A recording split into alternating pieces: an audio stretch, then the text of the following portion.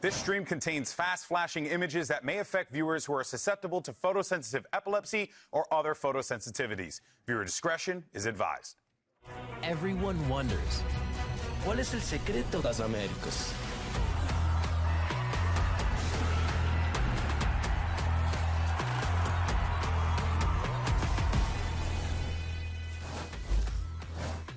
Today, two NA juggernauts are going to be facing off once again, but only one will have a shot at lifting the trophy tomorrow. Hello, everyone, and welcome to the Stage 1 lower bracket final. And of course, we're coming at you, as you can see, beautiful shots of the Riot Games Arena, and you see the words right below it, here in sunny, beautiful Los Angeles, California. And look at that there. Oh, wait, I think I might recognize that guy.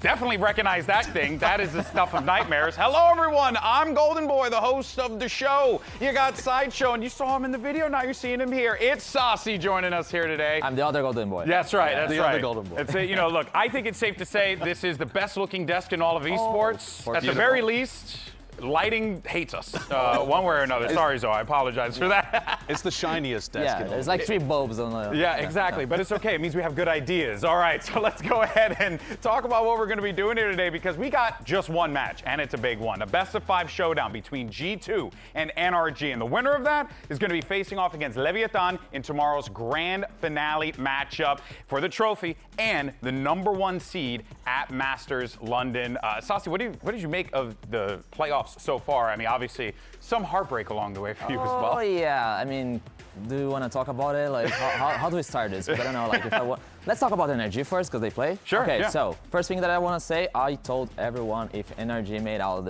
of the first game against FURIA, I think they would be like contender for sure. Yeah. And they did it. What made you think that? What was NRG doing that gave you that idea? I mean, first, come on, Sentinel, you should have won, man. Like, now you see you see what you did. You see. So I mean, NRG, last champs winner. They have Ethan, they have Mara, they have. I mean, Kiko playing duelist is a big deal for them. For sure. He looks and amazing. then for me, they're the best collective players together on the tournament, you know? Okay, well, you know what? I'm glad we're talking about this, because Sacy, you've been co-streaming every single match in Americas, and as we all know, this guy's a former champ himself. So I think that one thing we know for certain, you got an eye for talent, okay?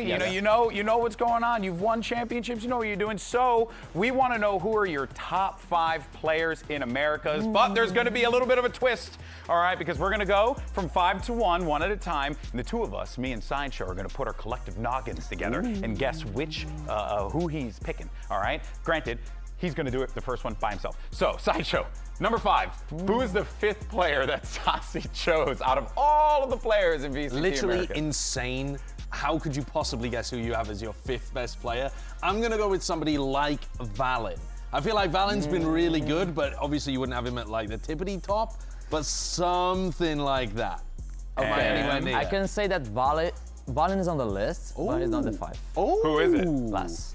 There it is, Les. Okay, all right. And look, there's a little history there. I'll give the explanation though. Les the big deal for Crew, and I think that Crew made it so far because of him. He was like the lurky guy, always getting the important kills, the impact kills was from him, so he deserves it. Dude, Les has been phenomenal. He's been great. He's been great. He has been frying ever since he came back here to Americas. I mean, it's the classic Les. I already know him. So let's see number 4, all right? So I'll guess this one. Number 4, so you picked Les. I'm thinking Sacy. Someone better than Les. Yeah, better than Les. Pretty wild, man. I mean, that's kind of nutty. Sato. No, man. Ooh, who do you got? Who do you got? Actually, I got my brother. Oh, okay. Yeah, I like the Odin that. player, because I know that people always tell him like, oh, you're the Odin player, you don't play that good. Like, people always tell that, but actually no, he's actually really smart. And he always like tried to get some pixels from the Odin spam and all that stuff. And he also has a good Vandal. He also has a good Sheriff, and he's the big difference for NRG, in my opinion. Oh, Dude, he's crazy. His stats are insane. He's been doing some wild plays. Okay, next up, number 3. Josh, who you got? Who have I got? Well, I mean, you did say that Valen was on the list. Yeah. So I'm gonna go for it again at the number 3 spot. It's cheating! Okay, guys, first, come on. You guys need to make the bald people proud. But Valen. Yeah. Okay. You know who's my top 3? Right? Neon. Oh. The new kid on the ground, like the new kid on the block. This guy is good. He's called like the Messi of Valorant, right? And I think he has the best operator in America. Dude, he's so crazy. Fast. Like his reaction time. I mean, he's a kid. Of course. I mean, of course. Yeah. So he's doing a How are your job. reactions these days? Oh, it's pretty slow compared to him. But To be fair though, when I was his age, my reaction was nowhere that either. I think it's just a Neon thing. So you said Valen's on the list, which means that it's number 2 or 1. Let's see who it is. I'll go with Valen. I'll do We that. just keep guessing it over and over again. You shouldn't have said that. You should've- Okay, the second one, Trent. Trent. Come on. Okay, that's a great Trent, one too. You know, I always pay my respect for the initiator guys, and Yeah. Brock was one of them, and Trent is the guy that's always doing the clutches thing, right? Yeah. Whenever Trent is alive, I can trust that he can win a round, and he's also the guy that gets important and impacted kills like for his team, so Trent has his value. Great choice. Trent's also been, through playoffs, had some great matches as well.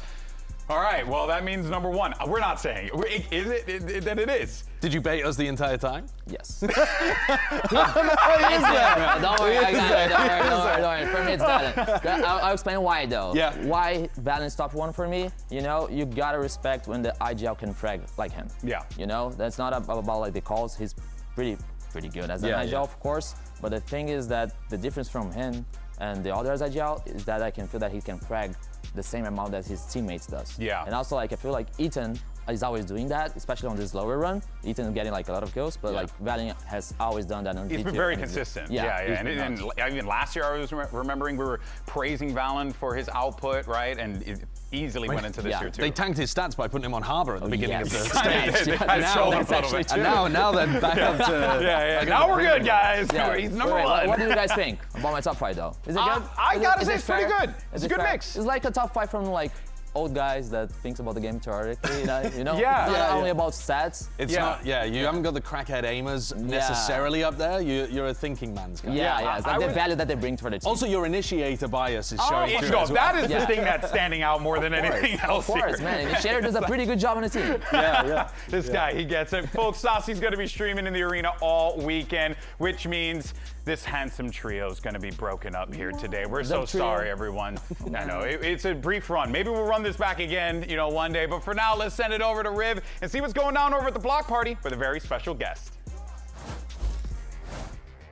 Here at the block party, I found Demon One hanging out at the Zowie booth. What's going on, man? Good to see you again, as always. Zowie be giving away a monitor today. If people can beat you, though, right? Yeah, it's a very easy score, though. I was feeling generous.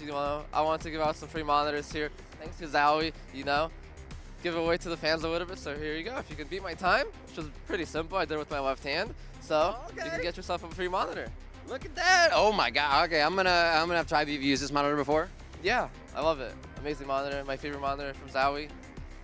Absolutely. Come on down. Check it out. Get yourself a ticket. Get outside. Yell that you want to try this. Who knows? It might work. Zowie is going to be giving away a monitor if you can beat Demon One's time. With your left hand? Yeah, technically. I did it with my right, but it was bad. Okay. Get out here and try. All right, well, Sacy's out. He's got to go do some code streaming now. We got Mimi and Ender back on the desk, which, I guess is okay. I can shave my head if it would make you happier. Yes, let's do it. Content. I'm all about it. Albert, you heard her say it. Let's do it. All right, folks, so let's go ahead and dive into this matchup because, look, I think it's safe to say, historically, been a little one-sided. It's not a rivalry. Yeah, They're beating their ass every time. It's real talk. It has been rough. What is it? 5 officials that they faced off against G2 have not been able to pick up a win at NRG, and these are the world champions. It's not just that they haven't been able to beat G2, it's that they've only ever taken a single dang, I didn't realize that. off of One map. G2. Yeah. Isn't that crazy? And it's not just like, they're losing in regular season best of 3s. No, they got 3-0'd in back-to-back grand finals in stage 2 of last year, and also Red Bull Homeground, which, if you say, they lost stage 2, that was completely different rosters, they've changed. No, Red Bull Homeground was these exact same rosters, and G2 killed them. Yeah, I think maybe we're up for a change here. We've seen upsets happen, Global being able to beat Paper X and Vitality beating Fnatic. There's crazy stuff in the water these days in Valorant, but I think all the data centers. I think the team fighting is at its highest, or the way that these teams optimize for the trading, the spacing, just tends to be better on both of these squads compared to the rest of the competition in Americas. So you end up having this really even matchup between the two juggernauts in Americas. Yeah, but the thing is, though, is that there's a very clear separation between what G2's success versus NRG's, and what is it that they are doing that is so effective, Ender, that has allowed them to be able to dominate like this, because That ain't normal, bro. Honestly, I think it's a team style thing. And I want to start with like a hypothesis. Okay. That is, Valen excels at calling against teams that play slow rounds on the attack and play very by-the-book rounds as well. I think G2 are a team that typically, when they play against that style, won't give a lot of opportunities over and control their defense side really well. And I looked at actually the win rates when these teams faced off last year in the playoffs. They played in the upper finals, and they also just played in the finals. NRG's win rate on the attack side versus G2 last year was 35%. Yeah, that's crazy. Then you look at their match that was in between versus Sentinels in the lower finals. They had a 65% win rate on the attack side. Big difference. And then you look back when they faced off earlier this year, NRG had a measly 29% on the attack. I think that is the side difference where Valen's calling really gets to shine versus them. I think the interesting thing, though, is that when I look at the strengths for NRG, I feel like it's honestly the same thing. Where I've been happier with them so far this year has been on defense, and so how well Ethan is also controlling the pace of teams who don't play that kind of style.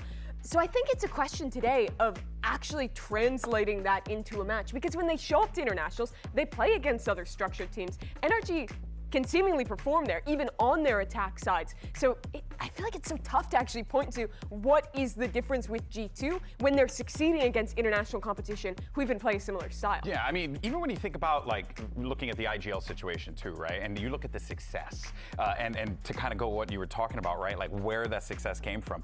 Ethan's a world champion, but yet, you know, has NRG not been able to win domestically, right? Which is crazy. And then on the flip side, you have Valen, a guy who wins domestically but can't seem to win abroad. It's a really fascinating It really is. parallel between these two. They have such different careers. I mean, both have been top 4 performances in 4 different international events. Yeah. The difference is Ethan won 2 of them, and Valen has won like consistently in Americas. Yeah. They dominate domestically. One whole year of just G2 dominance. This could be the time to turn things around, I think. But both of these players are also nasty in the server. You heard it from Sacy about how he thinks that Valen is currently the best player. I was kind of thinking about Ethan as well when he was talking about that, but he had mentioned it too. He was talking about how he was outputting Mal rather than I've earlier. been really wowed by how Ethan is playing in the playoffs in particular. I think he's been so much more aggressive and willing to be the guy to take plays. Look at this round, the retake with him on the frenzy. He's been charging forward, I feel like, especially on defense, taking a lot more risks than I noticed in his play in the past. And his presence on stage has also kind of leveled up. Like, he's yelling, he's screaming to his team. He's bringing so much more energy in a less, like, serious, just leaderly way that I normally associate with him. Well, what I found interesting from talking to him yesterday, because talking about his aggression, like on Breeze on the attack side, he'll just walk into A main on his own, like consistently, and take that space. And I was like, are you like doing this regularly? Is it part of the plan? He's like, no, like I don't ever do this in scrims. Just on match days, I have this transcendent level of confidence where no one can beat me. And you see that when he's out of his chair, and you see it when he's just out fragging everyone else. I mean, when you walk on that stage, it's hard not to let it, you know, like overcome you, right? And you get lost in that moment. So it makes a lot of sense. And if anything, it shows like we're gonna have a game on that stage, a lot of emotions up there, because you know NRG wants to get this win against G2. Yeah, the parallel I think is that for both of these teams, their squads that always ramp. You can look at both of them and watch their early group stage games and look to the slump coming off of Santiago. starts for both, as our two teams who performed so well at that event. It was the same after Paris, after pretty much every global event. But the weird thing about this match is despite the fact that NRG always ramps into late tournament stages, they haven't been able to follow through against G2. Yeah. Well, they have been able to internationally. Well, you know, I'm glad you mentioned that because look, maybe NRG might want to copy Leviatan's homework a little bit, you know what I'm saying? Because they pulled off a massive win over G2 yesterday. And of course, for more on that loss, let's hear from G2's Leaf. Here with Leaf before they head in for the match today. Looking yesterday, the team looked kind of out of form to start the matchup. Just kind of in your words, what do you think was happening in the games? I think we were just overly active, and you know, Lev is an insane team individually that just kind of, you know, they want those fights, so we kind of played into them, I feel like, a little bit, and you know, just some mistakes and stuff like that. That's, you know, bound to happen sometimes. Right on. So what has the team done in the last 24 hours just to lock in and get ready for the match? Rest and recovery. I mean, obviously, you know, we have a BO5 today, so it's like we need to be able to play potentially all 5 of those maps, but you know, just like knowing what we need to do, what we need to fix, and also just you know, getting ready for the next opponent, obviously. Awesome. Thanks so much, Leaf. Good luck today.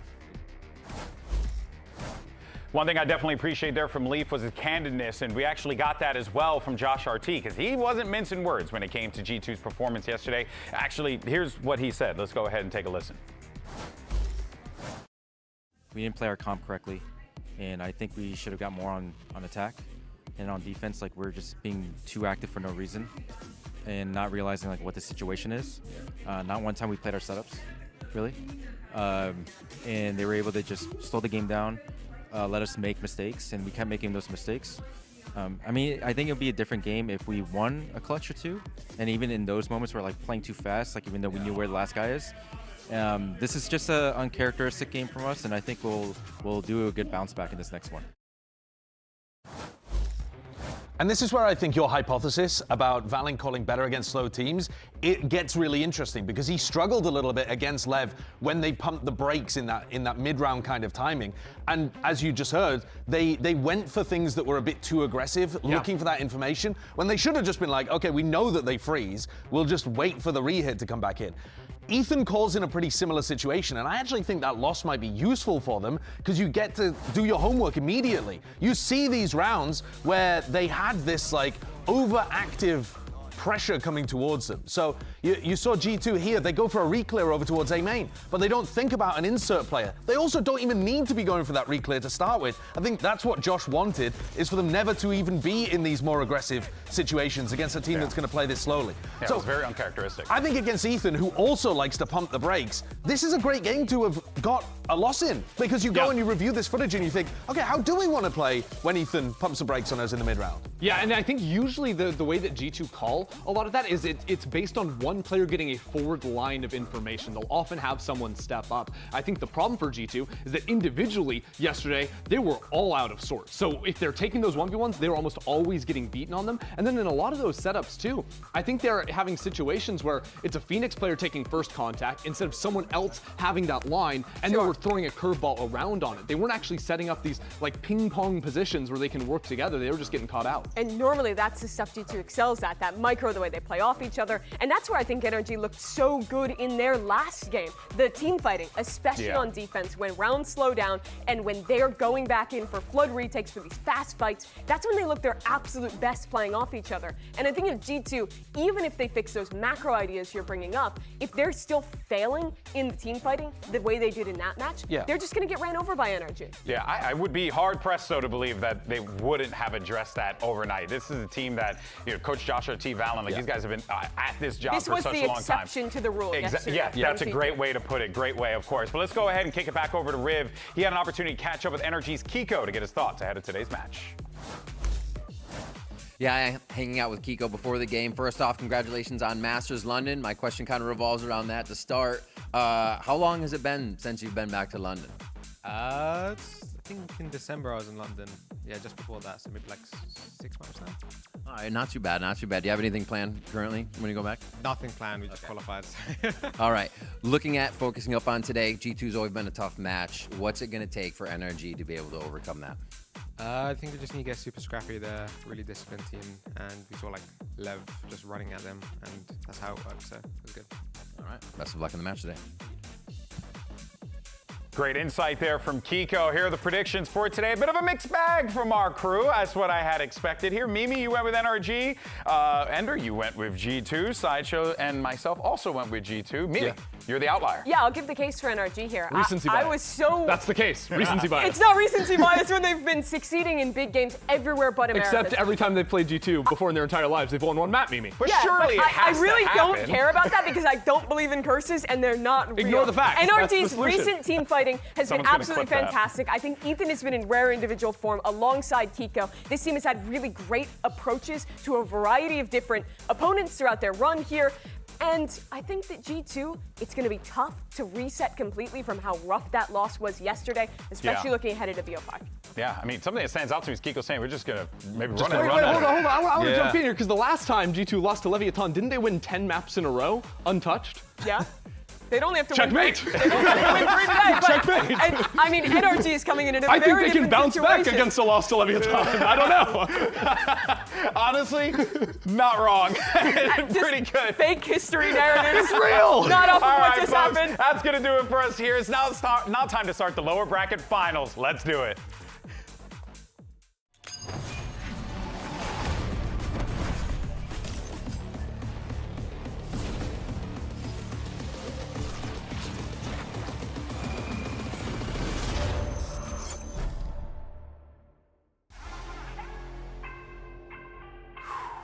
You know how I'm feeling going against NRG. I think we beat them like every time. I would say rivalry, but it hasn't really been a rivalry. These are the rounds that G2 don't look really good at. Wow, snappy from Shaw. Nice. Go, boy! G2. I think I've lost them 3 times, like individually. Trying to get back at them. Knows Asana's not sticking. Flash forward's not dodged. And now it's really getting away from him, Asana! Kiko, he's widened his agent pool, so we're gonna have to kind of feel out, you know, his plays, his play style, and, you know, try and counter it or just be ready for it, really. Deep knife against the back wall alongside that dart. Gonna play them all the way in. Kiko! Jorgama is like one of the best entry duelists in the world. Going to be expecting a lot of crazy things from him tomorrow, and I think Valen's like a really smart IGL as well, so. I think Valen's gonna own. I think he's gonna come back. He's a big time player, so I know he's good for it. Love the walk up there from Valen, a tiny little touch. Yeah! They have a really good roster. I think it'll be a very hard game. They're very good. Kiko is desperate to get to Masters London. He just runs through him like a wrecking ball. I don't think I've seen him in this form since he was on Liquid, honestly.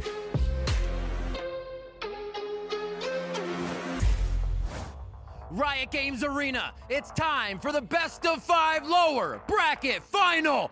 Give it up for 2 of NA's finest, G2 Esports and NRG. These 2 teams have squared off time and time again, but it is G2 Esports that has gotten the better of our world champions domestically. And you know that this NRG team really desperately wants that win because they are just going to be one step closer from hosting a trophy up of their own. Yeah, they're coming off riding that high, winning the series yesterday, qualifying themselves back to the global stage, but now can take down their nemesis on the other side. NRG, both times they played a best of 5 versus G2. They have been 3-0'd. There's something a little bit different feeling about it today. NRG, they've been one of the most consistent teams internationally. They've performed excellently at the last 2 events. But this is the Americas team that is dominated, the most consistent team of this region that they now have to take down. But I think a lot has changed already from when they last played back in kickoff. And the biggest 2 players for me are Baby and Kiko. They were both just joining the team in that tournament, but now they both had swaps in roles. Kiko going into the duels looking incredible in that regard. The standout player from their last match against a Baby, who's also found his form as the best player from G2's group stage. And Kiko says, listen, we saw what Lev did, just run at them. See if you can take him down like that. But I think Lev actually had a real tactical base to what they were doing at the start of those rounds. And I don't think you can build that overnight. I think if they do decide to just rush at G2, G2's discipline is probably going to be a bit too good.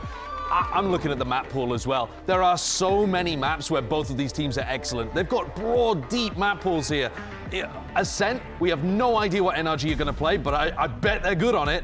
And Lotus, which is going to be our opening map, actually, both teams are amazing here, and you get to see the Brock Odin come out real early on. Yeah, well, here you can see your series layout. Lotus, Breeze, Pearl, Haven, and Ascent if necessary. Feels pretty good. Could be a long one, Ender, honestly, at the pace that we're going at with these 2 teams. Yeah, absolutely. I think Lotus is kind of the best place to get a read on how our IGLs are looking at one another as they jump on into this. And I think specifically for Ethan, I'm curious what he does in terms of the pace in the early rounds, the conditioning he does against Valen. He usually starts things out a little bit slower, but I'd love to see a quicker approach of seizing space early on into the rounds here to try and maybe throw G2 off their early prep.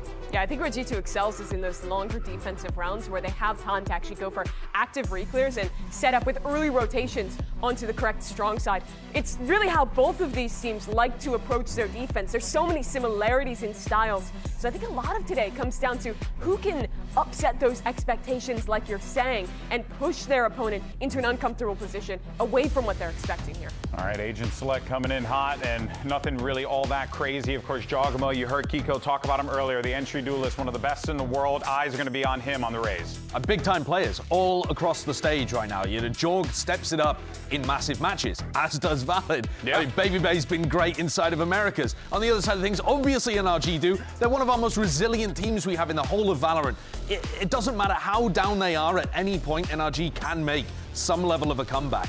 I'm just intrigued to see how the two IGLs end up taking things. This is such a great map to showcase how they approach the attack sides in the rest of the series. Since the slow starts for both teams, NRG on a 3-map win streak here, G2 on a 4-map win streak. This is the absolute best for both these teams to start. These two squads, no strangers to one another. Both teams would love an opportunity to face off against Leviatán tomorrow for that trophy. So let's go ahead and dive into map 1, Riot Games Arena. Make some noise as you send it over to your casters. Here's Uber and Wyatt. In 2025, VCT Americas was all about G2. They were dominating domestically, they were turning up at Globals until that last tournament of the year, when a little team called NRG swept through and out from under their nose, they took global glory at Champions. Now, both of them fighting in the mix, of course, in London, now to show each other who exactly has the edge, as G2 have historically dominated this matchup. Two teams that started this stage slow, America's best, and we thought that both of them were completely falling off. Not the case. They go on serious match win streaks. It was 5 for G2. That ended yesterday against Lev. That's why they're in this situation now, playing NRG in the lower final. NRG 6 wins in a row with their qualification win against 100 Thieves yesterday to make it to London. And now can they best G2 for the first time and make it to the final. It's time for Match Start, folks, presented by Samsung OLED. Straight into the pistol, an identical pistol record for both of these teams. Get down to the 0.8 on the tail end of the percentage. That is crazy. Both 19 for 17. It's fast from G2 getting into this B side, and Jaw taking extra space towards that link. Catches off. Heavy presence here for G2 inside this B side, and Baby Bay is dishing it out. Lead can't quite get off the line safely, and Kiko is able to find a couple, but Mata finds himself in a post plant with most of G2 already having dispersed. Except for Valen. He'll wait in the corner and finish the job. Fast pace from G2, break into that site, immediately take that extra space. You saw Jaw just push all the way through main, cut off Ethan when he was trying to wrap from Waterfall to go help the team. G2 take the fight to them in Blue Room as well. All pro activity from start to finish in what felt like a 20-second round. Both those kills for Baby Bay, they were affected by paranoia. They could not see that coming. Sick util there from Valen. Who, top of Sacy's top 5, someone who can kind of do it all. IGL and Frag with the very best of them. He's going to be put to the test in a real way today against Ethan, 2-time world champion. NRG want to go for the aggro play, but that is shut down. Sketchy for a second with Jaw getting so low on HP, but ultimately not a factor. There's a convergence in this kind of game as well, if you think about it. The 2023 EG team featured both Dorgamo and Ethan. They went their separate ways, and it kind of took them quite a while to start to find that same level of success they'd found under EG. Yeah, neither of them in that following year, 2024, after the champs win. Ethan not finding success on NRG. Jaw stuck around with EG. Things didn't work out, and then he goes on to join up with G2, wins all the Americas trophies last year. Ethan gets the new NRG team around him with the Challengers players, wins champs. But obviously that is just always the story with this G2 team, right? That global trophy eluding them. Just so close to start last year in Bangkok. Second place, losing 14-16 in map 5 against T1. And then NRG retool the roster and win champs at the end of the year. It's crazy. It's like that younger brother, the talented younger brother that just eclipses you. It's brutal. Yeah, G2 need to try and find out, distill what it takes to win at a global. They have got to get there first. They've at least secured their presence in London. And there'll be another global this year after that, of course, the big one. First couple rounds passed without too much event. G2 already stacking up those first couple. Might have a tech-related issue on stage here. The tech pause. Sorry, I'll get my violin out of my bag for you folks. It's a normal size one, not a tiny one. All right, players settling in here, just trying to make sure all these match conditions are hunky-dory. This is a best of 5 and a very, very important game for both of these teams. Get a crack at Leviatán in that up final. Kind of brutal with that band disadvantage. Still, getting that nice seeding, being able to bypass that first stage of London, which is historically pretty brutal. Group stages at Masters events are not for the faint of heart. This is just such a weird matchup too. Like, you know, obviously there's going to be so much talk about the globals in general. the global history of these teams, what it's going to be like with them headed to London, etc. But the fact that I just think about this from G2's perspective, going up against this team that has never been able to deal damage to you. They have only lost one map to NRG in their last 5 series. That includes the BO5s, by the way. One map. And yet NRG have what it takes to win at the global to beat stage. everybody else. It's crazy. But that is just the nature of Valorant sometimes, the way that matchups work. Something I want to draw attention to later on in this map and the rest of the series is Leviatán noise cutting midway through a lot of their rounds yesterday. We saw G2 kind of uncharacteristically pushing up for info and getting punished for it. Everyone keeps throwing around the words disciplined for this G2 team, but that was anything but. They didn't really seem to know what to do about it. Now, in fairness, it was on Ascent, so maybe there's rust issues. But the team that everyone learns that mid-round noise cut reset from is bloody NRG. That is their signature style, and teams get punished by them for not being able to refight properly back into that space that NRG sit in for like a minute. So if G2 are in that same mindset as yesterday, or prone to making those same mistakes, nervously pushing up for information, they're going to struggle here too. Yeah, we definitely saw that discomfort shining through on the defense side. That's really where the holes opened up, where there were exploits to be found for Leviatán to win that game. The attack side, generally, though, has just been super solid. We always hear it in the comms with G2 as well, how regimented every moment throughout the round is, how everything in the mid-round is just always a 3-2-1. There's always multiple players swinging together. They've got complete control of the situation, it feels like, whenever you're easing through the round, right? But, yeah, yesterday that was not the normal G2 that we're used to seeing in that regard. Yeah, they looked fallible, right, for the first time since their run that's started. Also why people are predicting NRG to win today, and why, you know, just based on like looking at the talent spreads, it's 50-50 because, yes, recency bias, but also you can't not feel like, okay, this is a moment where G2 were vulnerable. NRG have won 6 matches in a row, and G2 look beatable after yesterday. Now, we talked a little bit about where the fallibilities are for G2, but G2 feel like they've seen a couple on the NRG side. Earlier we spoke with Trent about some of the cracks he feels he sees in NRG's armor. I think sometimes when they're not like just steamrolling the other team, their team play kind of falls off, and so it's easier to be ahead of them and you know, isolate people and get kills that they normally wouldn't let you get if they were, you know, having a win streak of rounds. And I think that's their biggest weakness. So hopefully we can shut down their momentum and, you know, just start picking them apart. Now that's actually a little bit more detailed than we normally get from our players when we ask them to expand on the nuts and the bolts of the game, or what they expect from their opponents. How do you what's your vibe check on that idea that if NRG aren't dominating someone, their team play falls off? Because NRG are credited with some of the most ridiculous comebacks we have ever seen in Valorant. Yeah, that's what I was just thinking about as well. Like, wait a second.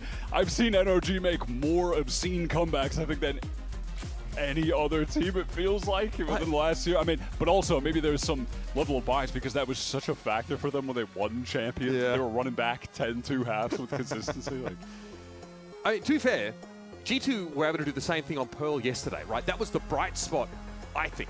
Against Leviatán, they're down 2-7. A lot of resiliency in that bounce back. It's a big timeout called by Josh Artsy. I think that, you know, that's always going to be an epicenter for, you know, a change in direction for this G2 squad, right? It feels like he calls in, he really, you know, Baby Bay Wars interviewed a little bit about it and just sort of the discussion, and he's happy that Josh is taking more timeouts, not for tactical issues, but sometimes just for reassurance. A reminder. Yeah, honestly, like what we saw from G2 yesterday when they were down 2-7 on Pearl and then bounced back and they're suddenly playing like a totally different team with a lot of confidence, a lot of proactivity. We have seen that from them on plenty of different occasions. Sometimes it's Josh as the catalyst, sometimes it would be Baby Bay making a sick play, 3K, 4K, starts hyping everyone up, and suddenly the entire team is playing at a quicker pace, more confidence, swinging together, taking the proactive timings. They have the ability to just completely switch on a dime and just remember, oh yes, we are G2. and they just start playing like a totally different team. We're back in the game, NRG on defense, and they've got the weaponry online that they love to have. That is Brock with the Odin. Their defense on this map is just a brick wall. Last year, they were devastating on Lotus. It was the catalyst of a lot of their success when Scuba joined the team, because him as a duo on defense with Brock are just so strong at anchoring these sites. It is very difficult to get in past this Vice util. Both teams have relatively similar comps, right, with the difference in the duelists, but they both have the Vipers, so expect both teams to try and operate around this lurk wall on that A side of the map, the one that Marta is right now, pretty diligently checking. Babybay just a walk up there on Ethan, that is huge. Fades out of the picture, that's the B side presence now, neutralized. And G2 not going to get baited into getting into this C-side exec. Nades are going to break some of the thorns, and that pressure applied is going to keep the attention of NRG there. And perhaps they try to go for something with some of that Sentinel utility down. Such patience here from Babybay. He's expecting, obviously, there to be a corner spam attempt. Brock's going to make a rotation here up towards that upper side. Does get a dink on the way in. Jaw is struggling. Marta's been able to pick up Leap here now, and Brock will find his moment to swing on it just as Marta emerges. It is real hard to get past this wall. And Babybay now is going to be crunched. Even down a player, NRG do a great job working around the map there. Mata gets a crucial kill, picking off Leak, who's going to go for that backstab through A. So he can immediately just get into Babydoor to help the team. And in the meantime, we were on Brock's POV. We see the game plan is to commit to hold this site, right? He pushes past the smoke. He's up there in heaven with the Odin spraying. And Mata getting that kill on Leaf just completely opens up the ability to flood onto that site and keep G2 just contained within the little kind of pit area. They have no space to work with, no time to work with. So great job from NRG to bring it back. Such a slow burn round up until that point where G2 execute on a B and a cut down. I'll find you. This time as well, they're pretty tentative. Of course, this deep smoke over towards this mound area means they've got to slow it down. As always on the defense, you're going to see some of that Vice utility just scattered around multiple sites. Oh, wow, that time, yeah, Leaf a little bit of revenge. That's a nice snap onto Mata. The north to south flick mechanically is brutal to pull off. And in the meantime, look at G2 just prodding towards this C side, trying to get this utility out from the Vice. The shear wall is gone, and because of Mata's death close up, Ethan is forced to get back towards A, use a Prowler, try to re-clear. They need info elsewhere. But much like in the previous round, NRG probably don't mind funneling G2 in that B direction if they can. G2 might still fancy going over with the C side, especially with the shear wall being cleared. It's Jaw in, and the window too small for Scuba to find Jaw as he crosses over. No, the next wave might be an opportunity. He's going to be spammed out from within the smoke. And now Brock is just forced on out of here. This is some pretty sick mid-round play from G2. Just watching them dismantle this defensive setup slowly and then working into the execute. Not rushing through any of this util, not allowing Brock's setup to get any value there. But it requires them to win out on the A side of the map. Otherwise, they're put on a timer immediately. It all falls apart if that loose end doesn't find success. Trouble here. Yeah, that's a high-low setup, which is cover going out. Astonishingly nerdy to put that together here. NRG want to maintain those weapons, and I don't think Trent fancies an overstep himself. Nico isolated here, at least able to pick him up. And you can already see this Odin by Broad being carried well and truly across the map, tucked by Tree here. That is some snappy shooting again from Jaw. Yeah, that's tough for NRG, only the one gun carried over. See how they adjust the setup here after G2 have found a lot of success over towards that C side, just getting rid of the util. This is insane. Insane. And look at how they deal with Scuba here. They have the Nightfall that goes towards the right side of the site. A nade goes through towards Bend, and then Valen is able to teleport forward, and Scuba has really only got one place he's going to be if there was a player Bend, right? We got a hot dog already. Finally, we were waiting for one. Yeah, we were waiting all day for a hot dog in the game against Lev. That is about as good as it gets from G2. Everything kind of goes right. Yeah. Leaf wins out that first duel on the A side of the map, but that execute is just perfect. And if that is something they can continue to repeat, they're going to be in great shape on this map. NRG historically very, very hard to break through. But now they've really got to start from nothing. Brock's kept the Odin at least, but everybody else on NRG was brought down on that previous round. So now they're contending with that economic disadvantage. As G2 start to lock in, Brock has been on a tear with the Odin recently too. That is just the additional layer of this NRG comp that makes it so potent on defense. Like, a lot of people play with the Vice and the Viper. That's nothing new, right? But it's the fact that on top of that, you have the best Odin player in the world just bogging you down in chokes with spam angles that he can't actually get killed from. Moments like that are just so frequent with him. He's having some of the best games he's had all year as of late. Right now, ranked number 2 in pretty much all of the relevant stats across the board in these playoffs. Who's number 1, by the way? It's Kiko. Okay, well. And it's mostly on his Phoenix. I'm interested to see how much he can get done on the Omen. Obviously, his controller has been solid, but his Phoenix has been the takeover agent. Kiko gets exploratory here. His mound is smoked out. But he's not really buying it for a second. And Brock also wants to play up a little bit further now. Oh, that's another win for Leaf on the A side of the map. That is huge. Yeah, the Leaf Mata minigame over on A has been all Leaf in the past 2 rounds.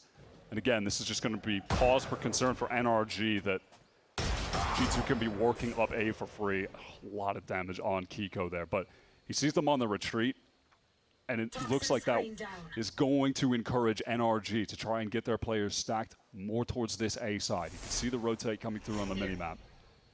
There's not going to be any stairs presence for the defenders. This might start to accelerate pretty quickly here for G2, yep. Boombot sent forward now. Prowler went into Baby Door, and yeah, again, you're crossing too quickly here for Brock's Odin to get anything done, and that is a stinker from Scuba. Doesn't really have the weaponry to dominate here. And Brock finally is forced to give up the LMG. Jogamo is just patient on that wrap. He wants more. He's just hungry for kills at this point. Ethan gets the late trade, and one that's probably going to be irrelevant. Low HP, 1 versus 3, has to deal with the Odin. Yeah, very much this is junk time kills. We talked about G2's attack side, though. That has been relatively above reproach. Such meticulous mid-rounding from them. But both of these last 2 rounds have been spurred on because their lurk player wins his duel. Leave quietly the engine room for G2. And that one just to catch on the jump spot with the Outlaw. Smart to bring it into that round. Save the economy. Yeah, tough for Scuba there. One enemy remains. Nice clean there for VALORANT. Jaw at 6 and 2. He's got a showstopper at the ready. They are terrifying. And NRG at least can buy back into this one now, so Scuba can actually have a real weapon. Where are you? It might be an A-pop here. Straight off the rip. Okay, something more aggressive. VALORANT's going to see Mata close, and they're not ready for this. NRG so conditioned to the slow early rounds from G2. They are caught off guard. Let's tune in as G2 try and land the plane. Spike down A. I'm going to lurk here, and you leave. Pop Thorn B early. Yeah, I think he rotated already. Listen, it's Fade, Viper, AJ. Yeah. I'm gonna stay. You guys should leave. You're thinking. Make a new event and then come back to me, maybe. There's a wall somewhere. You see the beard? Wall should be C. He's gonna just leave the wall, I'm pretty sure, boys. Yeah. He's gonna be playing the other one. I'm fishing B. Yeah, do it. Can't be break, right? No. So wall here. I'm in no B. wall. Walled up. I'm gonna yourself, okay? Careful. Just hold. We have time. When wall We're goes. in. Baby over here trying to operate on this off angle. Valen said maybe rattle the cage and come back to me. That could be a transition through Baby Door for G2. Potentially. Leaf looking to try and stick this now. 3-player flood potentially out from this direction, but the Razorvine is perfectly apportioned for this. Yeah, they have to wait for that cloud to drop. Valen is waiting to see if someone's going to go around Baby Door. Not the case. Everyone from NRG right up front. Scuba, big round for him so far. Leaf is barely alive, and Valen's not faring much better either. He's going to have to go now 1v2 with 21 points of health and a seize that he barely dodges. He might have a timing. Ethan trying to get the stick on the defuse, but Brock has him covered. Fast start for G2, and NRG looked like they took a while to adapt, but when they did, Scuba emerges with 3. Yeah, great recovery and a little bounce back for Scuba after the whiffs on the last round. Quick little redemption from him. This was a good fight out from G2. No one on NRG were able to break the haunt that was thrown up top. Mata is in the struggle zone on this A side right now. That is sick. Or at least his 3rd kill wasn't spam. Kind of insane that G2 just gets snarled up as they're trying to cross rubble and lose 2. Yeah, it was cool to hear the way that G2 were trying to dissect the map to work into towards that B side, it all worked out, but NRG able to win those fights on the retake. Leaf is back to the Outlaw over on this A side. Yeah, Amato wants to adjust his line of play here. Feels like he just needs to mix things up a little bit. The standard approach towards that A side has not been giving him the results. So G2 aren't really committed towards Mound yet, though, so they can double back to assist Baby Bay. Yeah, and so this time on the setup, NRG with that Judge pressed up towards B, they can just keep the wall, Thorns, Rose on the C side. Mata, if he needs to try to escape, he can, and then get behind a Thorns on the B side as well. So this side of the map is pretty adequately covered from NRG. This might require a little bit more fishing, as Baby Bay put it, to occur on this A side of the map. Prowlers exchange here. There'll be confirmation from NRG that no one is pushed up too deep from G2. That is a tucked corner from Scuba, so Leaf will not be able to see him. You can see Mata's actually drifted over his position. Posted up now in blue room with the Judge. Feels like they have the right idea here. G2 have read the econ. They might not want to be running in here like this. So, okay, Overdrive. He's going to claim Trent. He runs headlong into it. He had the spike in hand as well. Awkward. Clear. The G2 are trying to make a cancel and go towards that B side of the map. Good timing for Scuba there. Nice damage as well. Valen dropped low, and that's exactly what Brook needs to finish the job. It's just like the second you're trying to rotate back to the left side of the map. Oh, and yeah, Odin's waiting for you on the angle every single time. Brock is just usually going to be favoring that C side, and you know it, and eventually you have to face the demons and go deal with him with the Odin. You're trying to pivot back towards that side of the map. The biggest difference on this map is just a general slowdown from NRG on that A side. They're not exposing themselves to the Outlaw early. They're not looking to get up towards Leaf at all. In fact, they just sat Scuba back in that A side. Yeah, credit to Mata as well for shifting the position at the right time and getting that great first kill with the overdrive. Still waiting. But he is back to that A side, Mata, taking the space. Won't be in the 1v1 Leaf Vortex on this round. To be fair, more manageable this time around, as the aforementioned has only a Stinger. Jaws, feet will be seen crossing. Okay, well, he's able to draw the sheer wall out and also draw the fire from Brook, so that's confirmation. That's a win, gets the orb. And you can see just in terms of the NRG defense, because of Mata's position, they're able to just set up 2 players on either side. There's Vice Util on either side if the hit comes through.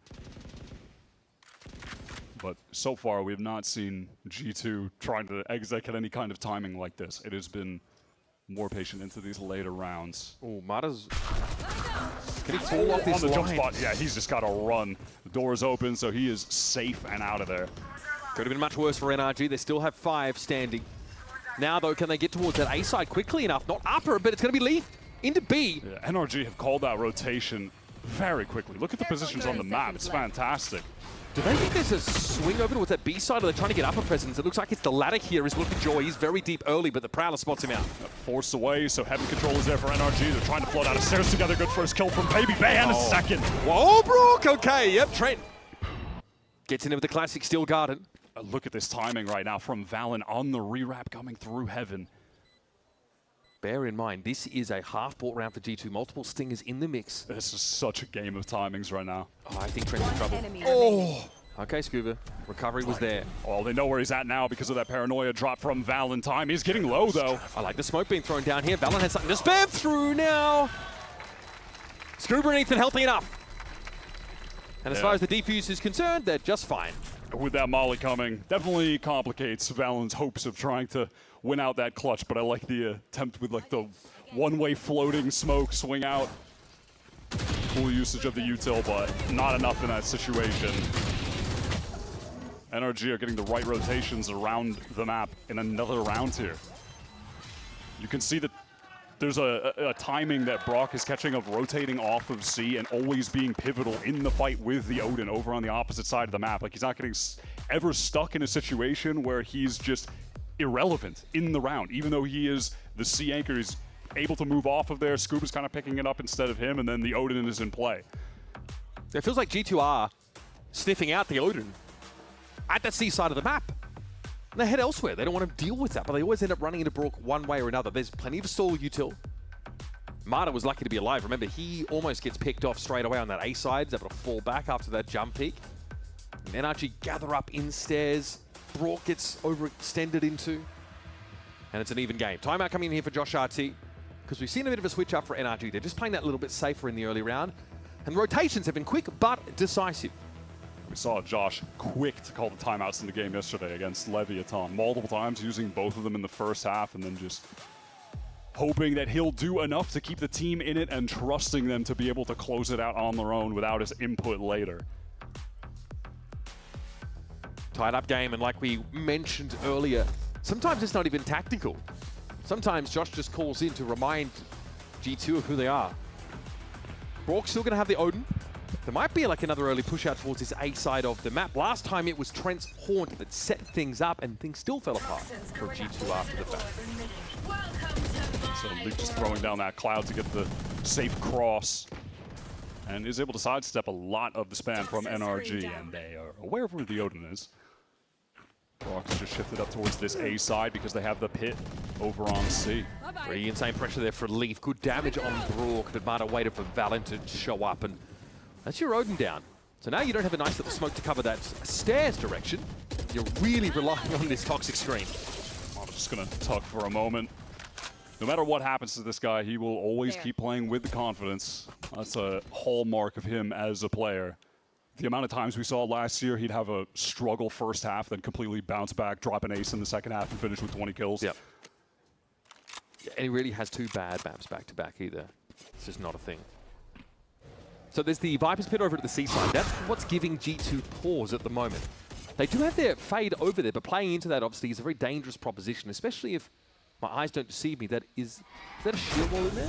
Yeah, there's a lot of util here to help Scuba and G2. Wow, oh my god, he just goes down anyway. That's insane. Scuba just didn't have a lot to help him there at all. Maybe wasn't expecting the flood from G2. NRG are so fast to try to get to the site right now. They're already posted up in waterfall. Relay Mata's trying to get forward. Baby Bay not with an opportunity for the kill just yet. Sensei to Mata's alive here, but look at things getting slowed down a little bit. Kiko and Ethan, though, are going to fall. Brock still with the Odin on the line. Baby Bay, magnetic crosshairs.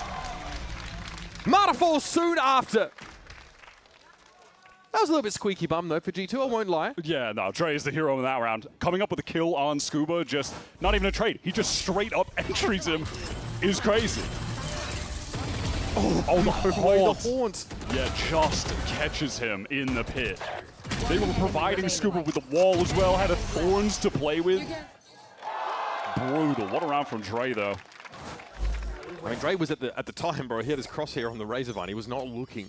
That was a 6 from Trent. Low buy for G2 as well. Now it's Trent with the Odin on the attack side. All out fight here from NRG with the teleport up top, and it's just caught by Leaf. He's just so confident playing out in his direction on the A side of the map. NRG are being gunned down. Then we got the Viper on this side of the map, but Jaw is in hot pursuit. You just gotta love the jaw raise, man. He's just so fun on this agent, getting to play it a lot more recently in the state of the meta with where the duelists are heading, especially with the Neon nerfs. Raze is just way more relevant. The map pool considered it as well. I wonder if this starts encouraging G2 to like lean into the volatility of that early round A pop, because that was phenomenal from them. The crossfires were perfect. Yeah, I kind of want to see on the. I need to see on the replay what happened from their point of view. If that was like a straight spam kill they got onto some of the players, one of the players at least crossing as well, or maybe they saw him before, like just before he went past one of the smokes. It's hard to tell on the Leaf POV exactly, but regardless of that, Kiko just gets killed on the teleport right away. Didn't seem like there was any haunt value that gets broken insta. So long, Sabine. Yeah, Leaf just wandering into the crosshairs of Brock. He will be allowed for now to hold on to that hardware. The rest of NRG, though, are going to be scrounging. Coming to round number 11. G2 get up to 6. Beautiful start to the round. Wow, that's good. I mean, I can't believe the... Huh? What? Amada's caught on the cross there. Yeah, one of them was just straight spam with Ethan going down. Amada getting caught in the crosshair is insane. He was stunned up and then just satchels into the chase and kills Scuba. That's crazy. Yo, That's a real hot dog difference today compared to yesterday. I'm not gonna lie. We're like at +3 hot dogs compared to yesterday already, bro. Spirits are high for a good reason. That was kind of nasty work from Leaf. Getting the horn and getting rid of Gio. Here come NRG, really looking to try and occupy some space here via Mound. Those smokes have expired and they're still here. This could get a little bit dangerous now. Paranoia as G2 looking to clear this space, but NRG dive into B main. Oh, little chance for Mata, but that's a tough shot to hit. He was seen though. Mata detected. Look at G2, they all cancel out of the C side. They got the info. Yeah, NRG just going for the big C fight with the Vice setup over towards A. Mata is playing as aggro as it can get. He really wants to get a kill with this Guardian on the low buy round, and you definitely cannot blame him, but... Well, he's definitely gotten some attention. So yeah, absolutely. Look at this. I mean, he's constantly refighting angles, trying to switch up the positioning. Baby Bay is already on that little jiggle peek, deletes him from this round. G2 know that there's no shield wall over on the C side. They checked that spot. So with the player advantage, re-hitting back into that side might seem like the better option. Left. It's a weak buy for NRG. Still got to respect these crossfire positions. Here's your showstopper. No connection. Scuba wrecks him. Who's the follow-up? Yes, out of the smoke. Surely there'd be some presence from G2, but they've been stopped in their tracks here. Again. It's a great Nightfall, but Leaf is just constantly exposing solo players. At the B site, wide open, low time, doesn't matter. G2 are just collecting the kills across the map now with ease. Baby Bay for the last. Cobra. Another 3-piece. That was a risk taken using the Nightfall. Can't really be mad at it in that round. Time was low. Things were getting a bit chaotic. Maybe NRG could take advantage of that, but it's not enough. Based on what you've seen from G2 in the last few rounds, can you like guess at what Josh might have told them in that timeout? One enemy remaining. What he might have, I mean... Yeah. No. I was thinking about something completely different. And I was about to make a point about how good Leaf has been, and then... So, no. Got him. In fairness, though, you're right. Leaf exposing that B player, opening that up as an option. That was sick. And now he's going to walk up. Okay! Coming out of that one alive is pretty insane. Great use of that op. Obviously now can hand that over. Jaw has one. Baby Bear has one. Okay. Last round of the half, I guess. And they can wait for any kind of contact push, but those have been limited on the C side of the map.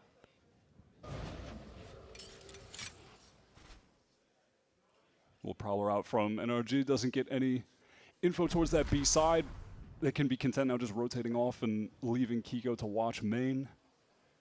And it's just been so tough for Mata on this half. Really getting exposed over towards that A side. In general, G2 have been phenomenal at converting these first kills, Wyatt. Still guarded.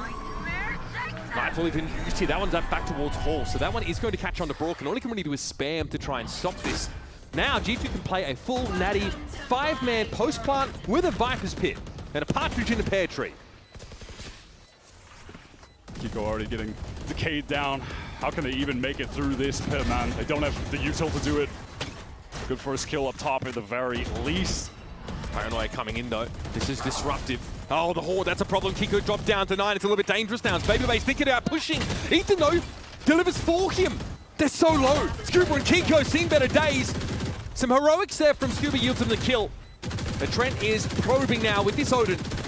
And imagine a stray bullet eventually connects. Kiko falls and G2 will get themselves to 8 rounds on this attack side. Really, despite how fantastic NRG typically are on defense, it really felt like in this instance, G2 had the recipe in terms of getting rid of the util, being able to find openings cross-map while they were depleting a lot of the Vice util throughout the half. Leaf was really the pivotal factor for me. The amount of lurk kills that he was getting to get sites open late or just finding the openings on Mata early. Really the most impactful person in the server on that first half for me. Can't ask for a better showcase of that VALORANT mid-rounding either. The challenge is issued by G2. NRG have got some catching up to do, but they'll be onto the attack side right after this break.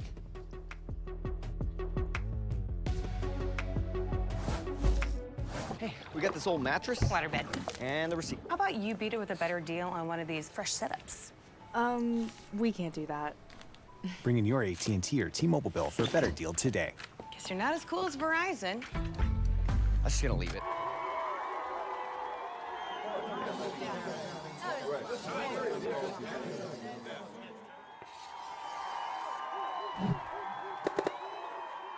Red Bull gives you wings.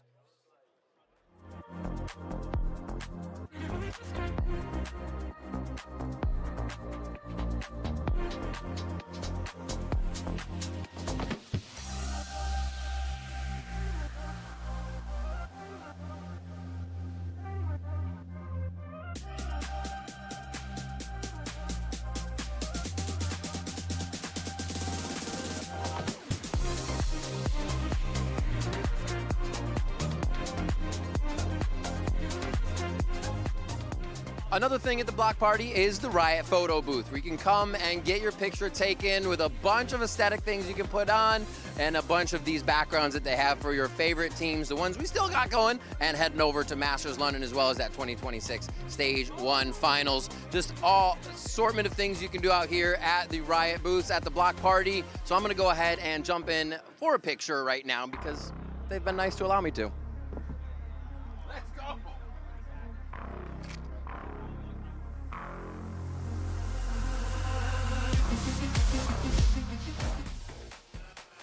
Now, we are sending both of these squads to Masters London, and you can see the competition live and in person at the Copper Box Arena starting June 6th. Scan the QR code to score your tickets for VCT's next global event. And ideally, America's fans, we're unleashing these two teams on the rest of the world. They are sharpening each other up for that global contest. June 6th to 21st, make sure you check it out. So far here in this series, of course, which decides which of these two teams go to our best of 5 stage final. G2 with a pretty nice little timeout midway through their attack side, kind of figure out another later on NRG and get ahead by 4 rounds. We'll see if they can just close this out. I don't know how much talk there is about Lotus being the attack side kind of map it once used to be. Doesn't feel as relevant as it once did. G2 on this round at the least, they're going to have Baby Bay just set up with the Vice stuff over towards A. Toxins going up. And his job is just going to be to delay and to live, and then G2 try to play for a floater retake. Maybe you can get a kill in the process, that'd be great, but really the Vice job in these situations, just not die. Sheer wall placed for this flood out of tree. So that's going to buy a pretty healthy amount of time. This might see a rotation back across for NRG, but Baby Bay is caught. As Kiko makes sure he keeps an eye on the prize. NRG with the time on the clock, they're comfortable just going away elsewhere right now. Feeling like it's extremely likely they've drawn the rotate. When the Vice is playing there, they're going to try to flood back into assist, so let's just go as fast as we can somewhere else. And they have the right read on the situation. This C site is completely free. Now they just have to close things out with the man advantage, trade things out effectively. Oh, G2 still busy re-clearing, eventually able to push her on that A side, but this is probably exactly how NRG drew it up. They will be having to look in 2 different directions here, because slowly through halls, VALORANT is looking to get set up with that paranoia that he actually uses just to clear the close corner. But he's in a decent spot now, at least. Oh, that's nasty stuff by Trent there. Scooper actually fell off the line, wasn't in a position. Timing again just not really favoring NRG. VALORANT's looking to try and make his way in, and Hawk be damned, he's going for it. Scooper, though, doubles down. And that's enough to shut the door on G2 in this pistol. That is just some high-quality team fighting from NRG, being able to stuff G2 with the choke there, but a good prior little understanding of what was happening in the round, making that fast pivot back towards C, and Baby Bay getting exposed. You really just can't be going down in that situation as the Vice. It's just a little bit too important to play a bit more passive position there, I feel. That's giving NRG the opening.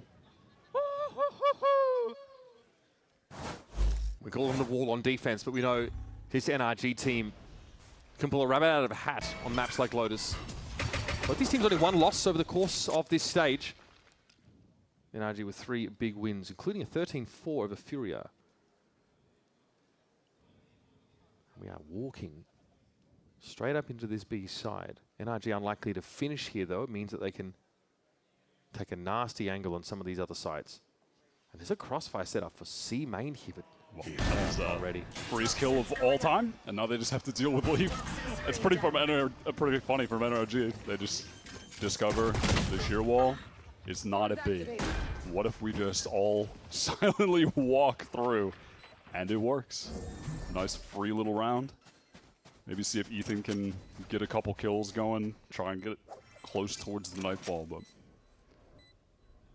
and these teams have kept their pistol win rates even now. I think they're like 19 and 18.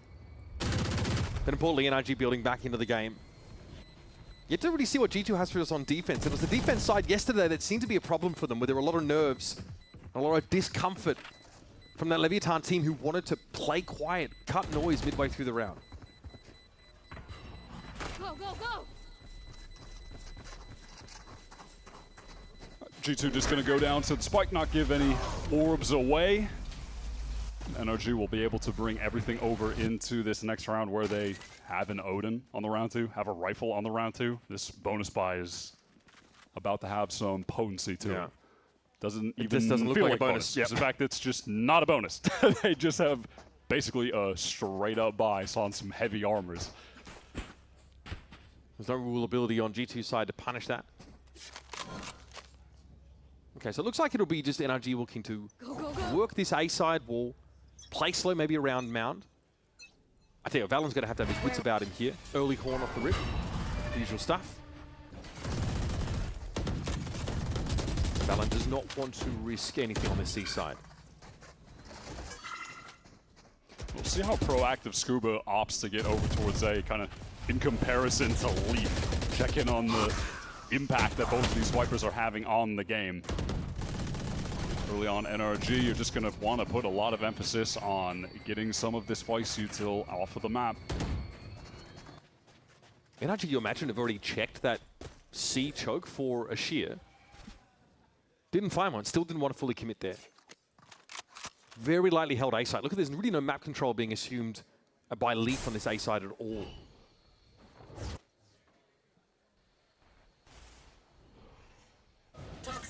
We go NRG, leaving that insert, watching B main.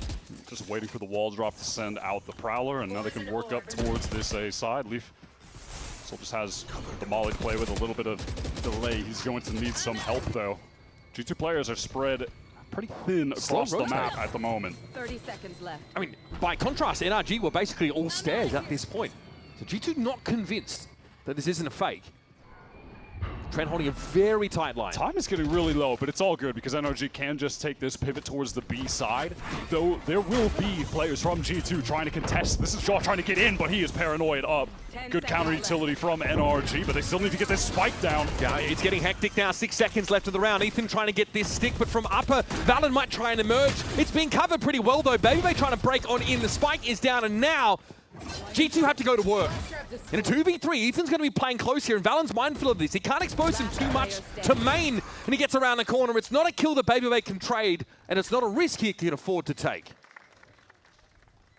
It's a good read from NRG, the pivot into B at the last moment, and just having all of that utility ready to send out for the G2 potential flood from heaven. Really the only, or rather the most relevant lane for them to cover when they're getting back in towards the B side. Feels like they had to. I think that shield wall that BabyBay put down at A would have made it impossible to plant that site. Yeah, both teams just out of necessity playing a very patient attack side game. Just never able to rush anything against the comps that we're seeing in the server right now. You can't overplay into the Vice. But these teams were, you know, they're both masters of the comp and understand how to poke holes into it.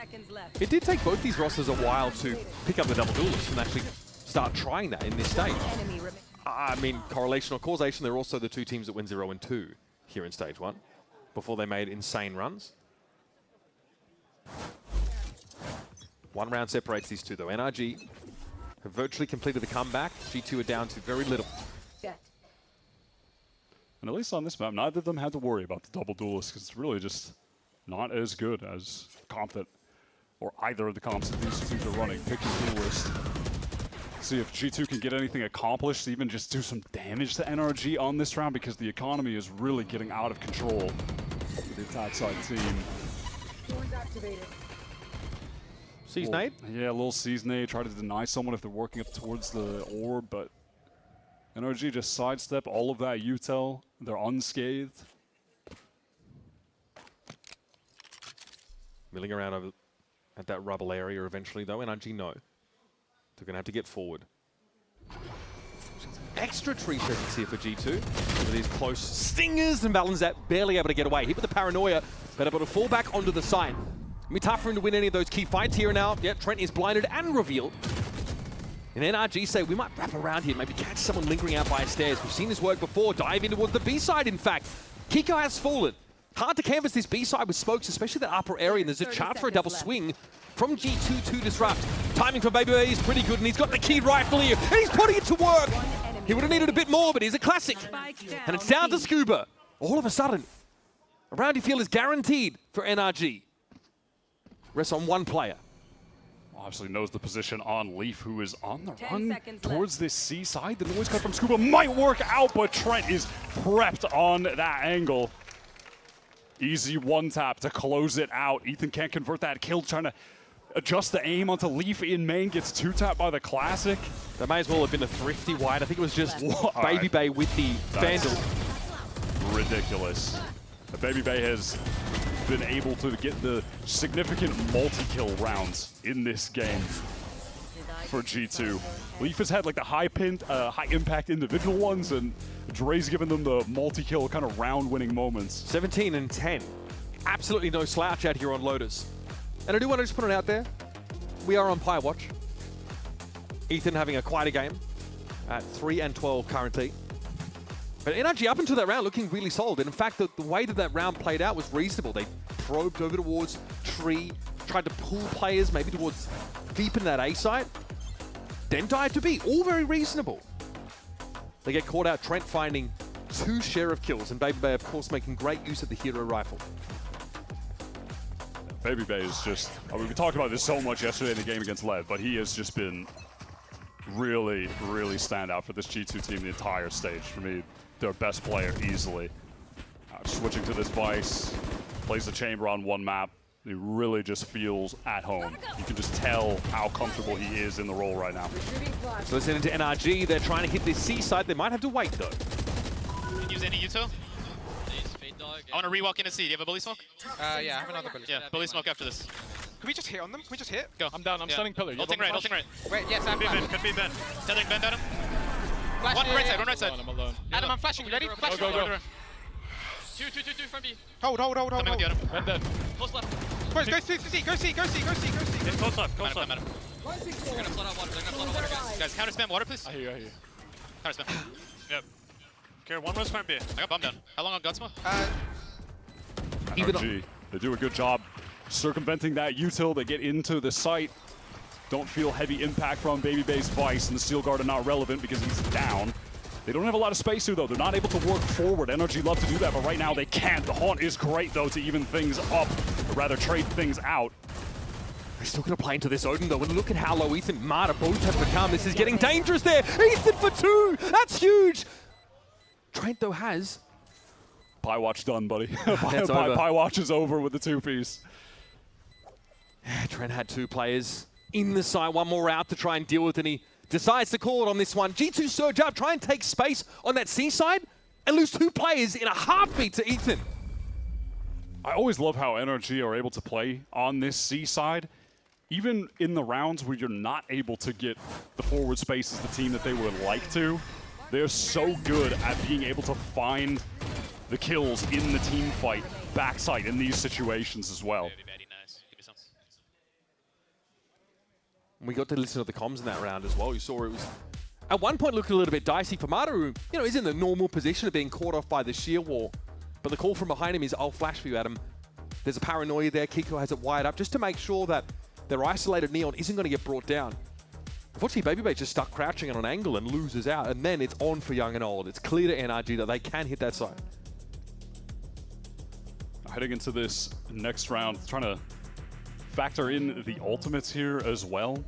Baby Bay going down, he still has that Steel Guard, and it wasn't a factor in the last one.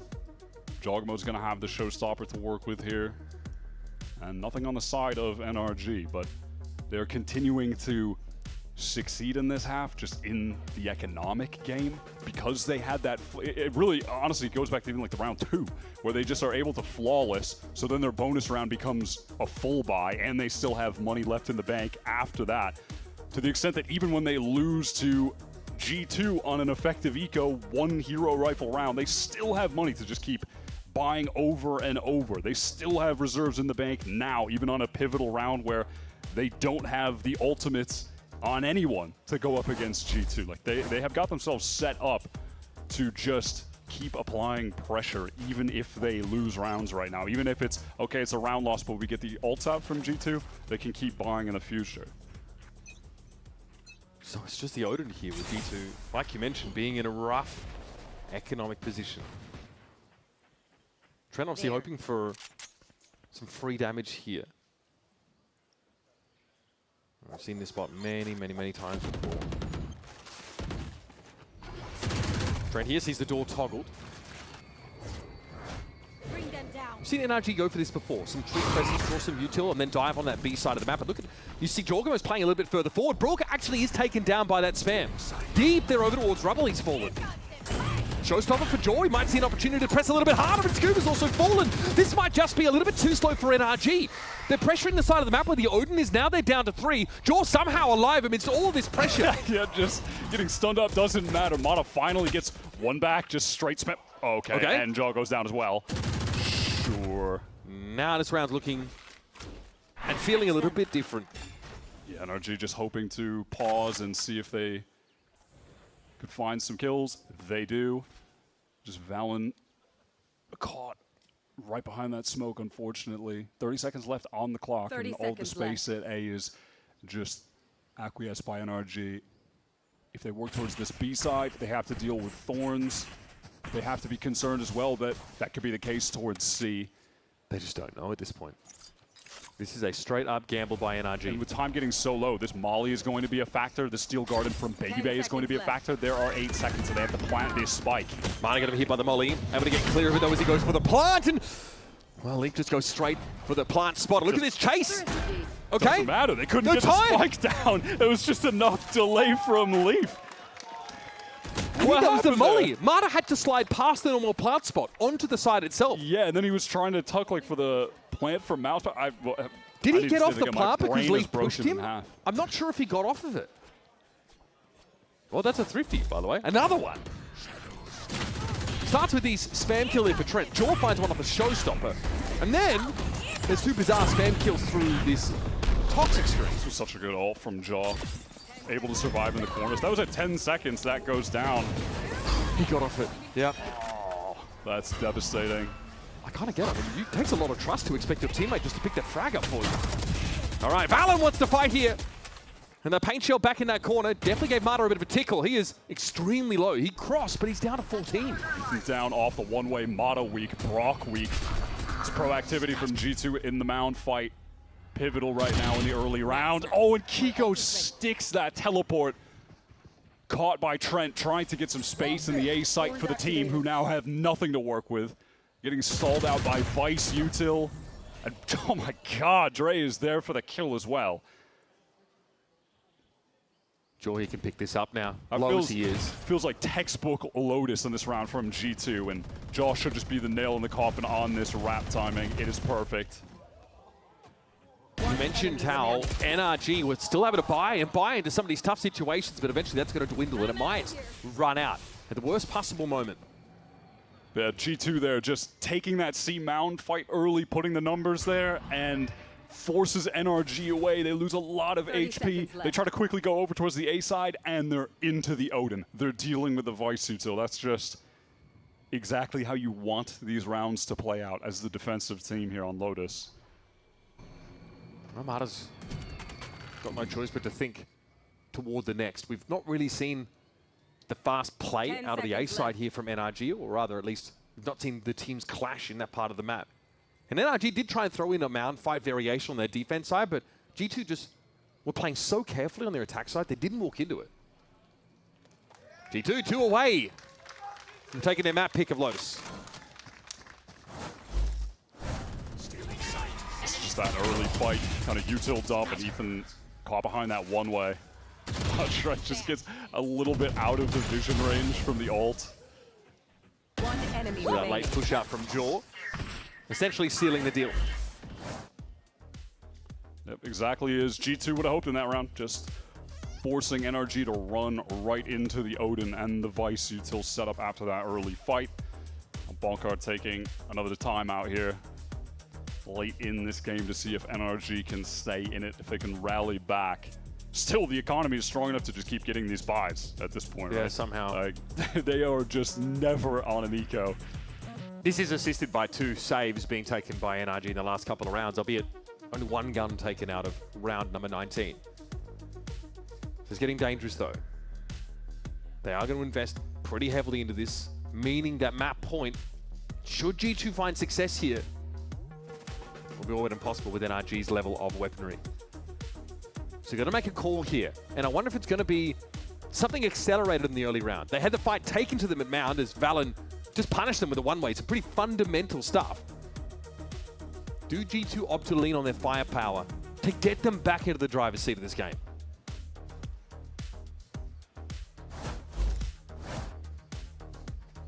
Looks like NRG are going to be set up to try to get out of this A side early. Maybe a little teleport across to Rubble. Deep haunt. And there shouldn't really be too much contention from G2. Maybe a little bit of spam, but that'll be all. It's just relatively fake with some of those audio cues, like the teleport, but in reality, they're just leaving Mata there on the A side. They do their best to make it seem like there could be a few players here, though, from NRG working up. Yeah, so ultimately, this early round comes with a pretty strong default flavor. Scuba holds the line towards B main. And the most active part of NRG is those that are trying to clear their way into Mound. Mata going to be spotted out here, also Haunted. Trying to cross, it's a dangerous game. Yeah, gets out of there. Didn't have a fast lane to get the cross, but the wall comes up, and that's enough for him to get to safety. G2 do a great job at re-clearing Rubble just a little bit later into the round.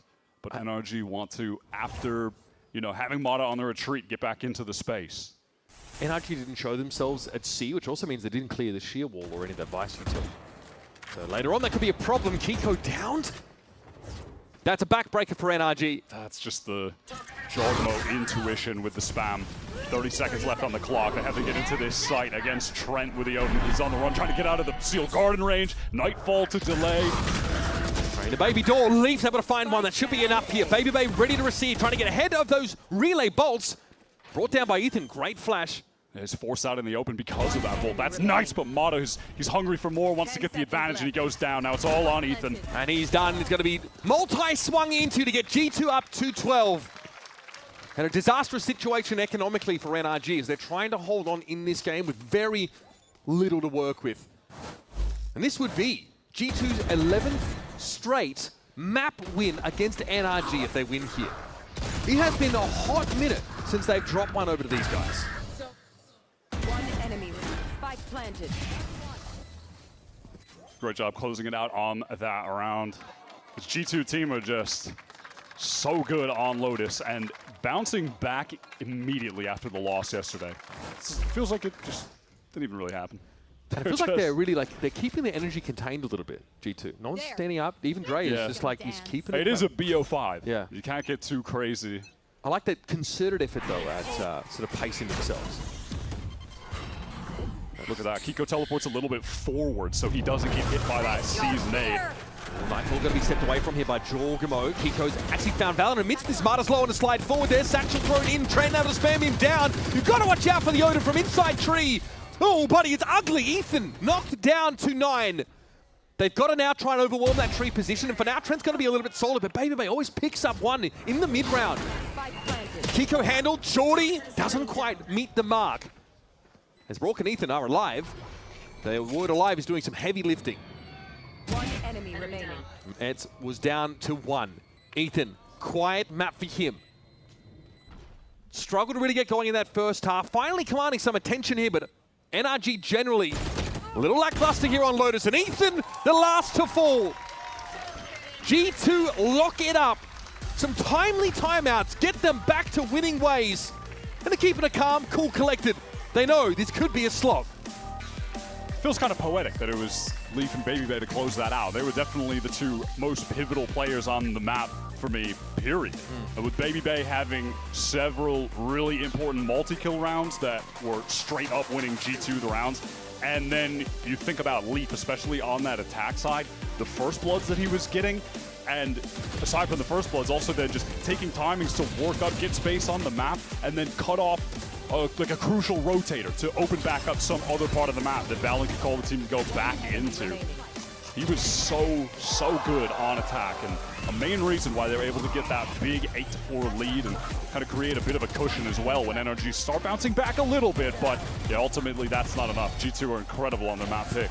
We're going to step away now, but up next, Golden Boy and Analyst Desk are going to put Lotus under the microscope and set our sights at the rest of this best of 5. Spike planted.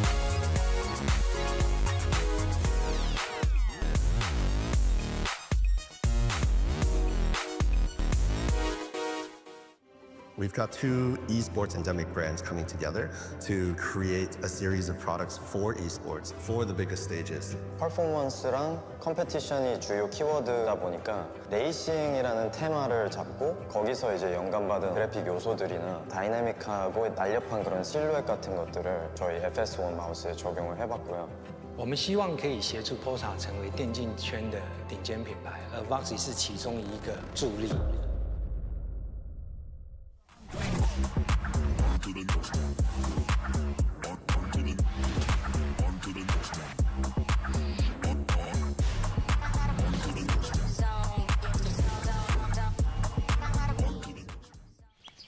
Not much longer now, and I will also take to the skies. Me too. You? No, you will always be a worm. Just wait and see. Red Bull gives you wings.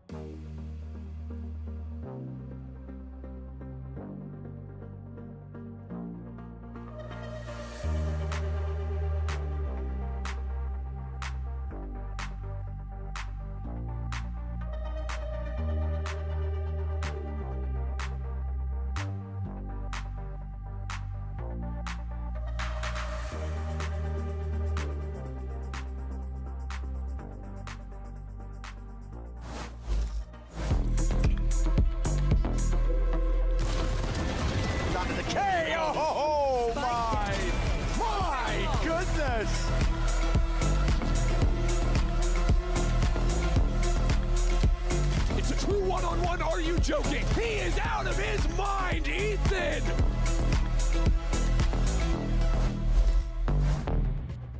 And there you have it, folks. G2 Esports managed to pick up their map pick on Lotus in dominating fashion. And look at this absolutely nail-biting moment, Sideshow. It basically could have been the game, I would imagine. I mean, I think these rounds, these kind of rounds, these thrifties, 2 of them in the second half did make the difference. NRG looked like they might have been good for a comeback, and then, I mean, look at the reaction from Bunkar. It tells you everything you need to know. The wind instantly gets ripped right out of their sails, but it all comes down to G2 cruising through that first half.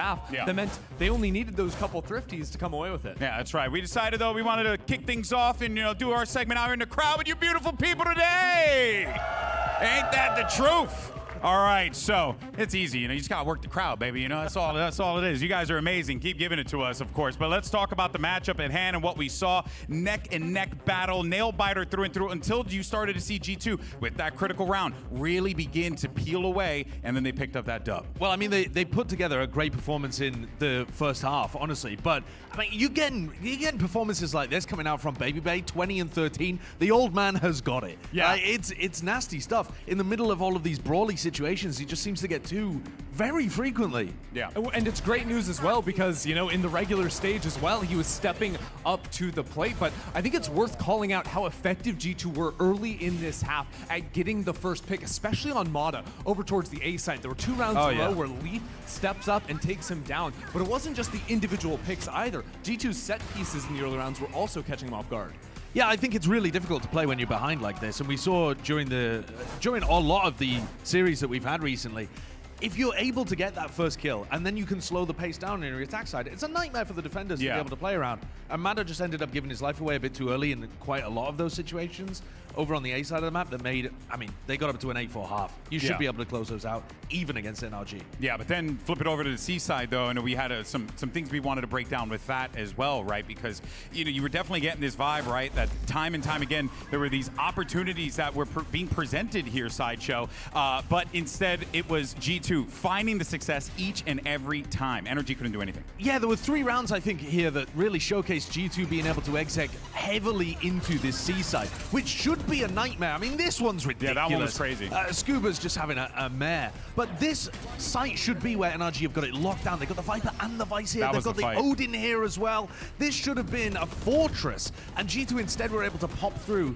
And I think, really, NRG didn't know exactly where they were headed. There was a lot of both teams actually on the defense side being unwilling to take the risk of prodding around the map. Yeah, because like looking for info. Yeah, because you were afraid of getting punished because the attacking team is so good at doing that. Yeah. I think what ended up happening with G2 getting the first blood in 9 out of their 12 rounds on the attack side, it means that NRG now, who are usually not going to take as many risks, they're now gambling what site to stack. They're playing without information. That opened up a lot of gaps, even rounds where G2 just waltzed into the B site uncontested because NRG had to make the choices to give up space on the map. Yeah, well, now let's look forward, though. We're getting ready for map 2. So where we're going, what should we be expecting here, Sideshow? Because NRG, they're going to be really frustrated with how that one panned out, especially because it was a matter of seconds that could have been the difference for NRG, maybe even taking that map. Yeah, well, this is NRG's pick, and I think the player to watch is Kiko. I think he's, especially on their attack sides, going to be a big force for them getting into sites. You get him on the duelist, what can he actually do?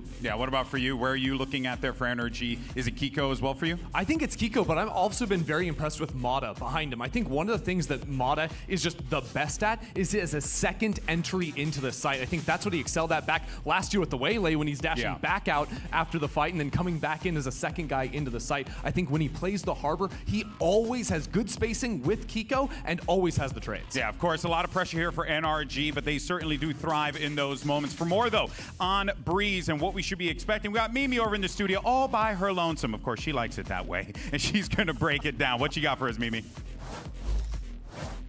Yeah, thank you. I'm all alone with the LEDs and the stuffed animals here to talk more about NRG's Breeze. Because while they struggled with some of the defensive anchoring on Lotus, they've been excellent at locking down sites on Breeze. And I want to focus on Scuba and particularly how he's anchoring that B site. Playing this double smokes comp, NRG loves playing heavy for mid control early with Mata and Kiko and looking to flood retake onto their And this is where Scuba really thrives to me. You notice in a lot of these rounds, he's putting deeper orbs, he's varying how he's throwing that wall, and he's absolutely excellent at finding the weak point in his opponent's execute and getting enough picks to not just put his team at his advantage, but also to stay alive in these key moments and buy time for Kiko and Mata coming in on the rotations. If you're G2 playing up against this guy, I think the two keys going into NRG's defensive side is having solutions to mid control to stop the fast flood and figuring out how to adapt your utility to actually be able to flush out the hard anchors from NRG. It was nearly a comeback on map 1 of Lotus of this series, and now NRG, with their 11th map loss in a row to G2, have an opportunity to bounce back on one of their strong suits of Breeze. That's coming up alongside Uber and Wyatt next.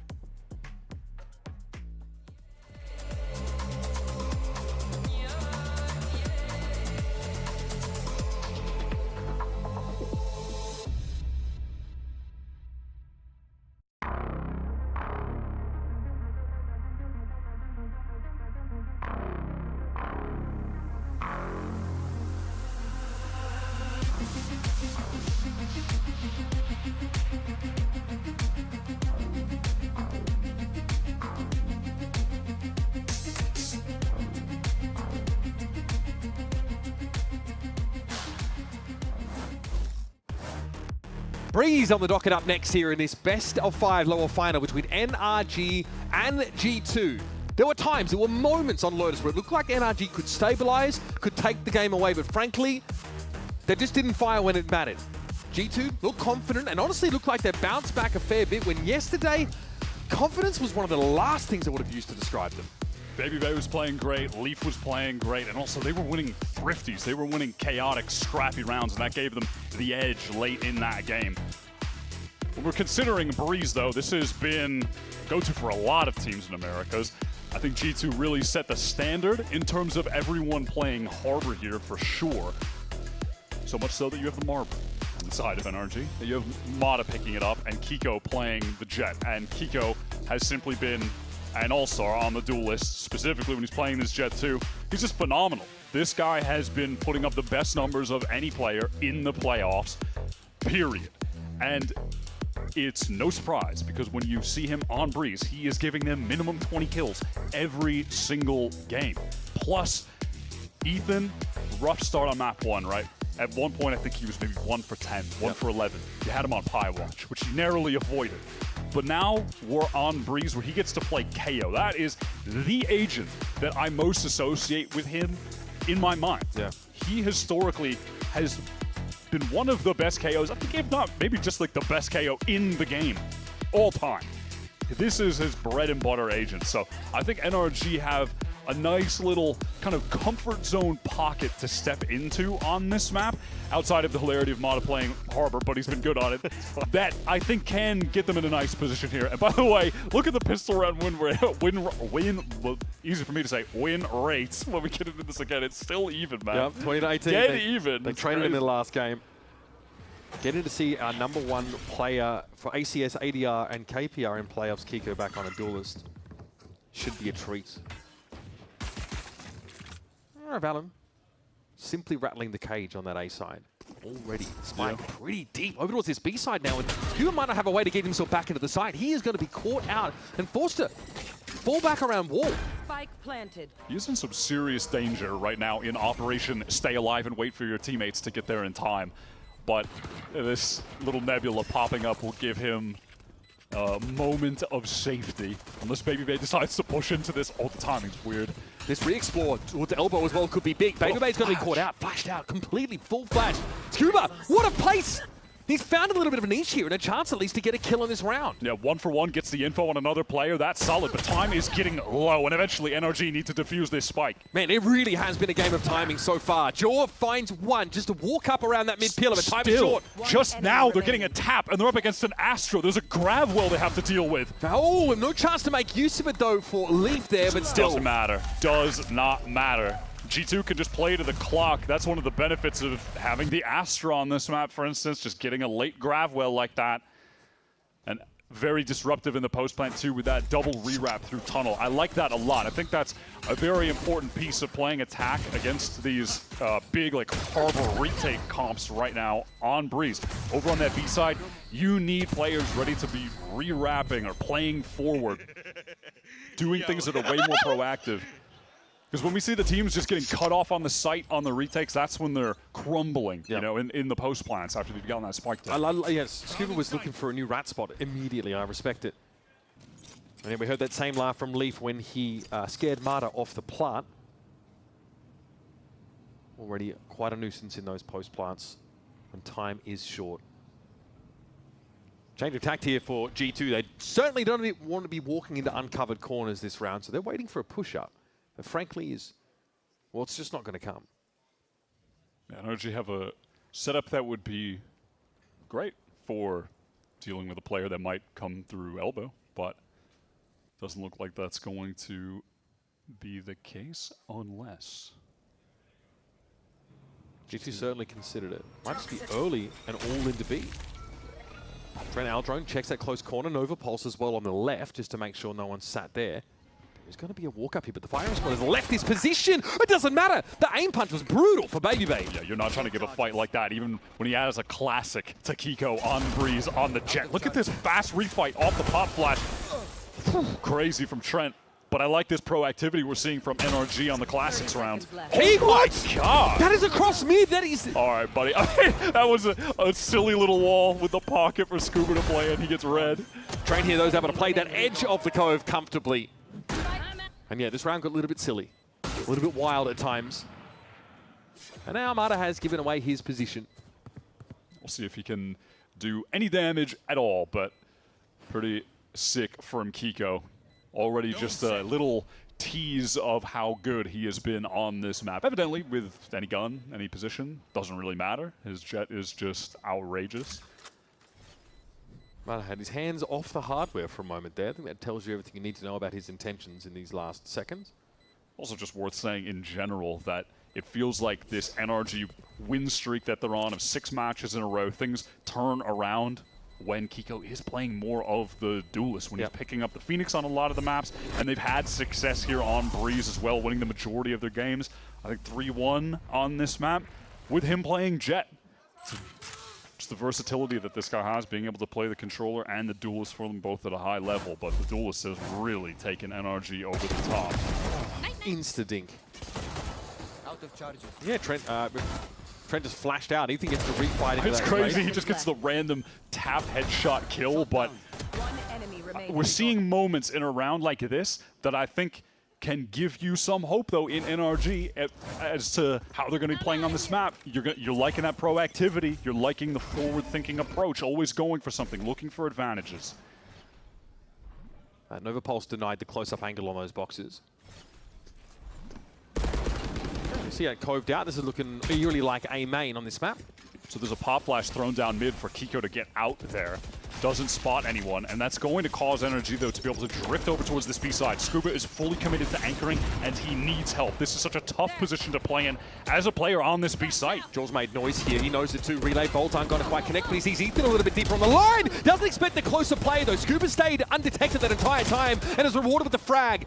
The Guardian just doesn't cooperate for Valen there. And so it's up to Trent and Leaf. The latter here at least with a Vandal. Trent not in the ideal spot to make use of his weaponry. Leaf needs to pop up and be the whack-a-mole that nobody can handle. Trent doesn't even have any util to try to supplement a jump up from Leaf. Dismantled by NRG, who play that retake great. It's so dangerous whenever on Breeze right now you're watching an anchored player dug into the site, whether that be on this B side, if someone's like all the way in the furthest left corner of the map, if you're on A, the furthest right corner of the map, those guys are going to need help bad. And if the timing window is off, they're going to get run down right now in this Breeze meta that we're in. So NRG just being able to work into mid, not see anyone, and then get to that B side quickly. You saw the high tide come up from Mata. It cut off Trent in main, and then they're fighting right into the site to help Scuba. That was great. Brooks Recon as well straight away, picking out two. That doesn't hurt. Here's the more... Okay, that's quite a deep cove. It's just a cool little way for NRG to get that presence in towards A main with a dash updraft, get on the box. Or at least signal that they're doing that, right? And see if you can't catch someone just kind of awkwardly trying to make their way through that smoke that would have been covering up the stairway. Again, it's this proactivity. Look at this from NRG. Start of round, in A main, dash updraft, showing presence, and now G2 have to re-clear this, everything. Right? It looks like they might just do it straight up contacting.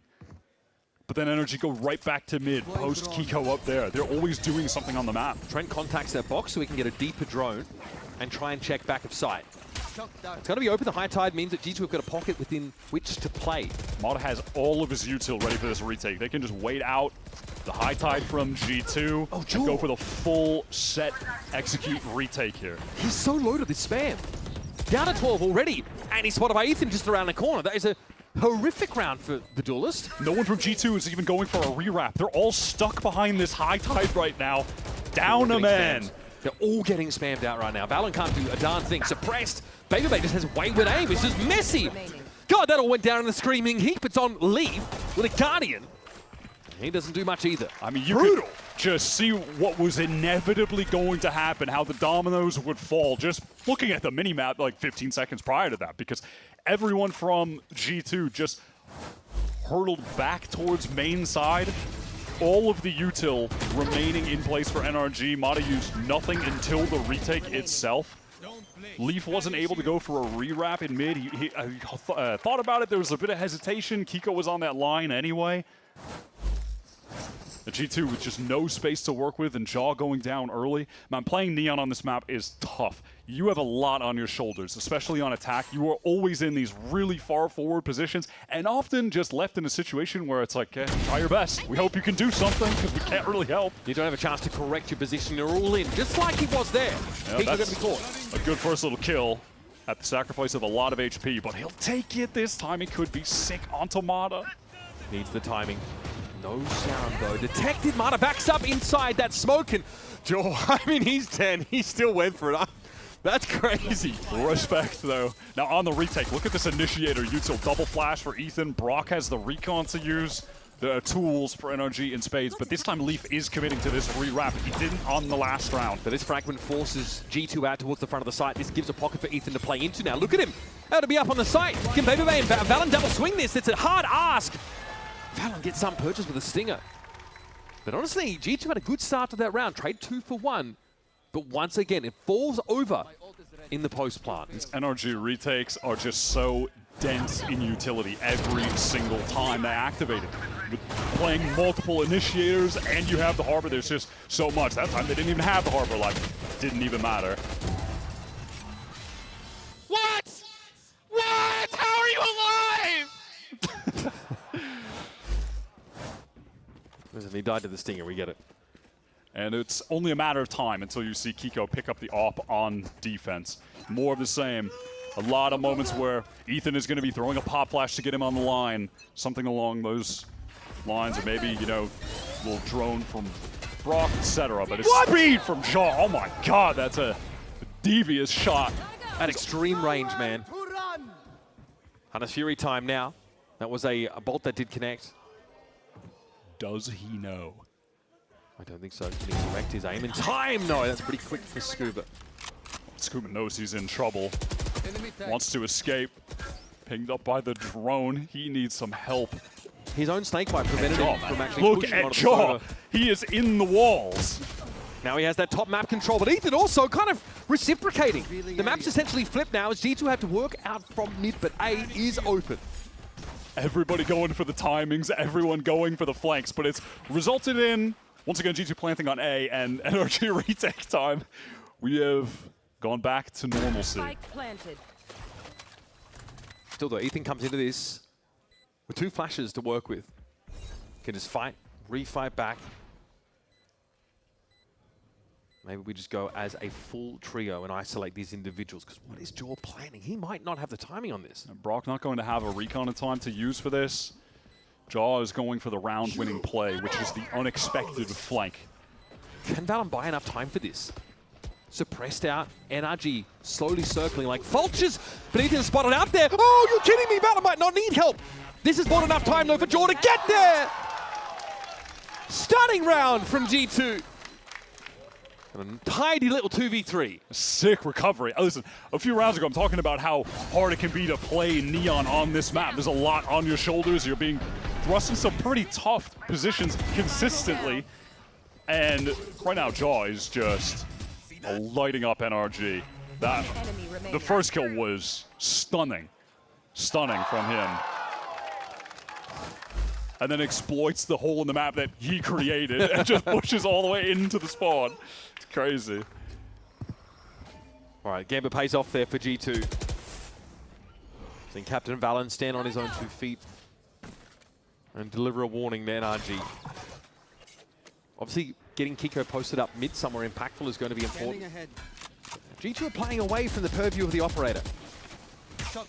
You're waiting to see on both mid and A main as well if there's going to be some audio cues of NRG doing something proactive, some kind of pop flash, etc. to get space, but this is a little bit of a dangerous cross if there isn't that standard smoke. Yeah, every cross has to be covered if you're G2. And because they're G2, those crosses will be covered. Those are the aspects of the game that they are never playing around with. You can trust them to be reliable and consistent. It's a bit of a fake to sell here now with the out drone committed over towards B and Jaw tucked on the other side of main. That fast lane as well, further selling it.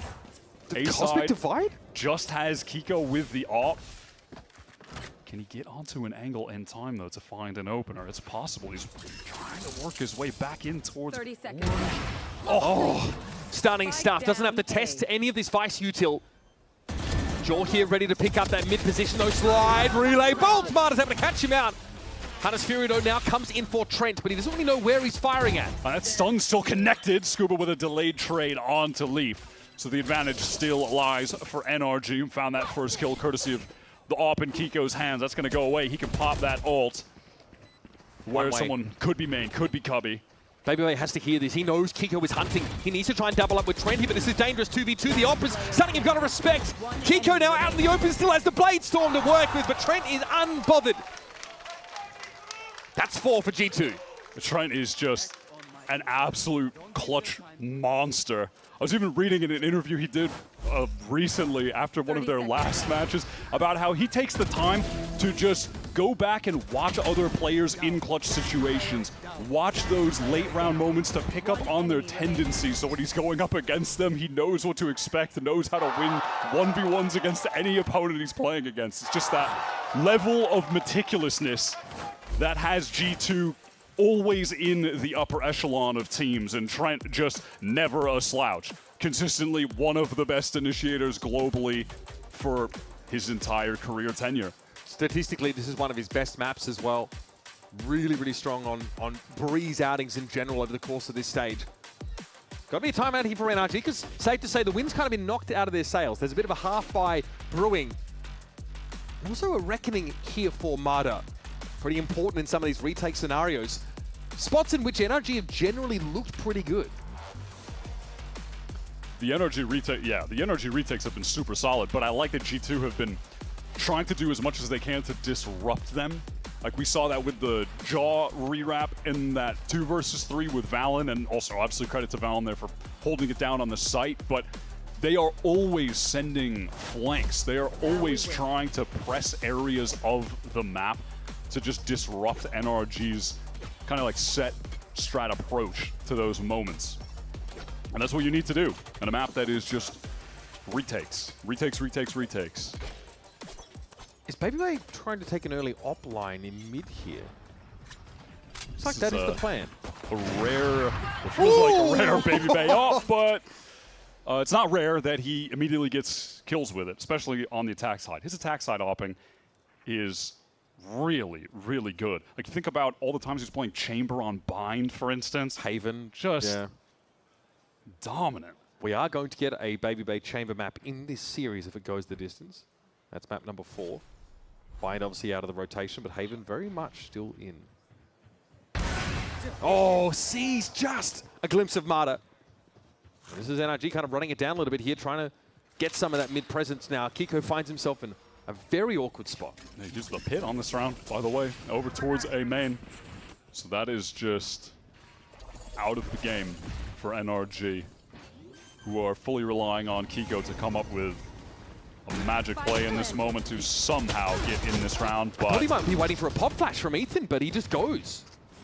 Yeah, just wants to catch the timing. Intuition moment, but it doesn't work out.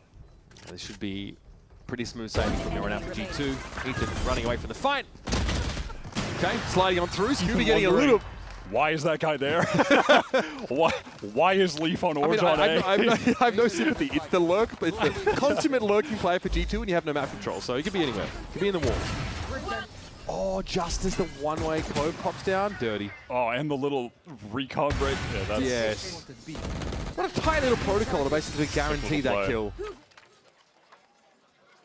All right. I see you, Baby going from 0 to 3 frags now.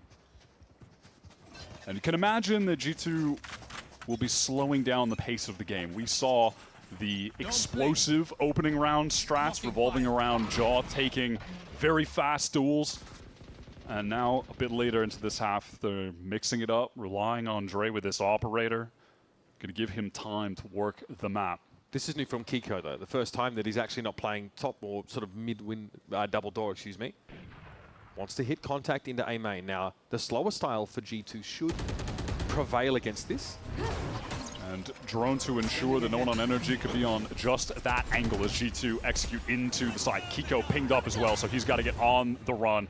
There's no way that NRG can try to actually hold this. They know that. It's time to play for the full retake, and they have Modest Reckoning to do it with. Brock was trying to stay inside that high tide, Wyatt, but I think he saw the Reckoning come through and realized he couldn't find himself a Gremlin kill there. Kiko trying to peer in with the op. That's George's in the open, frankly. Now, what do you do if you're G2? If you try to play in front of the high tide, you're going to get hit by a Reckoning. Still Garden as well. That's going to complicate things further, I'm sure. Leak trying to go in there with that Vandal, but Mara and Scuba get classic kills and keep NRG ahead. Eventually, they're going to have access to their primaries once more, and Trenton's going to have his wits about it. Here's the press. Find a timing. This swing is okay, but leaves it on Baby Bay now with the op. 3 kills in the previous round. Not sure how that didn't hit, frankly. Kiko's able to run him out of town. Just a little bit wide. I like that counter ultimate that Dre did throw out. The Steel Garden was nice. That was really one of the only win cons available for G2 in that situation. A situation that is just a nightmare to deal with. I mean, that's pretty unlucky for Jaw, but yeah, when you're in that post plant and you're G2, what are your options? Like, you play behind the high tide to avoid the Reckoning? Well, then you're giving up all the space and you're about to get fried and stuck in the choke. If you play in front of it, you get hit by the Reckoning. Like, they really played to the only option they had, which is try to steal Garden, try to fight around it if we can. So, you know, good effort, good idea, but no matter what, they're just at a low percentage win situation. Right now it's back to the pace, no more opping for Dre. It is all about Jaw on these entries and the pressure on Brock with the Odin at double doors trying to hold things down for the team. He is fully on his lonesome. Look at the minimap, he's getting pinched. Yeah, and Scuba's looking for a timing now to get into mid. That is ridiculous. That it cannot be happening. It's illegal. That can't happen. He should be getting pinched from both sides. I mean, he should at least be... You think he'd be getting hit at least by one of those players. They all swing one after another. Hanasiri here, Trent. That's a nice one to pick up. Ethan also tagged up by it. We are in a post plant. This is still winnable territory somehow. Yeah, now it is. Look at the ground Kiko has to cover with that op. Maybe because he's so silent, he might catch a leap. Well, not very silent anymore. He's dashed in, has some info.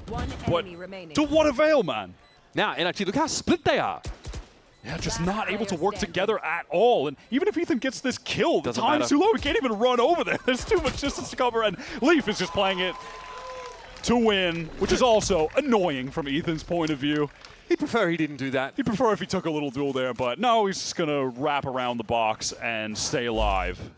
Okay, so it all sort of falls. Okay, this 0 point here, they get suppressed as they jump out. Oh, man. Yeah, oh man, I didn't even catch that the first time, but yeah, that's sick. I mean, that even turns off the ability for Baby Bay to send that flash out potentially with the Arc Rose, any other util to come through. Dirty setup. That's frustrating. You're not rewarded for your setup at the start of the round. It's a devastating round to lose.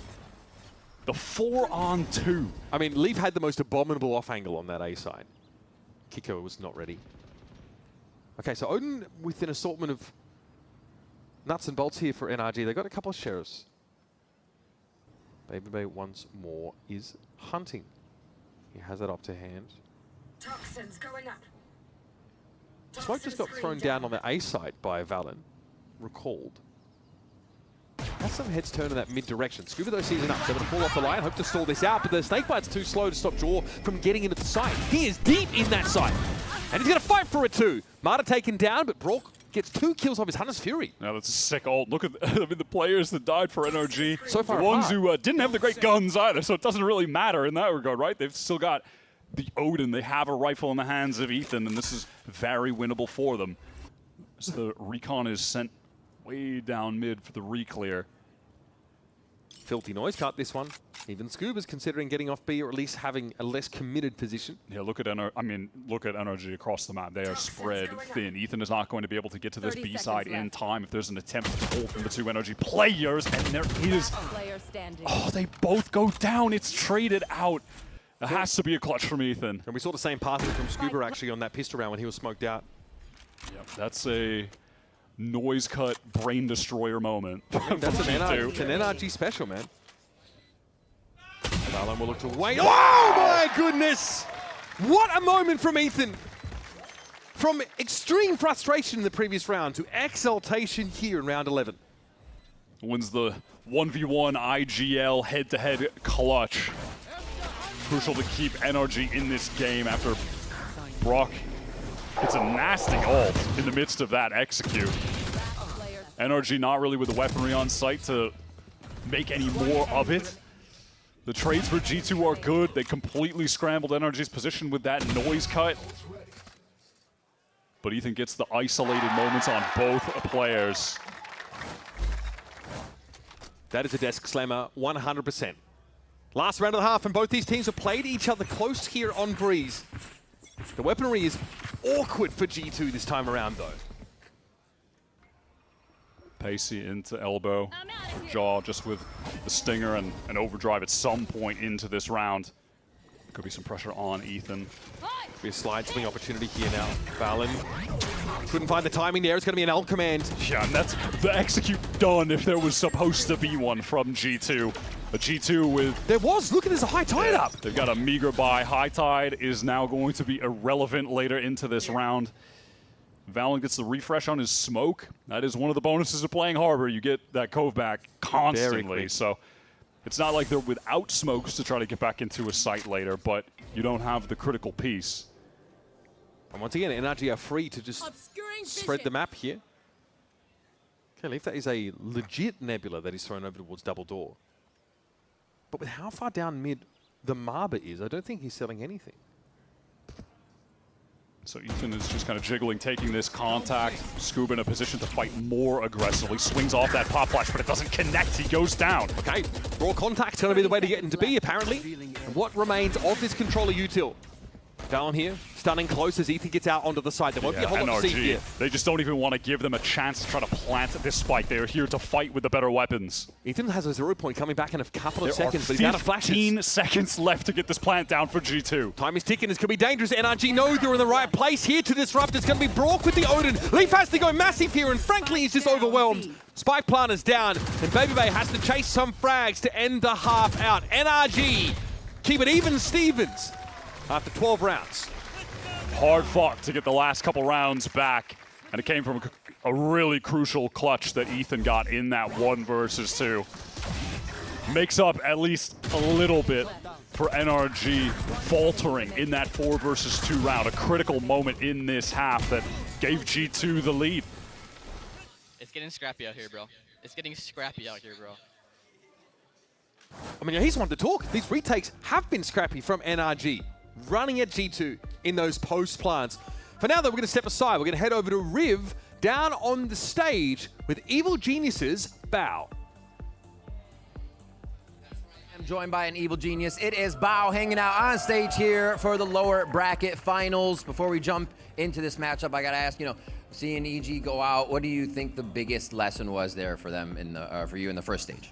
I think the biggest lesson for us was just being on the same page as a team, whether that be in or out of the server, and just making sure that we all know what we want and how we're going to execute it. All right, we hope you can see that from the team next year, next stage rather. Looking at this match, series thoughts, how are you feeling? I kind of felt you saying G2 over there a little bit, or are you kind of going back and forth? I'm hoping for a G2 3-0 right now. G2's been looking like the better team, but at the end of the day, tomorrow, Lev's gonna win anyways, so. Oh my God, I was gonna go to the next one, but yeah, what's it take to kind of buckle down in a match like this when you know you're behind, when you know you got to take the win? I mean, closing it out. I mean, G2 over there, Jogamo, he's looking like a real warrior over there. Can't wait to see what happens though. I mean, I'm just hoping for a good match, honestly, but yeah. All right. What was your initial thoughts for Lev taking it? Why do you give him so much strength there? Lev has my child Sato on there, and that's all I need. I love Sato. I love all those guys on Lev, Neon, Blows, Spike, King. I mean, they got what it takes to win. All right, I like it. Well, now we got Evil Geniuses on stage as Digizine's going to join us here. They're going to be throwing out some swag for you. It's summertime, so it's the EG Summer Line. Take it. And while they're doing this, I want to hear from you. Anybody who wants to see G2 get some rounds in, let's hear for G2. All right, NRG fans, you can do better than that, right? NRG fans, let's hear you. Oh my God, let's see what happens, gentlemen. Take it away. Thanks, Riv. It's getting rowdy out in the crowd and scrappy in the game. To quote Scuba, as we've seen a couple of these post-plant, these retakes come down to like 1v2s. It's a huge clutch that Ethan is able to win out in round number 11. And frankly, G2 just mill around a whole bunch in round 12 and eventually get brought down by a NRG who are waiting for them at the site. So, the NRG get a chance now to set the pace, set the tone into our second half of our second map. We are back to the pistol round win rate percentage narrative. Will it remain even? Now, one of the tales of that first half for me as well is just the fact that NRG was so dominant in the first kills, but it wasn't always the conversions. 4v5s were good from G2. Scuba right now watching the flank. That's another first blood, the 10th for NRG in this game, and they need to close out this pistol. He doesn't see the other G2 players walk that wall though, so I'm not sure if NRG are expecting more presence from main.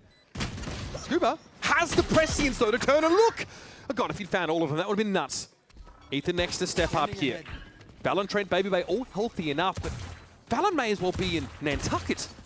Different postcode. And now might be facing down two players here. Awkwardly, nothing really G2 can do to help him out. Brock, though, brought down. Ethan a little bit worse for wear, but it's Kiko. Cool and calm. Nice cleanup from him. Valen, in that situation, you just know you're fried. You have to close all that distance. There's a bunch of different angles. Multiple players swinging you from arches. Scuba with a great opener. But something I want to highlight in terms of the more macro gameplay that I'm looking for from NRG further in this half as well is that they flipped the site. They took so much forward space there. They weren't playing in positions that could easily get cut off by one single high tide. They weren't going to get all divvied up. They were forward, they were aggro, and they had a lot of map control in that post plan. Similar opener here, G2 with a bit more of a default assortment across the map and no mid-presence. Want to play close in corners. Baby Bay going to be flashed out, though surely this gets checked at some point. It's going to be Kiko that accosts him with the stinger. And Leaf is just trying to get ahead of this, but he is suppressed and he's lit. No, he's having a nightmare time. He got hit by the knife and then he gets hit by the recon later as well. Totally fried. See if maybe Ethan can kill hunt a little bit, getting close to the null command. Would bode well for these fast hits. NRG look like so far they're happy to do. Decisive. Move up onto the B side. And after G2, not really playing for much more than perishing to the spike or maybe an exit. Trent attempting to play a impish little angle. Now G2 just have to set their sides forward. Remember, their defense sides against Leviatán, that was the issue for them. Really uncomfortable. Today, though, they look like a different team for the most part. But this is Breeze, this is NRG's map pick. And they're looking to assert themselves on the second half now. Yeah, it was a quality defense half that they displayed on Lotus that also involved winning some thrifties to get ahead. 2 really important rounds won out, right? So if you're NRG, you have to clean that up to be able to close out your map pick here. And we didn't see really any of these from G2. G2 did not go for any A splits basically at all on their attack side. They didn't have to contend with like the Cove one way. They didn't drone into A main and sort of walk up. I think it might have been 2 rounds where it happened. And in one of them, Trent actually contacted the box and droned deeper into the site. So what is the move here from NRG getting into this A side when you're dealing with all of this Vice util? And it's Vice util that you don't really know about until you're actually midway through the exec. They're completely stalled out. They're walking into it, and now Marta getting lit, but he's behind the boxes. BabyBay knows it! Full flash! Ethan just presents himself on a silver platter. And Scuba is ready for BabyBay to swing wide and finds him. Recon bolt. Kiko is revealed. It still ruins Trent anyway. Scrappy is a great way to describe this. Look at this secondary deep high tide thrown out from Mata. It's just allowing NRG to get so much space on the map. This is all but impossible for Leaf. Yeah, he's going to be surrounded. That's a great execute. Just using that Viper wall close and then having the second one later after they had gotten all of that util out from BabyBay. It delayed. They lost 1 player, but they traded out. And now with that second high tide, fighting forward behind it, stuffing these G2 players in at the chokes, making it a nightmare to get out of them. They can't. We see that a lot from MIBR as well. It gives you like a second area to try and scale into, maybe with some of that util. And it's harder for G2 to get to the core of the issue, to get to the site itself. Got to be a very quick timeout here, admittedly, from Josh RT. To be fair, didn't really feel like he had to intervene too much on that attack side. But again, on defense is where he likes to spend them, especially if he's trying to interpret what NRG's overarching game plan appears to be and offer some suggestions on how G2 can begin to unravel it. It is really cool to see, honestly, over the stage how much better these teams have gotten with the Harbor on Breeze, because, man, early on, it just felt so repetitive every round, right? But the game around it has really began to develop, I think, both in terms of how we're seeing these teams play the post plants when they're on attack to try to stop the easy Harbor retakes, but on defense as well. I was a little worried about our Americas Breeze earlier on in this stage. It was looking haggard. I'm less concerned. To be fair, at least we don't have the Harbor on Lotus anymore, so there's that. We have evolved. So, proof in the pudding about the effectiveness of that Josh RT timeout. We'll need to wait until the next round, likely, before we get tip-off into the smoke. Gotta respect the Owl drone, though. Yeah, NRG dotting their I's, crossing their T's, making sure they do not have the wall pulled over their eyes. So G2 now have to scatter across the map and try and, I don't know, get some extracted value on the way out. Yeah, would love to just get Ethan towards that null command. The ult, especially in the context of these comps, is insane. Like, you could use it for an exec. Maybe you're able to turn off all of the Vice util if, for some reason, the Vice is playing on the same side as the util on the round where there's null command, or but just having it for a late round when you know they're going to go for the big Harbor retake and you can just shut down all that. Yeah, it feels like the round's just done. It feels kind of nice here. Get into a post plan and you get a sound cue and then you rip it. It'll be devastating. Not too shabby from VALORANT here. NRG kind of losing out in the gunfights here. The round, though, is safe. Oh, and there's that ult. Null command right on time for the gun points round and the narrative that we were spinning up. Thank you, Ethan. Appreciate that. And what we were sort of suggesting is that the timing of that ultimate is going to be really important. It's probably going to tell us a lot about the plan for NRG. By the way, this is now Kiko at the casual 5 first kills and 0 first deaths on the Jet. Yeah, hasn't had to be too flashy in this game. Also, hasn't sort of been left in any clutch scenarios. Just been really effective getting those first kills. So we might see again this nice double-layered wall setup on A. This is what I was just saying. You have BabyBay now going over towards that A side, and he has the util over on the B side because of a null command, just like this.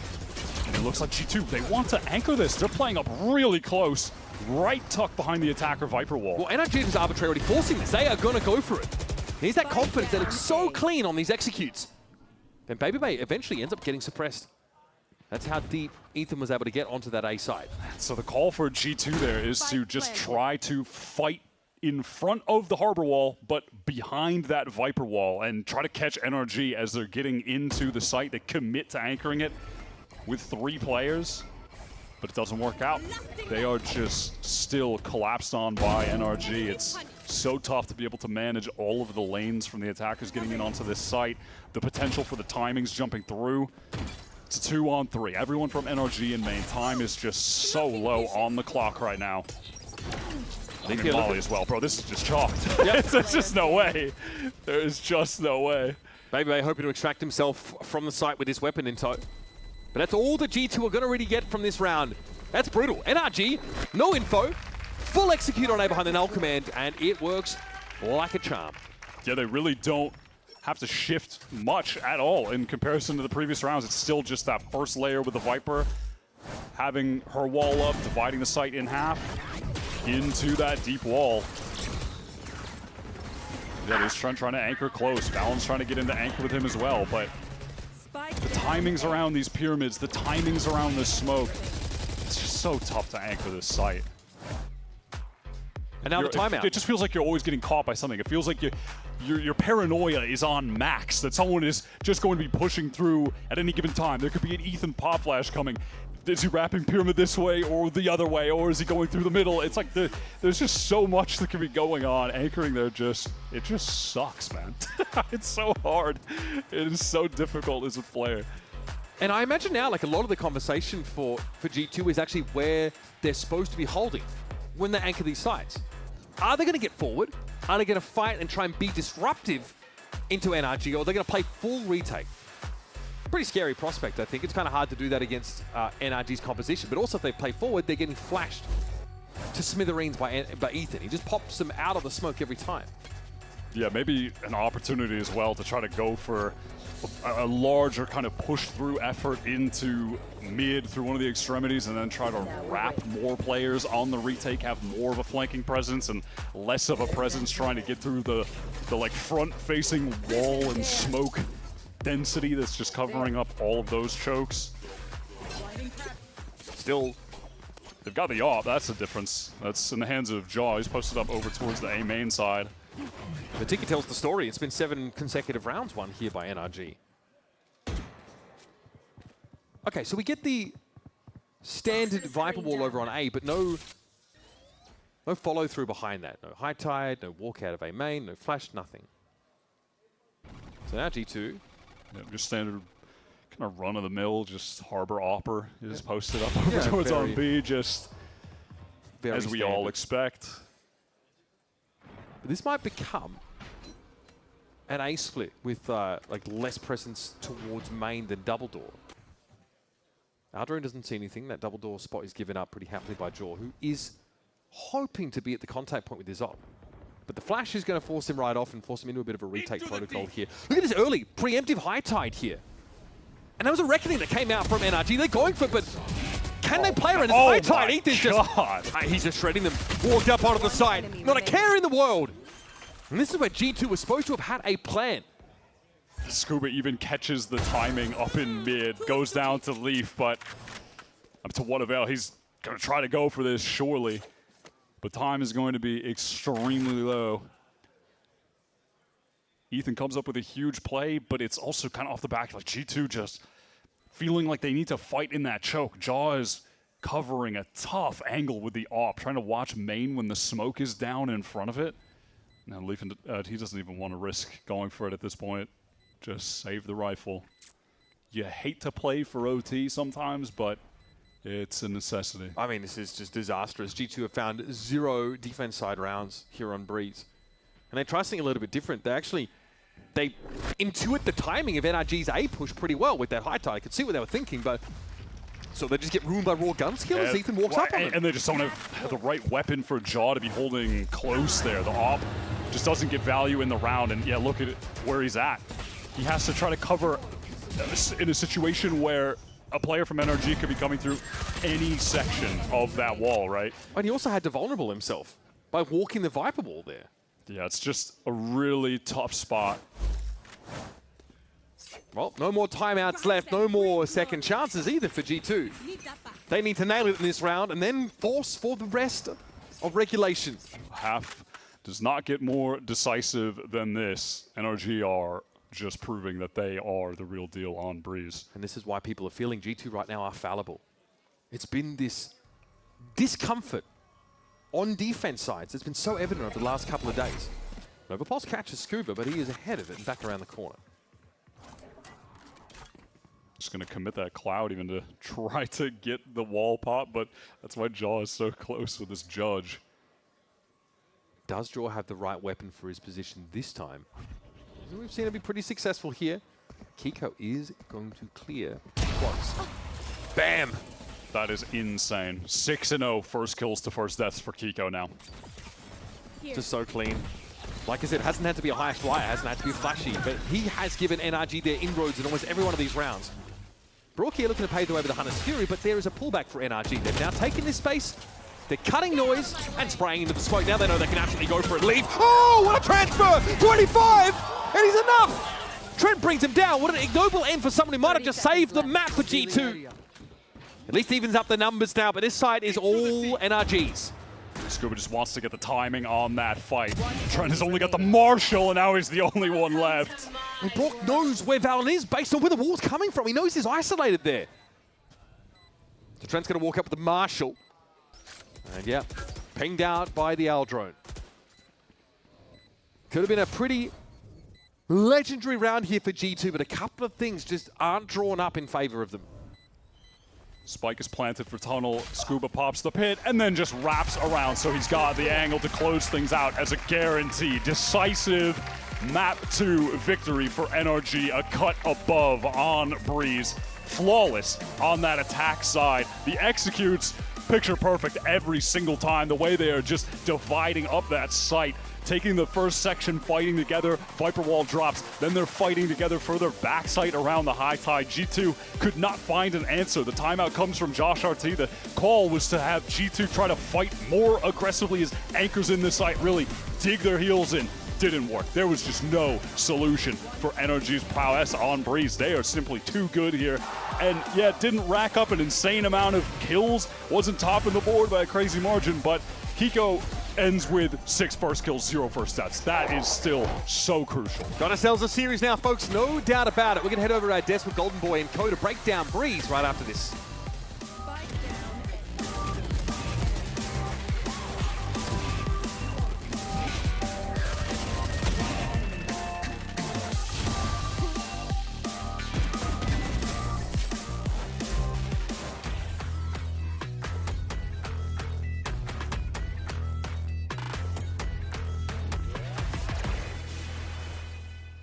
XL2566X Plus, which uses the newly developed Fast TN panel and upgraded Diac 2 technology, provide clearer and sharper images, helping you focus and avoid the distraction of unwanted after images caused by rapid motion.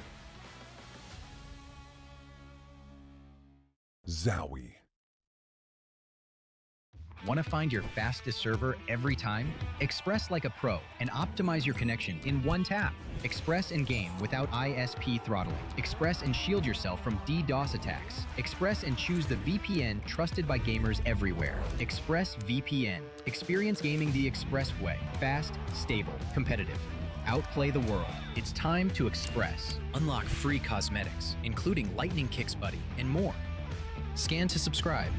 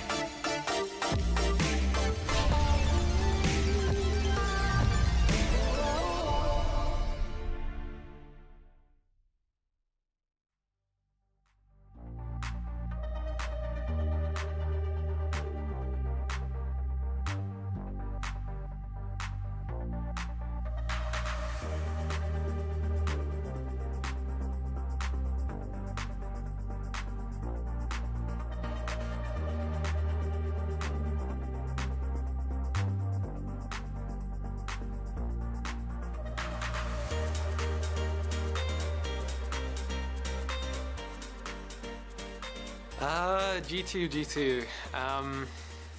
I mean, it would be kind of nice to beat them this time. I don't think I've beaten them once. I think I've lost them 4 times now, maybe like individually. 3 or 4 times. Bangkok and then home ground and then stage 1. Then in kickoff. So, I mean, it'd be nice to beat them finally. I think it'll be a very hard game. They're very good.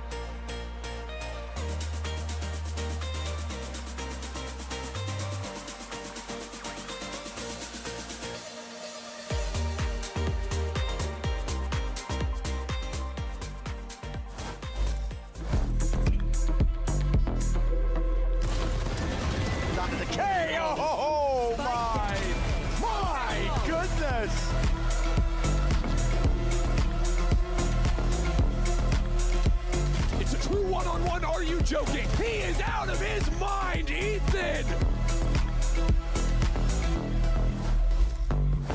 I'm here with Bankar for the between map interview, and I gotta ask you, it's been since 11 maps since you guys were able to take one off G2. What keeps them so tough to being able to beat? I mean, today, nothing, honestly. I think Lotus was really, really bad from our end. Breeze was a little bit better, but in general, they're just a super, super tough opponent. They know how we play.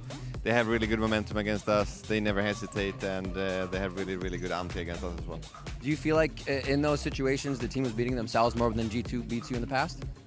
Nah, not necessarily in the past, to be honest. But I think today on Lotus, we definitely beat ourselves. But in the past, like, they've had our numbers several times because they were just a better team on that day, honestly. And that's how it is sometimes when you play a fantastic team. Bankar, thank you for the insight. All the best in the series. Always respect to Coach Bankar there. The series tied 1-1 as Breeze goes the way of NRG. And, I mean, might as well start with where that comeback started to happen. Or, well, I shouldn't say really comeback because we're going into the half and it was a rather neck-and-neck game. But then NRG made me just seem to run away with it round after round, and it felt like nothing G2 could do could stop them. Yeah, it was really impressive that second half, the way that they took over, shut down those G2 retakes. But it was NRG's own retakes that I thought were so impressive in that first half. In my mind, I think they have the best approach to defense on this map out of anyone in Americas. And I think the mistake a lot of teams do is over-indexing on trying to play heavy onto sites and constantly flood retake. I think what NRG does well is knowing when to wait out their opponent's utility. Let them go for the backside A fight. Let them dump their harbor wall, which isn't going to refresh. And only then go for these retakes, which are tough because you don't have much time. Your micro has to be perfect. But their execution in those late round retakes is so good. And that's what got them into this game early on. Yeah, another thing you're going to see pretty commonly when they are playing just on the other side of harbor walls before they initiate the retake is the amount of damage they get down with chip from Sova utility or spam through that wall. They get tons of value consistently. I mean, just look at that track. I mean, the absolute domination there from NRG toward the tail end. Yeah, and I think, I mean, you hear it from Bankar, and he's really happy with how the team played. I suspect when we hear from Josh RT, he will not be happy with how G2 played, because as much as Mimi's talking about how good those retakes look from NRG, I absolutely agree with it. On the other side of things, though, G2 were actually trying to flood defend a little bit more. So remember what Ender's talking about. NRG stepped back fully, they spammed the smokes, and then they set up as 5 to go in all at the same time. For G2, they did not manage that. They were going in piecemeal on the A site, flooding, like trickling in, getting caught out quite a lot. And that's just not going to help. And NRG ran away with the game at that point. Yeah, I mean, it did feel like one of the core things that G2 were struggling with, and it's quite uncharacteristic of them, if we're being honest, is that coordination, that they seem to thrive in those moments. But this time around, to Josh's point, yeah, a little bit more piecemeal, a little bit more out there. But the thing is, it actually was a close game in the first half because they came up with so many of these clutch rounds on their attacking side with their down numbers, whether that's 2v4, and you have Trent just ripping the ultimate, and somehow that's working, or even later as well. G2 were sort of putting a lot in those critical moments, and it went their way. Okay, but I would say that actually might be a bad thing too. Because if G2 are being able to put up, what was it, 13-6 in the end, but a lot of it is coming from, you know, like you said, a big 2v4 round, and then Trent clutching in certain situations, Valen in others. Their overarching game plan has failed at that point. Yes. If you're relying on the clutches to win. And some of the rounds that the clutches were the difference were rounds where I think their early team play was really off. I'm thinking of the round where they're like sprinting 3 through the smoke connector just into an Odin.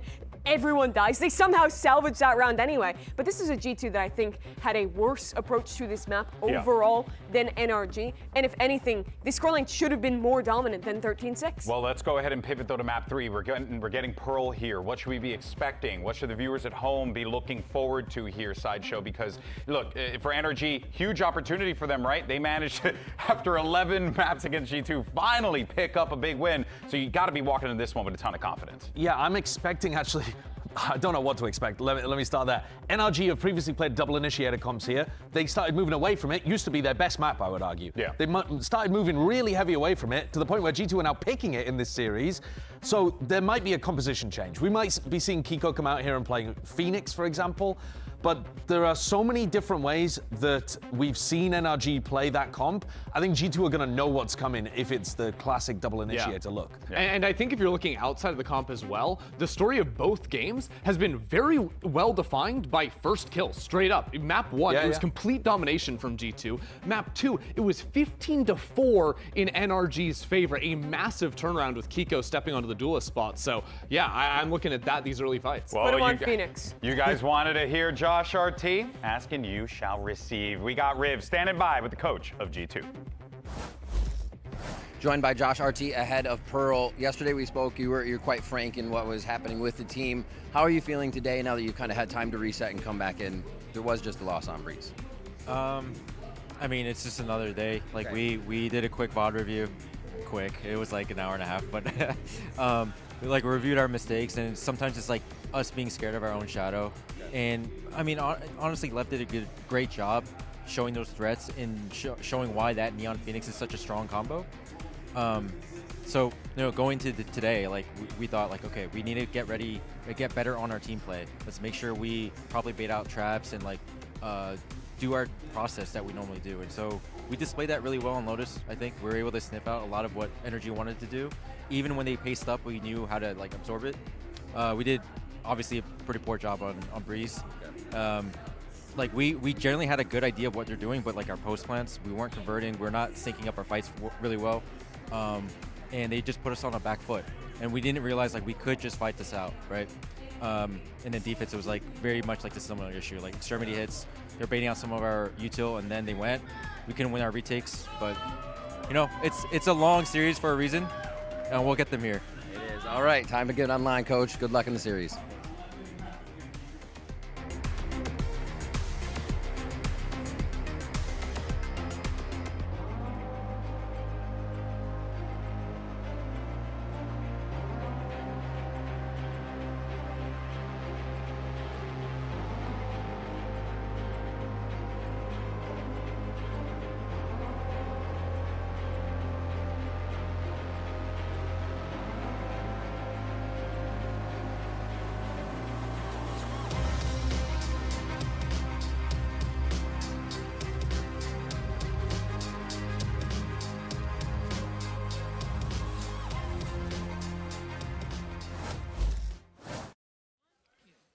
Sigh of relief for G2 fans as our upcoming map in this series is the one where they looked best on yesterday in their loss to Leviathan. It's Pearl for our third map of this best of 5, a map we get to see them go back to that double duelist look that, while they took a while to adopt this stage, they seem to have refined, perhaps even taking steps towards mastering it, puts Leaf back on the Phoenix alongside Jaws Neon.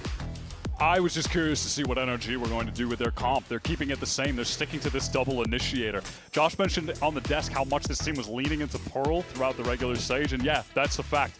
First match against FURIA, they pick Pearl, they lose it. Next match, they pick it against 100 Thieves, they lose it. They pick it against EG, that's their only win on Pearl so far in this stage. And they have stuck to the double initiator while all of the data, the non-mirror win rate for Phoenix shows that you should just be playing this guy as much as possible. And also just in the context of NRG's 6-match win streak that they're on right now, I attribute a lot of that to Kiko playing Phoenix. So I am pretty surprised that they have been willing to stick to this, but it is just the path that they have chosen. This is how they like to approach the game. Obviously, double initiator just worked for them on Breeze 20 seconds ago, so maybe they can make it work here today, but I can't help but feel like this might be a miscalculation just given what we've seen from them in this stage so far.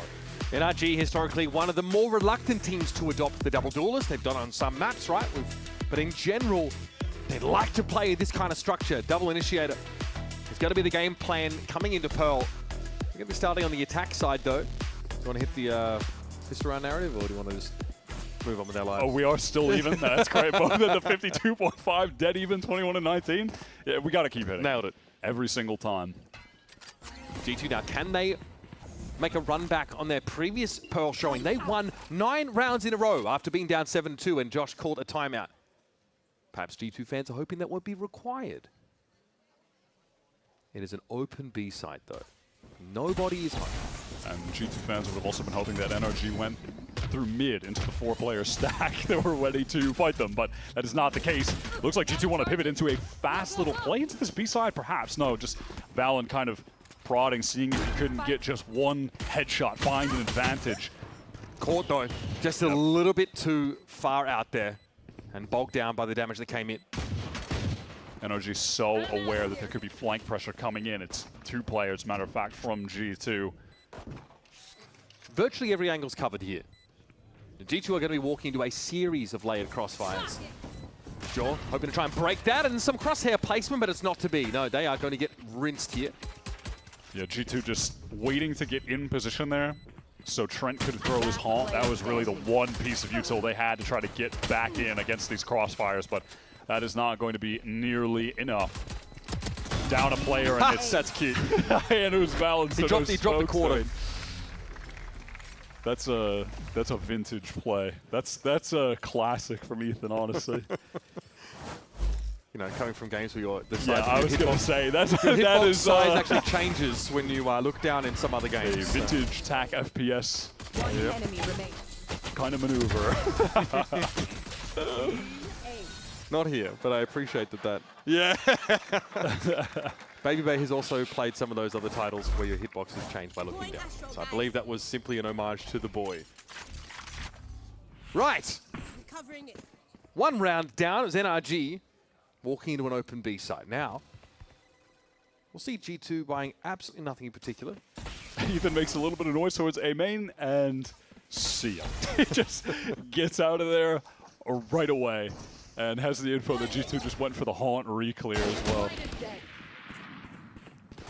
More than just a flesh wound there for Baby Bay. He is stunned up. Yeah, he is completely fried. But hey, going for a little bit more of a proactive play on the eco round. Risky position.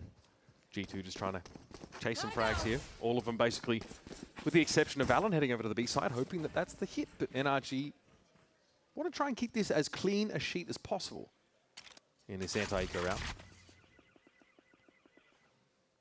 So stealth drone will be accosted there towards A main now. And NRG probably a little confused as to what the arrangement of G2 is. They probably expected to have drawn players over towards the B side. They have. But they're not really sure what they're walking into here. 30 seconds left. Also just want to add in that, by the way, this is just another moment where Kiko gets to add a new agent to the agents played in the last 60 days on VLR. Gets to pick up the Sentinel now, as well as the Duelist, and as well as the controller for this team in the playoff run. Spike planted. He is doing it all for this team and has really found his form in this stage. All right, G2 are going to run it out here. They might not find anything at all. Ends up being a flawless anti-eco for NRG. Again, G2's defense sides have been under some immense scrutiny. Said they have to spend 90 minutes, said Josh, looking at some of their issues. But it's a different team.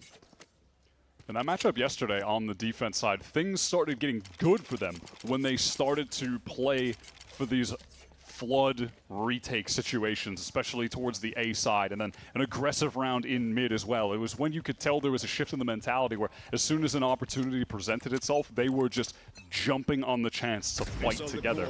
That's how they ran that game back against Leviathan. But that was a problem for G2 on Breeze against NRG. Their floods specifically were not really meeting the requirements. Marta surges forward here, aware of course of the standard sheer wall location, and he's able to draw it out. VALORANT maneuvering his way into back halls, which definitely indicates that these G2 anchors want to fight together. The rest of the team trying to rotate their down streak in time. Mata kept at bay at least for a moment. Molly of his own teammate can't get into back halls, and it gives VALORANT the opening, the opportunity. Important moment to come forward there. VALORANT down to 19, but he's bought some space now for G2. And look at the re-wrap here from Jaw. Clearly, sound not made. Kiko unaware and can't do a damn thing about it. He keeps his back turned as he's brought down. Great hold from G2. They make the decision knowing that the hit is coming to get into anchoring positions. And then Molly is thrown down from Kiko to get a player out of that tucked left corner. But it kind of provided a window where VALORANT wasn't getting pressured at a high-octane pace from Mata, from Ethan being able to follow up. They're stalled for a second. You can feel him kind of like readying his aim, getting ready for that swing out, and it allows just a little bit of opportunity for the rest of the team to get there too. So, while that has a purpose, it also had a little bit of downside in that moment. And listen, we're talking about the floods. Look at that from G2. They get right in there to fight with the anchors. That's some lovely, lovely defensive play. And here's Marta, very, very quick into art. We've seen this quite a few times before down through connector. Every team throws in one of these a half. Yeah. You get your neon connector insert round. Kiko's going to be stunned up here. Surely's going to be checked. You'd think so anyway. Traded out ultimately by Jaw, who finds 2, but is bleeding. And Mata, in the meantime, went down as well. I feel like that's how the I feel like that's how the mid-connector neon insert often goes. Yeah, it's a tough spot to be in. But when it works, magic. When they forget that you exist and you're in the spawn and you're shooting someone in the back like Jaw did, and literally the game yesterday, that happened with him. He got like the free flank kill over towards the B side. I also like when teams are trying to sneak and cheat players down into that part of the map as well, just, midway through the round. But NRG have this Killjoy util that can spot that kind of stuff out pretty well. Jaw is still at 10 health, of course. Able to go 2 for 1 in that trade in art earlier. Broad knows. Spidey senses a tingling, yep. His opposite number lurks across the map with a note of his own, but now Brock is solo. Jaw, 10 health! Oh my god, I can't. How does he live? Now that's the moment that you never take the Jaw over. Brock should be getting that 99 times out of 100. The random Odin spam into the smoke, and it's Brock, and he's 10 HP. Sorry, bro, he's Neo. Oh, come on, man. One enemy remaining. Yeah, look at the spam come through. Bro, he had an outline of himself drawn behind him. Okay. That's big from G2. Nice moves, bro. Nice moves. Again, I just like these decisions that they're making to go in for the art refight there. Yep. Still, just foot on the gas, dictating the pace of the game on defense. Actually, there's a fair bit of a resting util here in mid-connector. Kiko already down. Nova Pulse is definitely going to be enough to dissuade Mata away. And NRG can't really get in position to get good value out of these weapons. This is a bit brazen from Draw, but he stops short of actually committing to Plaza. The Scuba lurk attempt just gets caught on B, and round should be as good as done. You look at the map, no matter where these NRG players are going, they're going to be either caught by some level of util or players ready to meet them. All of the footsteps now heard, so G2 have the info. We're going to see a double up here with Trent's Odin. And Mata is alone there. One enemy remaining. There'll be Baby Bay waiting for this in mid-connector. Arcro's there, of course. Play off that, and it's a run down. Okay, G2 get their flawless round here. After dropping that pistol early, The way they're refighting and being disruptive before these plants is crucial.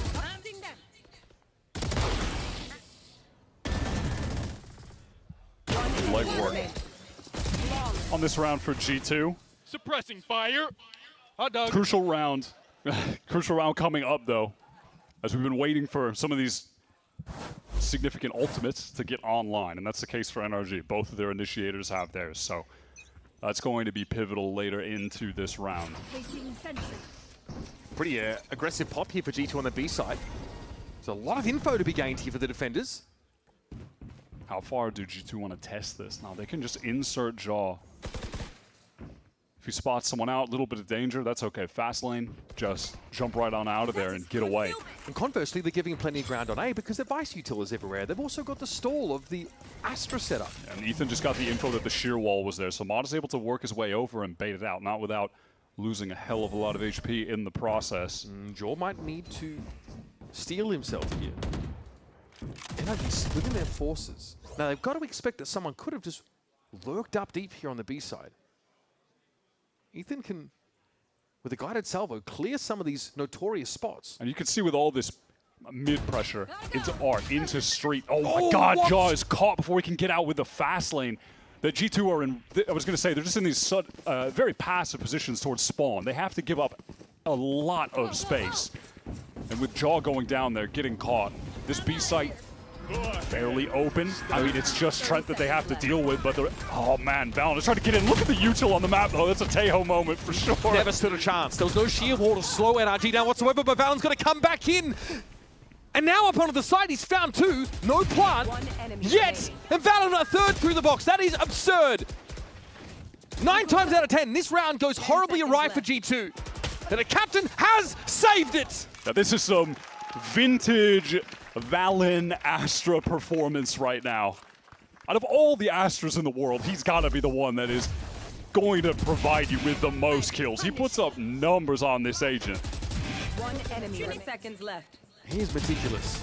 Charlie, I face one. Oh my God, let's go! It's getting another round where the decision is being made from G2 to dig into the site. Trent, he goes and plays forward. He trusts that even facing down the barrel of an execute that's going to have the Tejo ultimate coming at him, tons of util density Relay ball, with the comp that NRG have. He plays forward in the smoke and trusts that his teammates are going to get there and they'll fight together and win it out. They play to that as the win con, and it works for them again. That has just been the story of this game, and that was the story of when they started to make that comeback happen against Lev yesterday. It really feels like the light bulb just went off on this map for them when we saw that game, and it's just carried over right into today. And we said it at the time, it takes an immense amount of trust for Trent to play that way. So exposed out on the site, but he carved a niche for VALORANT to play into. And now NRG, to be fair, a round where they were in such good shape on. They first get the better of Jaw, who's pushed up deep as a B insert, then they overwhelm Trent, and then it all falls apart. Checking the situation. How do they recover out of this timeout? What is the move here from Bonkar? He's spoken a lot about how he feels like in VALORANT there's a bunch of different ways to play the game. There's different perspectives, and multiple different perspectives and approaches to the game can work. It's just about everyone buying in. And this is a choice that they have made this year. Back to kickoff into Santiago, still to now feeling like, hey, double initiator, that is what can work for us. Is that going to be the case here against G2? Oh, Mata.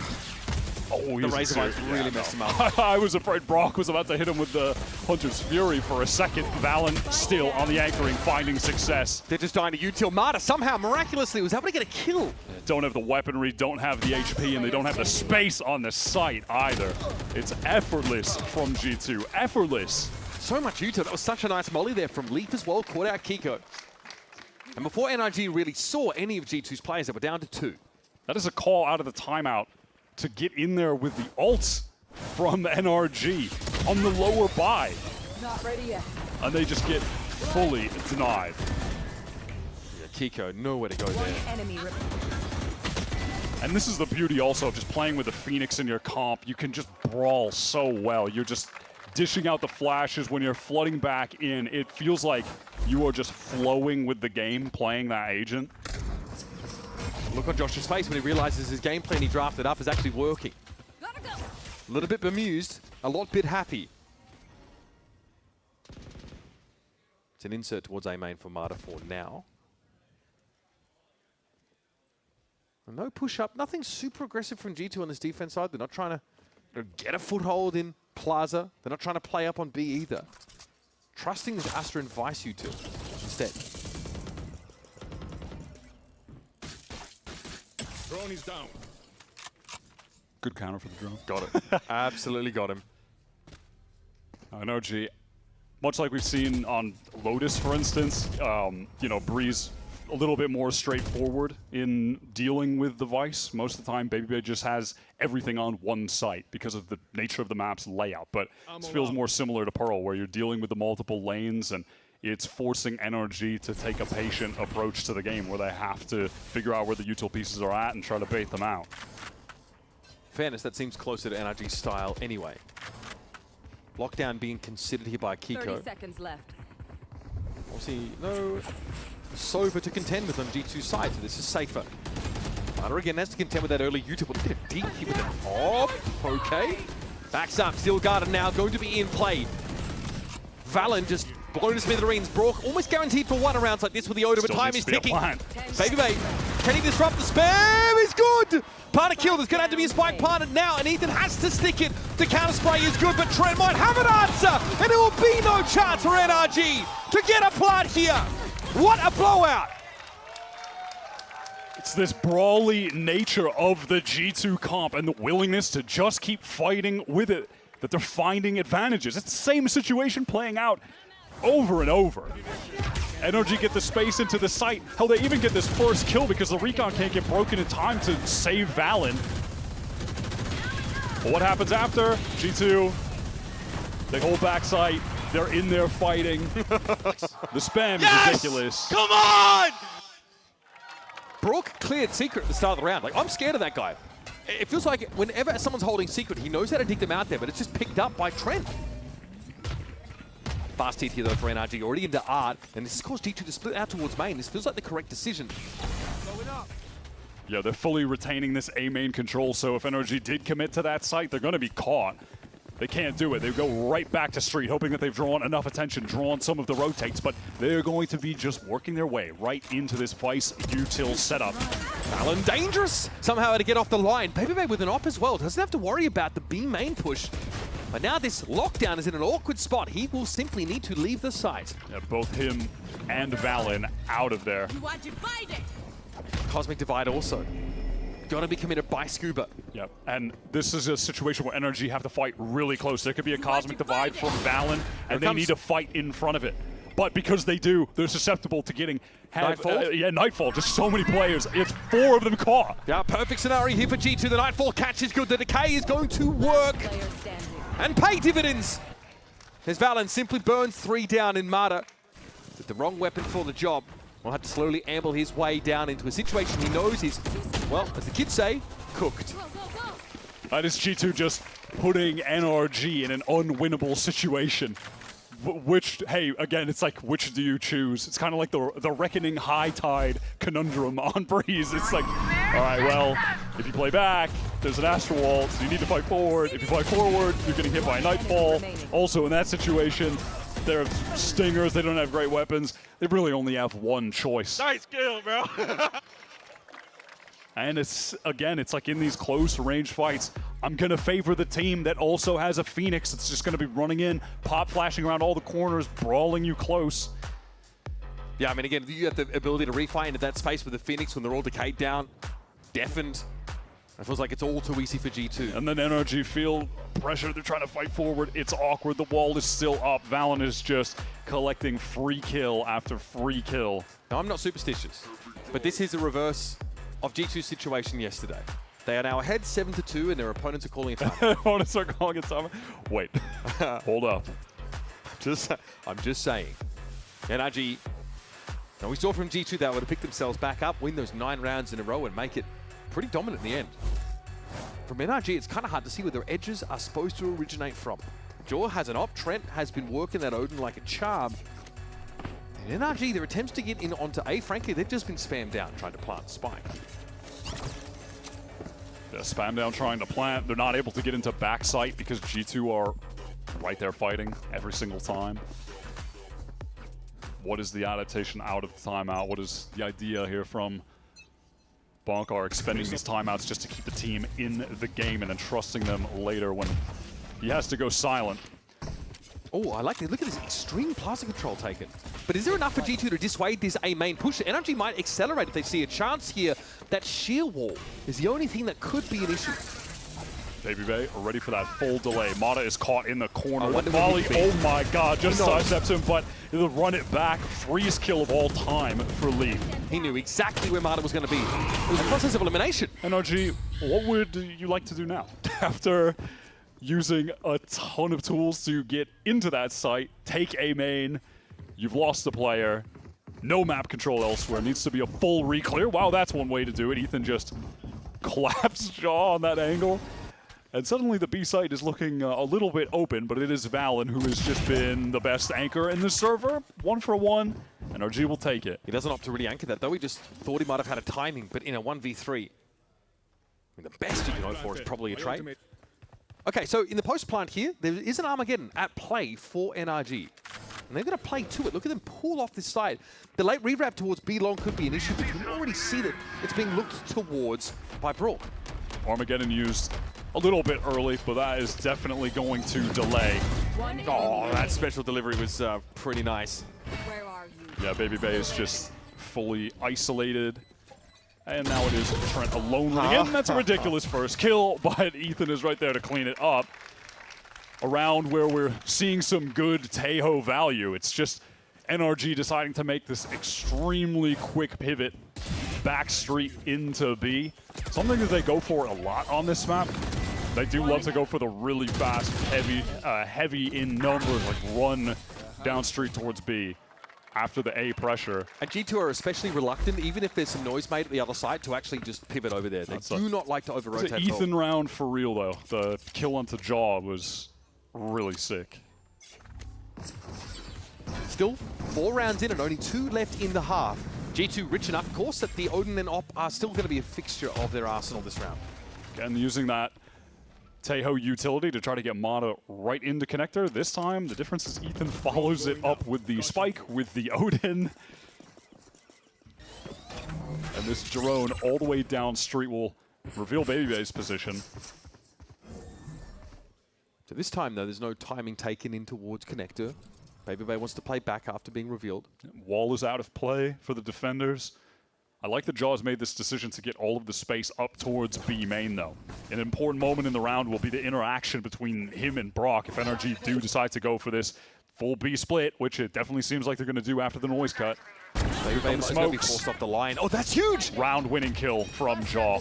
Now NRG have to get into the site and worry about a bunch of different angles. They've got to pivot. They've got to cancel here. The Razorvine duo from Baby Bay stopped them in their tracks.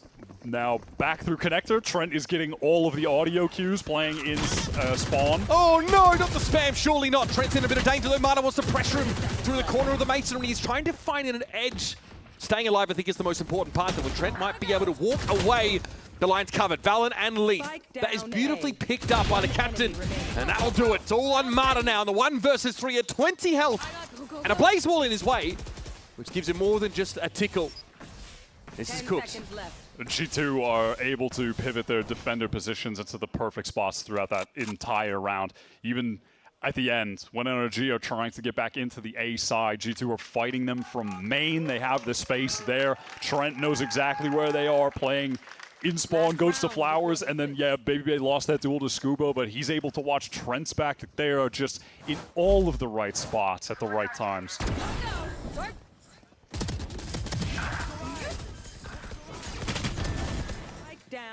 The last moments there. Trent gets away with all this is pretty wild. Yeah. Just that double up from Valen and Leaf to get into A main. Just a great little call from the two of them. Just seals up the round, no doubt. Last attempt for NRG, and the buy is not ideal. Rather pop. Oh, jeez, so much to look at there for Leaf, and Martin's going to bring it down with a Bucky of all things.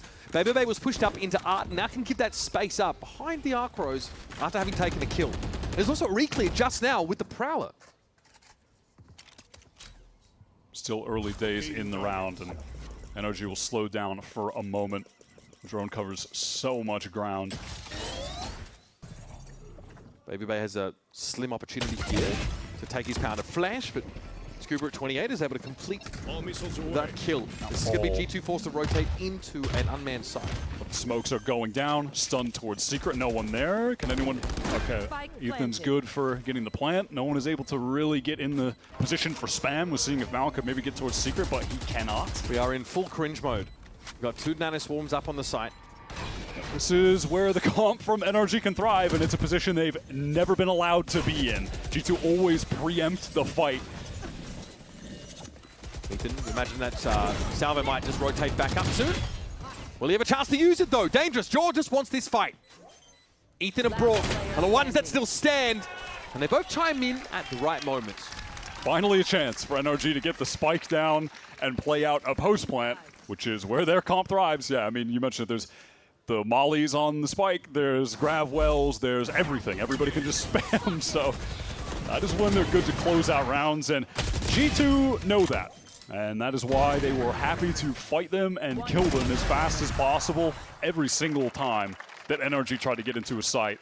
Someone doesn't seem too bothered by the result of that round. G2, 8 rounds. 8 rounds to 4. That is exactly where they want to be after a disastrous defense side on Pearl yesterday that they had to recover from. We're going to see them go on the attack side right after this. It's tied in this best of 5 series, 1 apiece.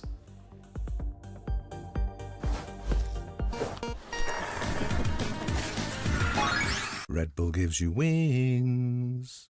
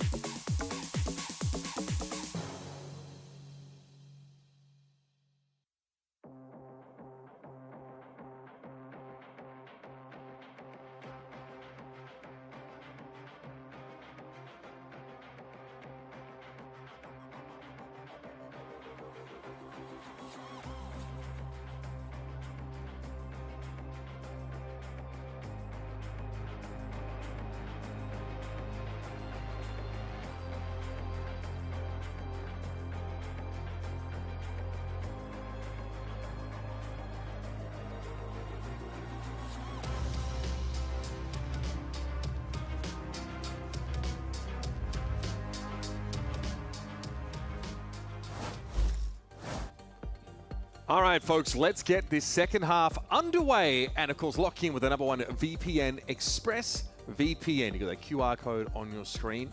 Check it out. This time, G2, much smoother sailing through this defense side. They notch up 7 rounds in a row. And it really feels like they've got the read on NRG so far.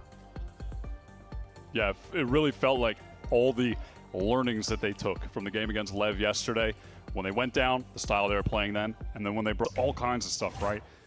G2 playing. Scuba's able to win the fight out and take no damage doing so. Good signs here for the defenders.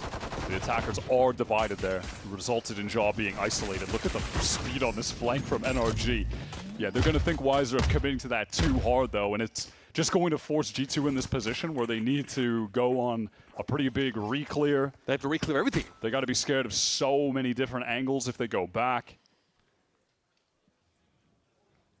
But they still have to do it. They've got 50-odd seconds in this round to work with. They know what they're up against on that B side. They've dealt with the barrage of defensive util. You see, Ethan here is ready for this pivot. He could fall back behind that special delivery. Back to the site, maybe hold it alongside Marta. Yep, he's seen enough. Yep, sends it out, 30 crosses back left. to site, and now these two can play together. And it honestly looks like they want to try to hold, even though, yeah, they could play for a retake. Mata is entrenched in a main, and Valorant is none the wiser. That is a super free kill. Yep. A nice little shot. And now Ethan, he just needs to live. He's just got to wait for everyone else to show up, and then they go for the retake and trade things out. Okay. Spy plant down here. Trent's able to clear that dart nice and quick, but he's going to be overwhelmed in a couple moments. Leaf is playing this tight angle with the frenzy. It's a decent amount of damage here being laid down by Trent. Might have created an opportunity now. Elite for the kill actually gets an additional flash, and he gets the dink. Okay, some damage, but Trent, this is tough. He's got the ghost to work with now, and the swing is a little wide. Nice syncopation there from NRG. And they'll notch up another pistol. Crucial one in this Pearl map. And there is that, 10 seconds be it limited defensive utility because it's a pistol round, but they were still able to stall part of the team off, and Jaw gets isolated on that slide in. Great first kill from Scuba, and from there NRG are able to work just a nice, simple man advantage round. Trade things out, fight together. Again, imagine they've converted really nicely on their anti-ecos over the course of this series. A couple unfortunate thrifties in that first map, but generally converting off the pistol into that second round has been trivial. Yeah, that hasn't been an issue yet since that second half of Lotus, where it was a big issue. They lost 2 of them. But they've definitely stabilized, at least in that regard, of the game. And to be fair, those weren't rounds against the 5 classics. Those were still like semi-buy, kind of light buy rounds they were losing to. Well, I mean, I say that, Baby Bay gets an opener. Nicely done for Brook. Yeah. Every reason to exude confidence from that spot, but the trades have been here. And Jaw recovers the Guardian. Did I curse this? Say it ain't so.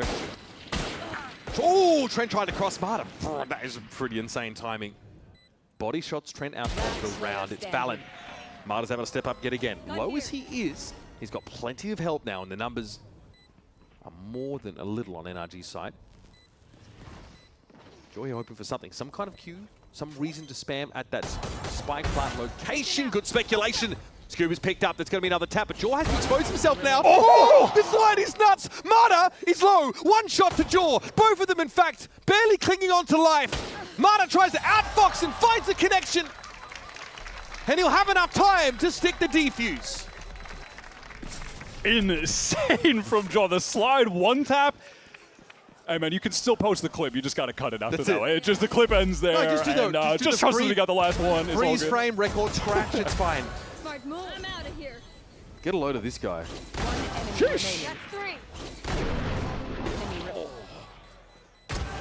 Credit to Mata though. He gets the 3K with the Marshall to save the round. We got it, boys. We got it. Hey, we got it. I think last map in the same situation, they flawlessed on that round, and then the economy had a nice boost. Yeah, that's not really the case here. That to say, actually. They just have nobody. So Jaw gets a hell of a lot done, even in the round loss. And now for G2, it's a pretty slow start, and the expectation is that NRG would push up into Plaza. Could be because it's just giving bonus. As a unit, NRG are trending across the map, maybe thinking about that art fight. They've got no info about Plaza until now. So this stealth drone seeing absolutely nothing should inform their movements. And maybe, yeah, make them consider getting some presence established back on B. G2 have no willingness to play fast into this round. They don't want to walk into any kind of trap, just ensure that they can take things at their own G2 pace. Now 5 angles. Send this fake into B with the run it back, and you can see across the minimap that has done the trick. It has drawn the attention of everyone from NRG. Ethan spammed down, caught behind pillar, and NRG will pretty soon learn when the spike gets planted that actually it's over on the A side, and this was all just a fake on B that also resulted in them getting kills because they had better guns. Oh wow, Brock catches that timing. No one is watching art. Unreal moment for Brock there to emerge. This is going to buy so much time. Time for the rotates to come in, but one of them is caught already. Scuba down, back inside the defense side spawn. And Brock trying to get out there onto the side. He cannot stop the plant this time, and suffice to say the plant location has changed. Yeah, was able to slip the net, exploit the one little mistake from G2 in that round to get the 1 kill, but G2 are really good at asking each other where their gaps are. They do it all the time. Perhaps not in this round. Yeah, it definitely just felt like everyone was still occupied over on that B side. Someone wouldn't have been that close that soon. Kiko just playing for the exits, able to get his first. Get closer to a lockdown maybe. But it's G2 back to winning ways, and hey, taking 3 rifles out of this round, pretty reasonable. Kiko a kill and a Vandal for his trouble. Safe from the blast now as that lead though for G2 is going to be re-established. Here's the fake for Leaf. But honestly, I don't blame them for thinking it was the genuine article. Yeah, even on a round like that, you're going up against NRG with a ton of util to throw at you, potentially some cringe weapons on a round like that as well. So G2, they want to ensure that they can win that out. They play that like it's a straight up gun round, you know, trying to go for an ult fake just to make sure that they lock things up. 3-round buffer established by G2. Winning that gun round, but they obviously have to go to Stingers for VALORANT and Trent here.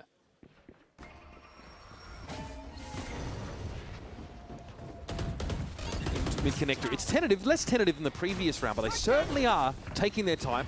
So going to be a full accelerate from G2. The fast lane is expended. Haunt goes over the top towards B and Jaws in off the relay bolt. And also the turret's dealt with now, so no crosshair breaking ability on this defense side setup. And Jaw, Scooby doesn't realize it, but he's already into halls. No one saw him cross. That one-way smoke might have obscured Marta's vision. Both players being forced into back halls is a nightmare for NRG trying to anchor that site.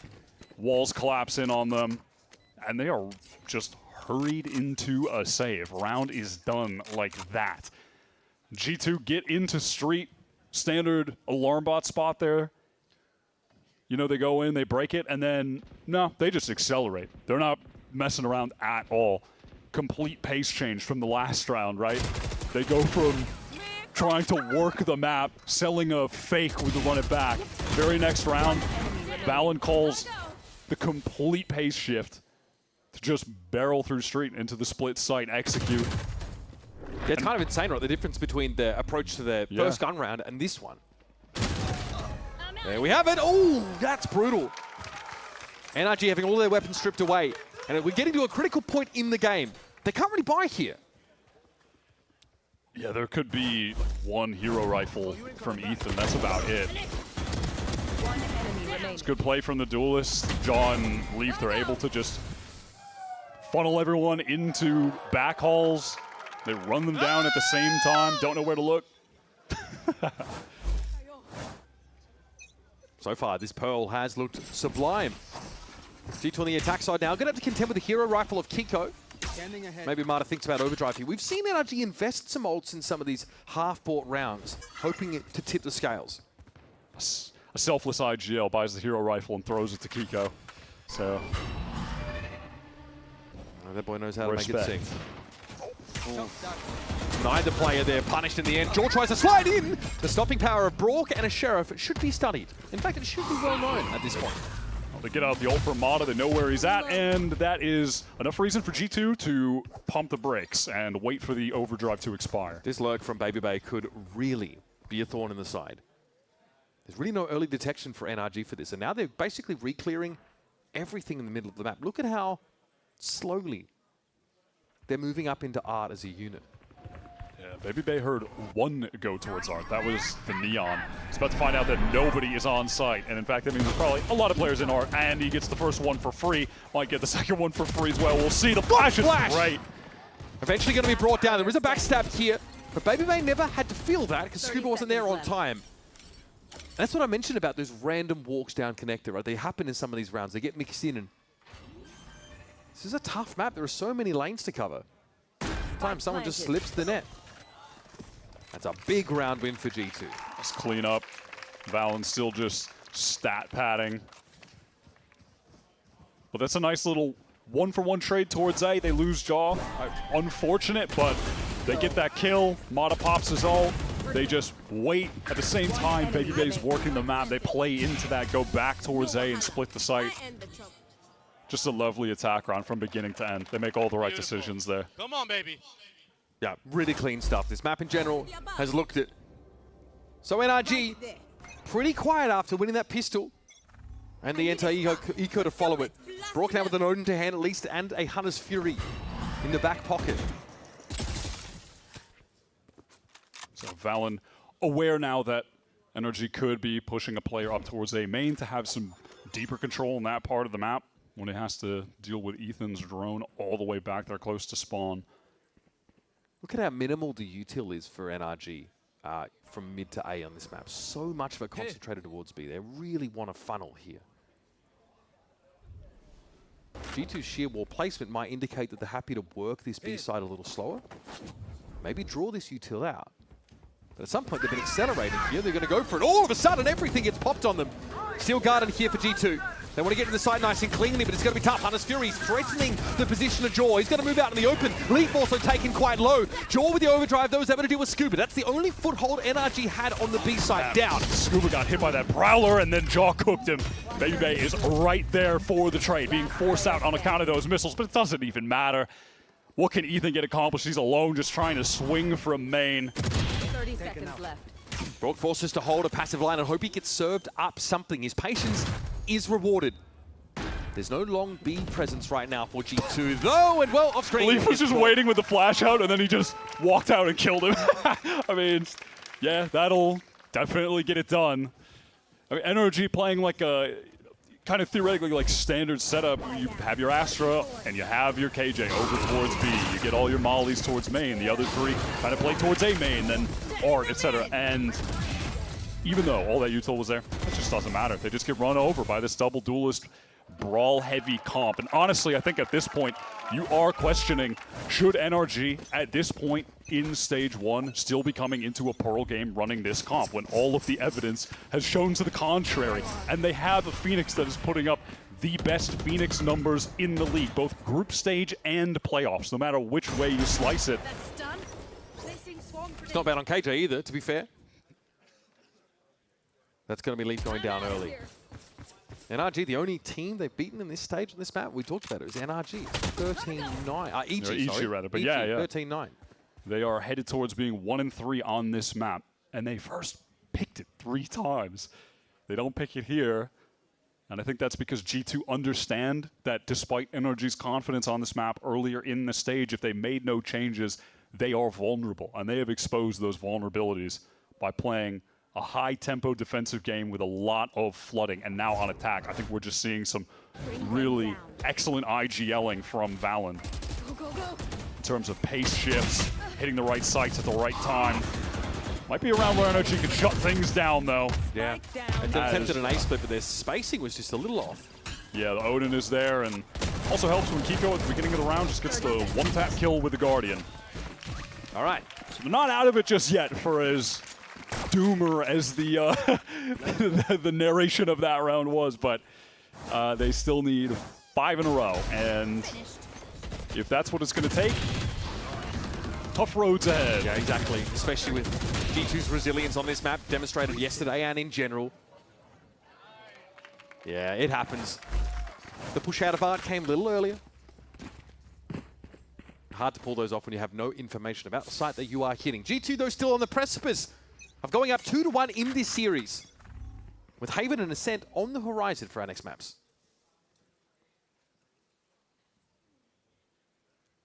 Slow towards mid R. G2 right now getting up close street, and then they pop that util out. They need to force that Odin off of the angle. They want to make any headway. They're KG. They know that NRG are pushed up again these mid extremities. Sparta down. Okay, they're actually able to get themselves into Art now. Cosmic Divide slammed immediately. Kiko has to have the stopping power here. One by one, he might be challenged, but the flash would have come through the wall and blinded him anyway. Trent wins it. And now they got that A site under lock. Run it back on top of everything. Leaf gets that with the kills and with that plant. He's just going to use it right away. If he can get another kill, great. Also, just going to delay a bit. Cause some chaos for NRG. Does an NRG side Cosmic Divide, though, to try and get them back in. Played retake and denied that A-main position. Ethan fighting him through the masonry. Thinks about the wall bang here, but Valen is going to get involved now. Ethan's got to act quickly. He does down Trent. Baby Bay rotating in late. Has the timing, and a backstab is good. Red G2 look like night and day. With some of their uncertainty yesterday, especially early on that Pearl map, come up strong. It is a dominant showing. It feels like they've really just exposed a vulnerability in this NRG map pool. Something needs to shift for them moving forward. But that's moving forward. Today, it's just resulting in G2 going up 2-1 in the series. Now on the cusp of making another stage final if they can steal Haven away from NRG. That is what these best of fives are going to do. They're going to expose some of those weaknesses in pool. And now that idea once again for NRG, like you said, got tested. Good signs here for G2. Many people still believing that they'd be able to make that bounce back. And Josh said they put the work in. The VOD review was gainful yesterday, and now they're all smiles for now. We'll take a quick break, and when we return, the desk is going to set the table for Haven.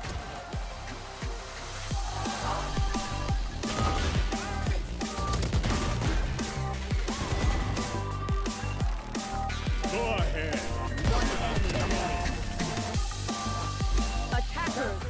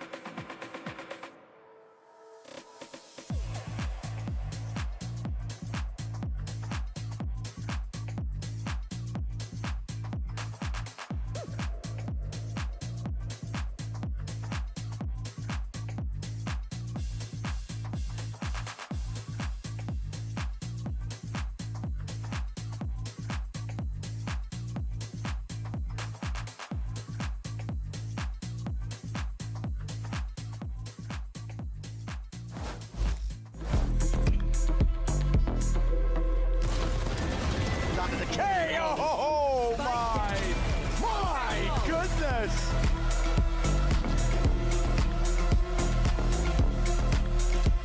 It's a true one-on-one, are you joking? He is out of his mind, Ethan! Back at VCT Americas Block Party for some player versus player with the fans. I got Alex here. Valen or Ye?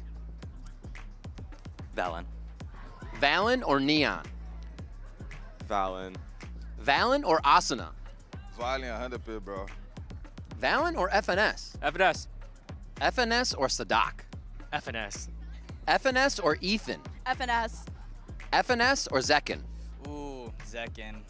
Zekin or Cryo? I think Zekin. Zekin or Tens? Tens.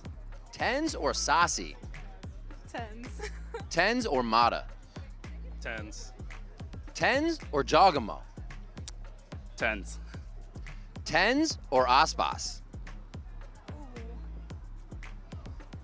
Aspas. Aspas finally dethrones Tens from the last, I don't know how many people picking Tens. That's all we got here from the block party, though. There's more action to go on for today. Thank you so much for hanging out with us. I appreciate it. We got Killjoy out here. We got ISO. There's way more, but we got games to get to, so let's do that. All right, well, that was certainly illuminating there. Fans. Yeah, when certainly... does Tens play? Yeah, when does Tens play? Does anyone here know, as a matter of fact? Hey, well, we'll figure it out later. In any case, though, folks, welcome back as we look to break down everything that we just saw in our last map here. Let's just jump straight into it because one of the standouts of that map, first half was looking incredible, but then you were just seeing Valen really put it together for this squad. Look, if Riv had asked me, I would have said Valen because he was playing like a beast out there, especially there's so many of these late rounds. The calling from Ethan, there were a lot of rounds in the first half where they waited for the last second to come into a site, and Valen's anchoring was immaculate. Whether he was the sole anchor or he was getting called in to that side, every single time he was coming up with 2 or 3 kills. Yeah, Valen was incredible here. And I think their approach to defense was excellent on this map. They were very often just full giving up mid control and letting NRG take that space, and instead choosing to very heavily bunker onto these sites around Valen, primarily as that anchor, with normally Jaw being the guy to push you on that other side, going for a lot of these flanks. And I think that's such a good approach. Let NRG use that double initiator util to clear into mid, to waste all their time there, and then just have great approaches to how you're spamming through the smokes, how you're hard anchoring, and just denying them from ever actually getting the plant down, where their comp thrives. And it's been a staple of this series, I think, as well. Even you think back on Lotus to start it off, there were multiple rounds where NRG lose it out because of good anchoring or last-second heroics to stop the spike from getting planted down. This is something that NRG need to figure out in these late moments, actually cracking the code against G2's anchoring. Yeah, it truly did feel like what we were seeing from G2 was a team that wasn't afraid to fight as well. For sure. You had heard earlier as well the praise that was being heaped toward Jogamo and what this guy brings to the table. I think that game was a great illustration of why he's such a force, Mimi. The kid really, when he's got the dog, he's ready to go. Yeah, you can't just sit back on sites unless you have a threat elsewhere that's forcing your opponent to use util. And Jaw was the threat the entire time. This guy looked absolutely excellent. And to me, it's just so insane how consistently you'll watch Jaw in a regular season, in a match it doesn't matter less, show up and be like, okay. And then the second the stakes are high, the second it's a lower final, elimination is on the line, he is always absolutely excellent. Yeah. And this game, no exception on Pearl. He completely turned it on, especially going into the second half. The actual execs into the sites, out from Jogamo, always coming away with first kills. Just beautiful work from him. Yeah, no, really well done. I mean, you look at the stats there. You're getting that crazy output from Valen, and then you're also getting that crazy output from Jogamo. Makes sense why the scoreline was what it was. It certainly does. And I think that we really saw the value of just playing the double duelist and playing to the meta on this map, because the work not only Jaw was doing, but also having Leaf to back him up, the impact from those flashes, from being able to cycle the ults a lot on the attack side, felt really high to me from G2. So NRG, I think, getting a little exposed here with a map weaker in their pool, but luckily, EO5, still more for them to play as we head towards strengths. That's right. There's strengths Haven. That's coming up next, right? So we got a situation here where NRG, they need this win or else that's it. They're done. Their run is going to be done here at playoffs. G2 would get that opportunity for the run back against Leviathan. That's what's at stake here. But for NRG, this is such a huge chance for them to really restabilize themselves, because remember, they've only been able to win one map in any series that they've played against these guys. Yeah, and they've never beaten G2 in a best of 5, and they've never been able to win a trophy here on American soil. That's what's at stake. You're even having the shot to do that in tomorrow. Yeah, big opportunity here, of course, for NRG to try and force that map 5. But of course, for G2 Esports, they get this win here. They lock in their spot. They're punching their ticket to fight for a trophy in the finals. But let's actually set up Haven a little bit more, shall we? We got Sideshow standing by in the back. He's going to break things down and really set the tone for what we should be expecting on Haven. As Golden Boy has told you, NRG really desperately need this map victory on Haven. And if you think about the big strengths of NRG, who's a player that comes to mind? It's Brok with his Odin. Brok's Odin is an absolute nightmare to get past at the best of times. You think about what he's going to be going up with here. I think what's critical is this new spam line that he's found. On the attack side, he's going to be able to get this line all the way down A-Long. So you see here, as NRG are taking A-Long control, they've got this spam line that goes all the way down, and here's Brok doing it on the other side on defense. So this spam damage stops you as a defender from jiggle peeking at the same spot that Brok is playing. And then when he's on defense, you're putting damage into A lobby from a different angle. You can still wallbang from the B connector, by the way, through that door frame, but you can now apply even more pressure as NRG, for example, are working up and doing an A lobby crunch. Odin spam coming through, rattling through the door into A lobby. As they're attacking and taking space, Odin spam rattling through towards A-Long. Brok is a menace. He is an absolute menace. And this tweak that NRG have brought out here, because, you know, he could still be spamming the more common lines like Garage, as I said, the B connector, it just adds more areas of the map where G2 have to be really cautious on their attack sides. he's everywhere. He's everything with the Odin in his hand. And Brock is going to be a really critical player for G2 to think about as they move forward. NRG have only had to show this map 2 times so far. They've looked absolutely clinical every single time. But as you can see, NRG need it desperately in order to push us to a map 5. So we'll see whether the rest of the desk and the crowd think that this is a likely outcome. Are we going to map 5? Oh no, crowd, you think we're going to map 5? All right, but here's a better question. Who wants free stuff? Somehow louder. All right, just so you know, there's like metal on this, so be careful.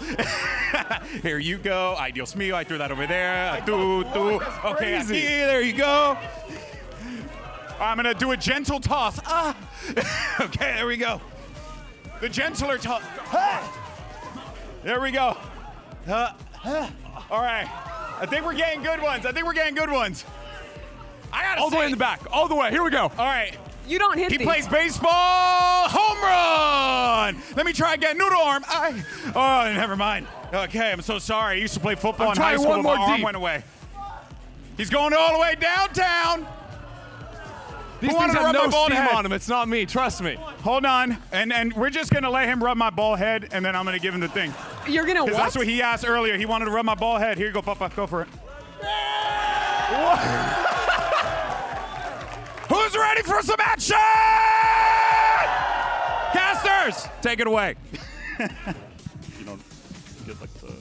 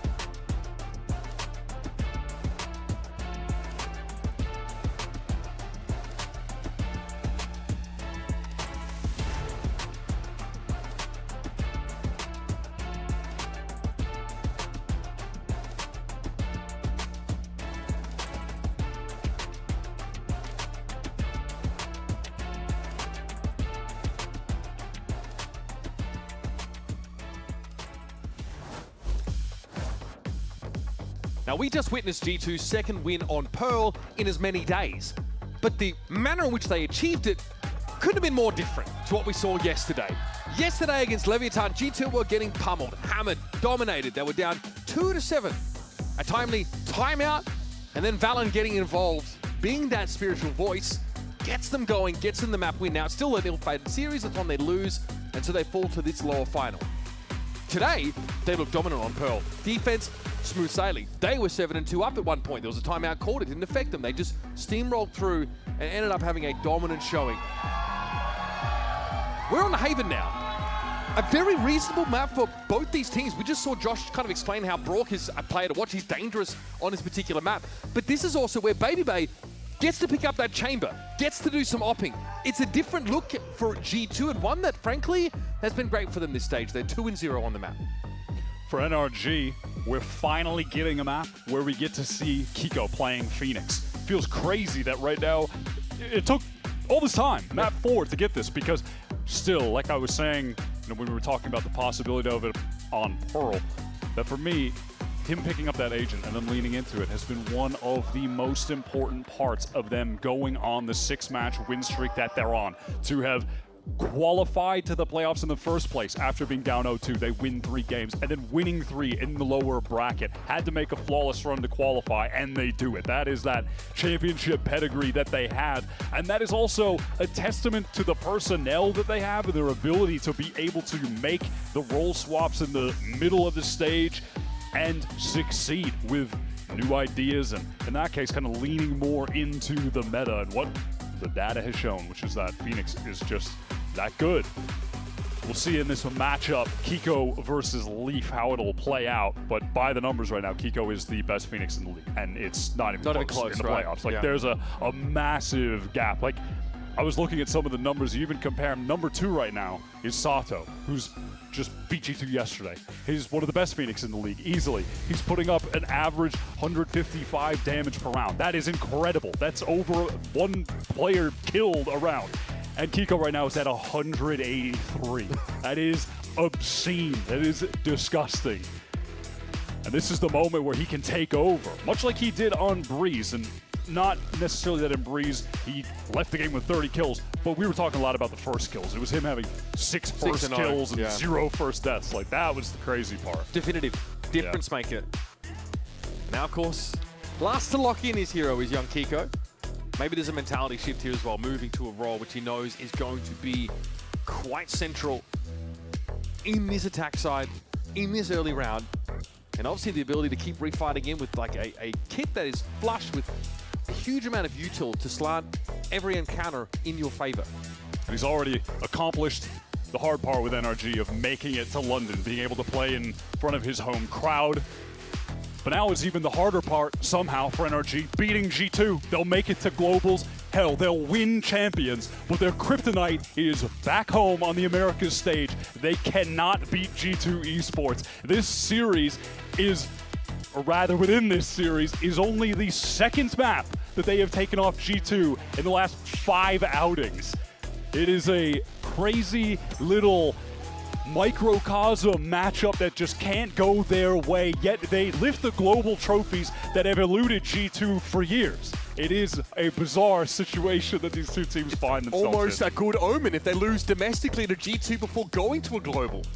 At this point, if you're going to be that level of superstitious, as a fan, perhaps you're not bothered what the result is. For G2, though, they get the better of NRG every time, and they see them leapfrog them at globals. That whether it's, cruising through these matchups, we see NRG like flipping these 10-2 halves against them. G2 fight, they're at every global, they grind, and they still haven't gotten that global title. After all these years. Still haunts them that they got that 2nd place finish at Bangkok to start last year, losing in OT 14-16, and then later that year, NRG's roster rejuvenated with Challengers talent. Guys at the G2 roster were playing against the Challengers years ago, then they already made the league, had more opportunities, and yet NRG lift that trophy, but they haven't been able to best them. Grandfathered into a championship. Can they take this Haven map, their own pick? Baby Bay is trying to stop them of that early with that opening kill. You mentioned it, but on the chamber here, this is just a map where he gets to shine. It's a map where he gets to op a lot. One thing I enjoy in this map especially is what Leaf can do in a lot of these like post-plant scenarios as well. He's got some nerdy Blaze Wall lineups. He often tries to play aggressively out of Garage. Kiko trying to get himself set up on a long here. Trent, though, exchanges pleasantries with him at lane. But those ghost shots ring out and out. Here's the push on towards the side, but Baby Bay still in a commanding position, lording over NRG as they try to make their way through the cyber cage.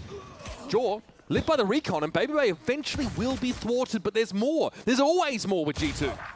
Brock is always deadly with the Sheriff on a pistol round, but Valen in form shuts him out of the round. Flash is great from Kiko. Again, that's what he loves to do in these mid-rounds. Flash himself into these engagements, and now that he's finally run out of util. But he's got that health lead. Trent is in danger and has no idea where the Phoenix could be headed without making noise. Kiko's able to get onto the C side. On HP, but he is the clutch player for G2. Trent actually has some pretty helpful util for this. Where are you? Still waiting. Horn at least can let him get onto the side. He's thinking twice about it though. Trent is the clutch gene of G2. Just think about all of the positions that he needs to clear right now. And you mentioned it earlier, Trent loves to watch other players in clutch scenarios to learn their tendencies. Has he been reading up on young Geo? Here's the tap. Kiko on the swing. Come on, please. Okay. Nerves of steel there. Eventually Kiko boots him out the server. Such a tough situation for Trent to just try to come out on top with, right? The amount of different angles he has to clear, playing against the clock. Kiko plants a spike in a position where he could be playing from a lot of different positions effectively as well, so. He's everywhere, bro. He was in A main, like rattling the cage with Trent earlier, then he's in the B side, then he obviously went over to C. So active, so impactful. NRG buying on this round to try to get a full on the next. They've got a couple rifles. One is in the hands of Kiko. He's already got 3 orbs, and they'd love to be able to get that run it back for the 3rd round. And obviously, as with G2, right? They're just playing for that Leaf Phoenix orb early. Yep, Scuba has the util on the extremity, so NRG see this coming long before it happens. That means it's an easy accelerate onto the B site now, and they will hunker down. Also, a little walk here through Spawn for Marta. Didn't find anything off that A side of the map, though. There'll be some arresting util. Molly here to make things a bit more complicated. Scuba does get the hot foot himself. Here comes G2. Fully ready to brawl. The slide is good for Jaw. Right click gets the job done. Kiko, though, here, trying to be careful, trying to slice the pie if he can. He goes low. Decayed down, and Jaw's able to clean him up. Marta dives in, though. He's got the stinger. Well apportioned for this task. And the paranoia makes it impossible for Trent to intervene. And yeah, NRG lose a lot of players, but they didn't bring much into the round, and they leave with the 2 rifles, so it's not a big deal. They also leave the round with Kiko getting the run it back. That was one of the primary objectives that they have going into it, aside from, you know, winning it. So they kind of achieve on most of the intended fronts there. Hey! We talked about these bonus round runner-backs being pretty helpful. We have seen a really solid game so far from Jaw on the Neon. Last map, he was great. Already off to a hot start, despite the rounds going NRG's way. He always rises to these games of consequence. Domestically or at land. Oh my God! Even he can't believe Oh my, that is gross. Joke's over. That's Marta downed already. Jaw will try and hold a position here. Kiko going to be stunned up as he tries to get in. It's run it back, of course. This is all free real estate. It'll be sent packing pretty darn fast. It's Leaf, though, who has another early exit from the round. Molly Force fell out into the open, but no one can capitalize. The spam line, oh my God, that was just inches away, but the gap in the wall exposes Scuba and gives Jaw the free kill so he can get into this site. Try to support Valen, who's playing from Plat. They can work together, but Jaw just forward. That's crazy. Okay, goes for it, but it's even numbers. This is G2, obviously their first buy on in.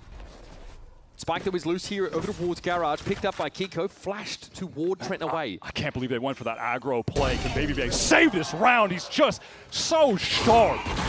I get him on the chamber, and he's going to make some magic happen. No! Surely not. Wow. He was blinded. Trent barely gets away with that. That is a scrappy as hell G2 round, but they're able to pull it barely across the finish line. Trent is in a 1v1 there. If he goes down, BabyBay was not ready to help. This first shot was actually gross. Even hit, look at it. Bro. And then in this backside fight, Jaw decided to slide forward while Valen jumped up on Plat, trying to just These guys are keep moving, the aggro up. Crazy round. Leaf does look a little bit befuddled out there. He randomly died in, like, connector outside B-side behind Garage. Kiko continuing to farm orbs. No one on the C side from G2 has anything to say about it. Despite the round lost, there's still damage done to G2's econ. Look at the state of it right now. They need to win this round to keep it online. Brock, oh my God. 11 HP, but he does get out. And in the midst of all this, Babybay is just doing chamber stuff. Just walking down, taking space for free, and then you get a kill and you just teleport away. It's been his bread and butter. These first kills have been crazy. It's Mata again that falls because of a line that he's holding. It's my dad too. No sewer presence here yet for NRG. That's being held tightly by Jaw. This Odin is going to be a nuisance. He won't need to slide and fire it to find success there, I suspect.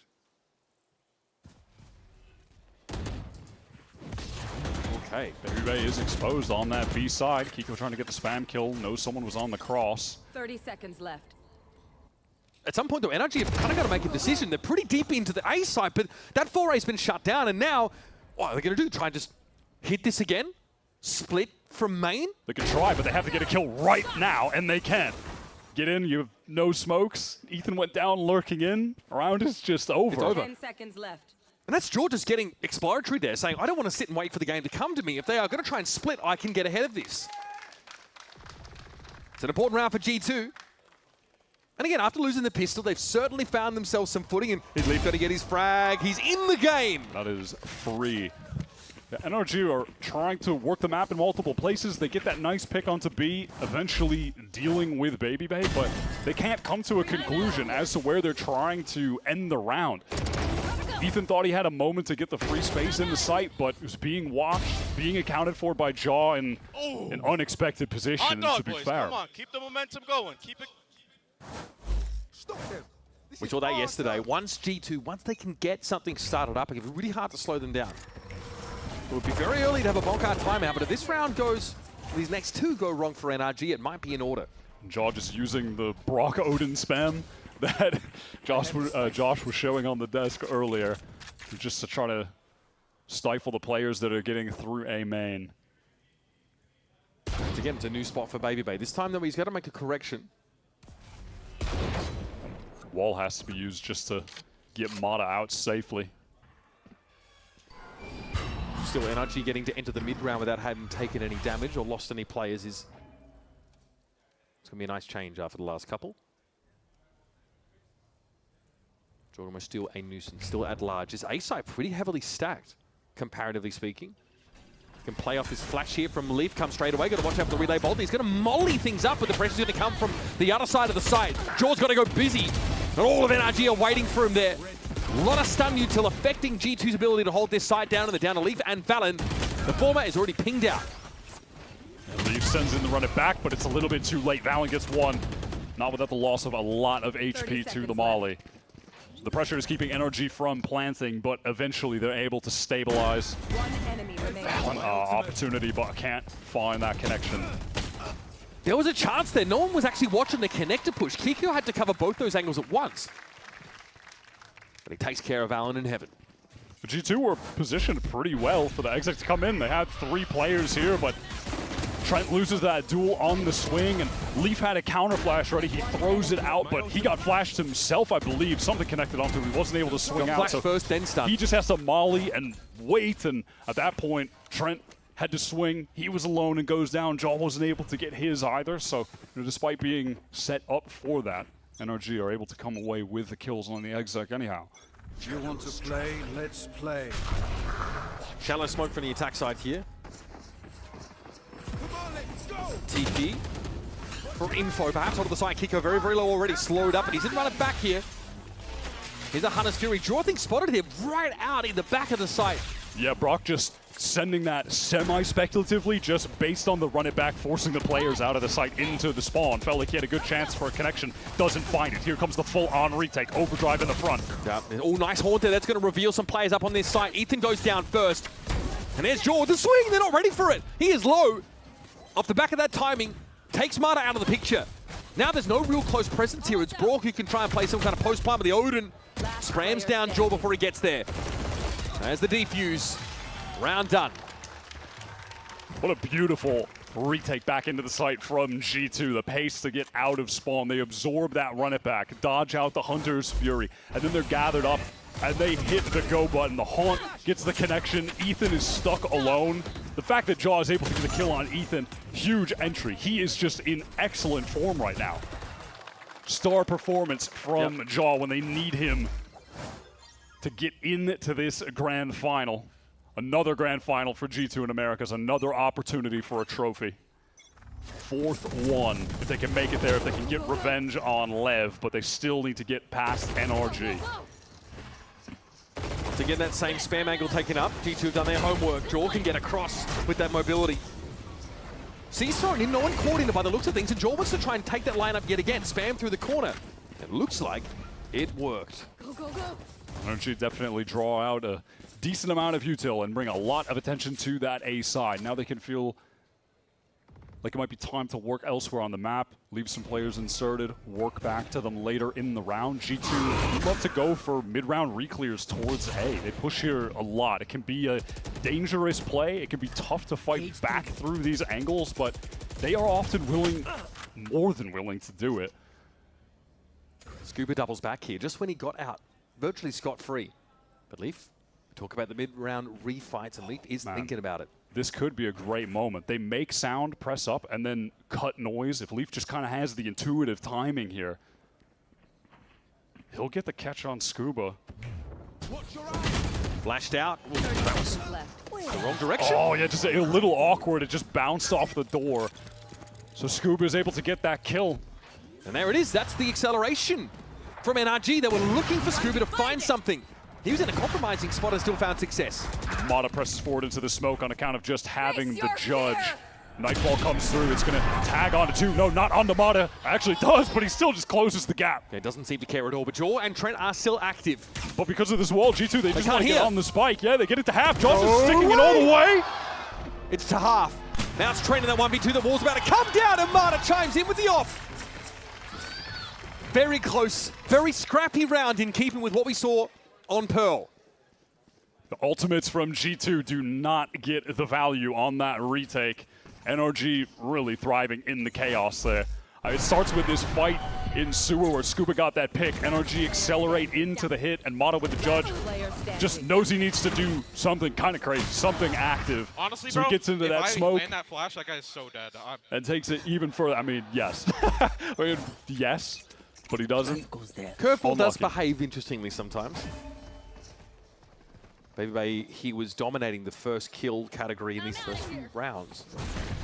Now the rest of G2 really just so little to work with. Just a flash and the swing to force these G2 players back and get that orb. Now NRG will probably set up shop here, maybe even start a foray into mid and just sit there. Forcing G2 to make a mid-round re-clear, or they walk into a held angle. Take flight.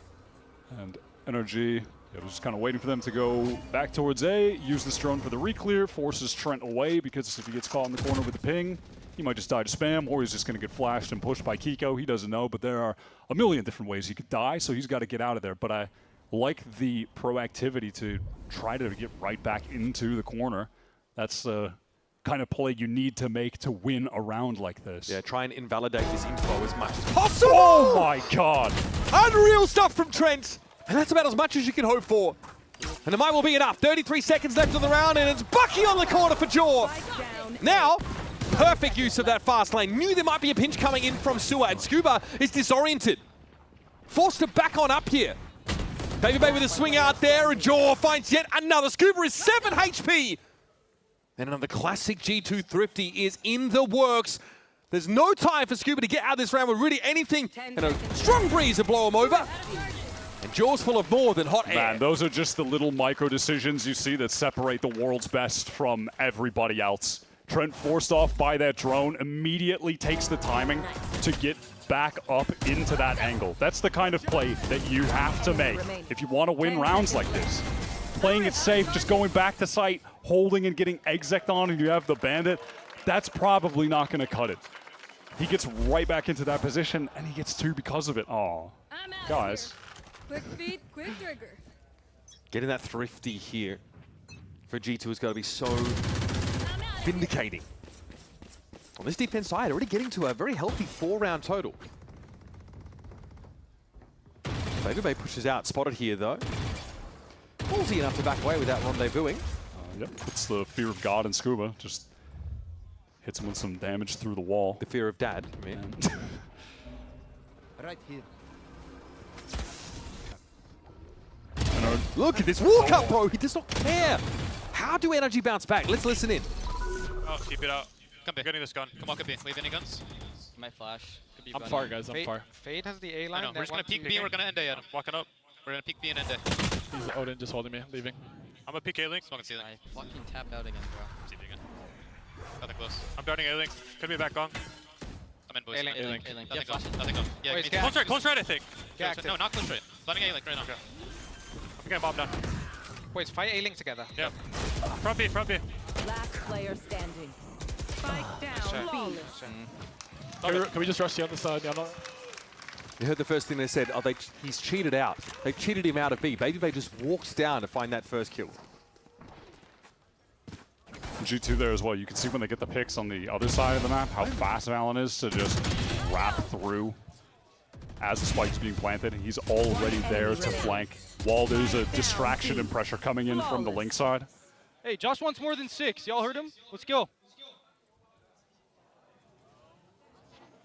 I mean, yeah, he's requesting more than 6 on this defense side, right? Normally the tougher side, you're spread pretty thin.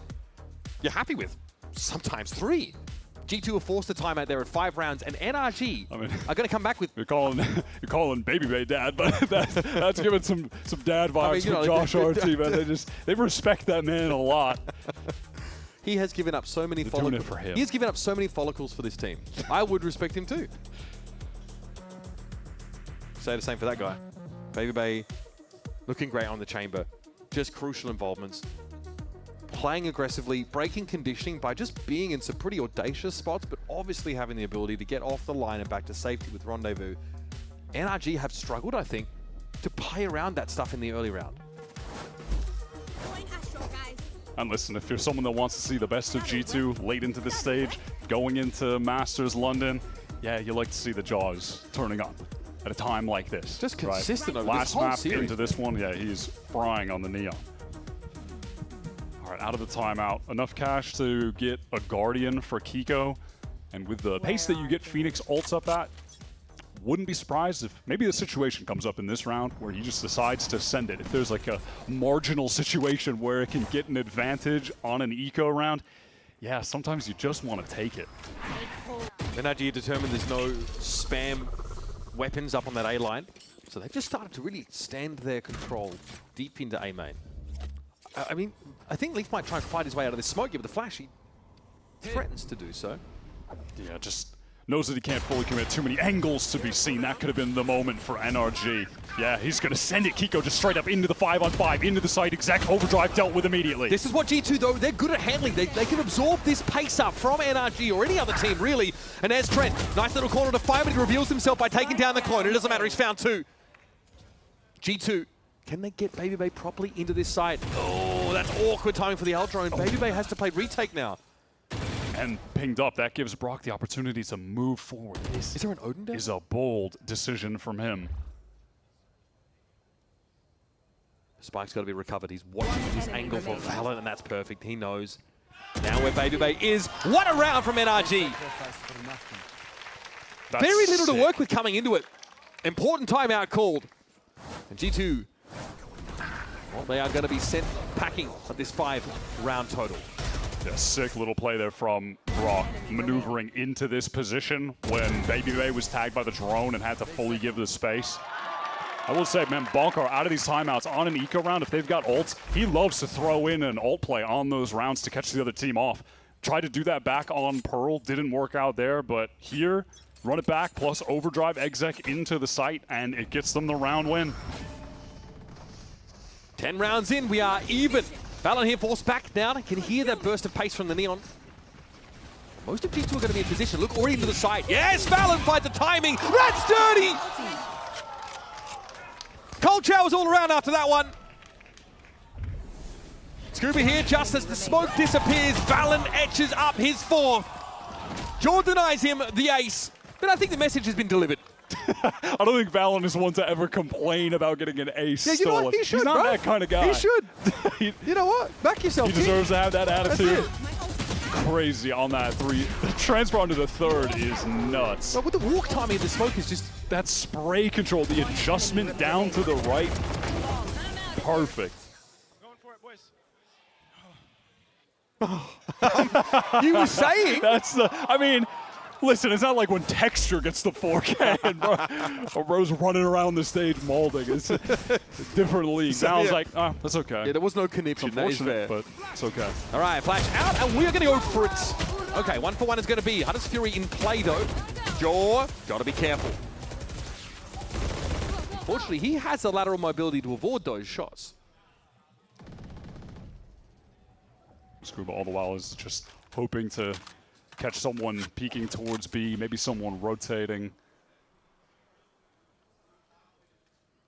So NRG here, they've taken this mid-slope area, right? Scuba has control, and they're just This is a good little setup, though, for G2. They have the info if someone gets in towards B. They have the players stacked up towards A if the hit gets there, and they can rotate to B quickly. And they've got garage control, having VALORANT posted up there. What's Jaw doing? Huh? What is he doing, bro? We're getting a little too crazy. We are getting a little too crazy. Baby's trying to get on the angle. Close, close. Vibing, man. So that round is just pure vibes from G2. They had a good setup, and then they sent it on them. That was a situation where it's like, all right, well, no matter where NRG go, G2 are kind of set up, prepped for it, right? But Trent goes down on that peak. Jaw is just in there trying to fight because VALORANT called after getting the kill on Ethan towards garage. They just wanted to swing out. And listen, I like that they're keeping the aggressive mentality there. It ends up looking a little funny with Jaw swinging, but I still like the idea overall. Josh RT asked for more than 6 rounds. He's going to have to settle for an even half, but coming off defense, G2 have got to be feeling good. We'll be back after this with more Haven.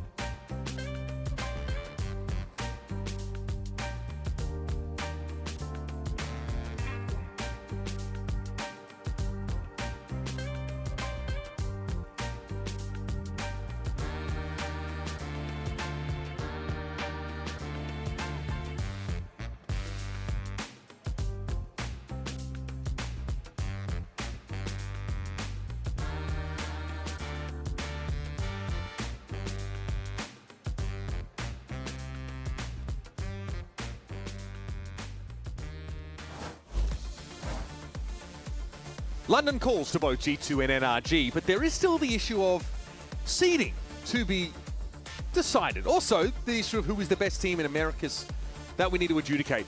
This game, of course, gets either NRG or G2 in a face-off with Leviatán, but G2 a rematch against them for the Americas Stage 1 title. And the question of who the best team in Americas is, honestly, never felt more up in the air than it has throughout this stage, and yet we've gotten to a place where still in the top 3, despite both being down 0-2. NRG and G2, they are here. The curveball is that Leviatán are waiting right now in the grand finals, trying to lift the second trophy, and that organization's history here in Americas. We'll see which of these two teams can make it there. If we can go to a map 5 here from NRG, Kiko wants that. He's fighting out straight away and gets the first. Jaw, though, is able to trade that one out. And it's a consideration here for Ethan if he wants to emerge through garage as well. But he's tempered that aggression. He walks up into a headhunter line and takes a chunk of damage. Dre just knew he had a timing to get into sight, but goes right into the waiting arms of Brock with that Sheriff. Demon with the weapon on these pistol rounds, and now it's all in Trent. 1v3. Man, Scuba should be able to finish this off easily. There it is, another pistol picked up here for NRG. An interesting first half there. G2 obviously find a crucial 50, and look to be a bit of a problem here for NRG, but they've scraped together some key rounds. And Brock is looking sick with the Sheriff as usual. Cool little trap play from NRG. on a pistol round where you're going to be light on util, it's just paranoia plus your one Phoenix flash. Is there an audio cue of someone going towards garage early? If yes, both of us press the mouse 1 button on these abilities and then just send it out and fight. It's pretty cool from NRG. I wonder if G2 are planning a push through garage here. The pings might have indicated that. Early in the garage, this is going to force Kiko off of it. Doesn't really want to tangle with large numbers of G2 players in there, and he'll get drawn and be able to fall off the line. Duck back for more, that's fine. Baby Bay, yep, always a rat. Up inside that B site now. And that spike might end up joining him via main. Can Baby Bay prevent this cross from being covered? He was finding some insane lurk timings on Pearl. He's been doing a lot of backstabbing on these attack rounds throughout this stage. Being the primary sentinel, has had a knack for the timings for sure.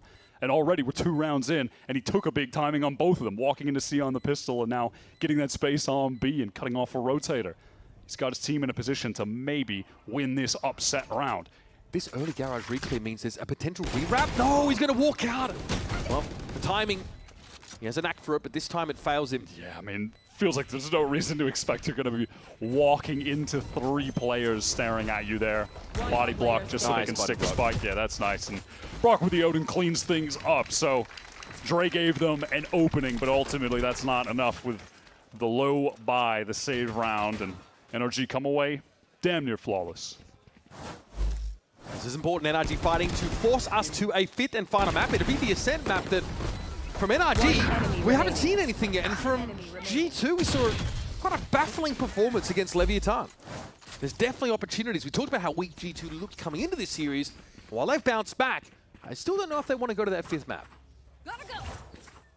Samada's going to go ahead and pick up this Outlaw, and there's a couple one-shottable targets on G2.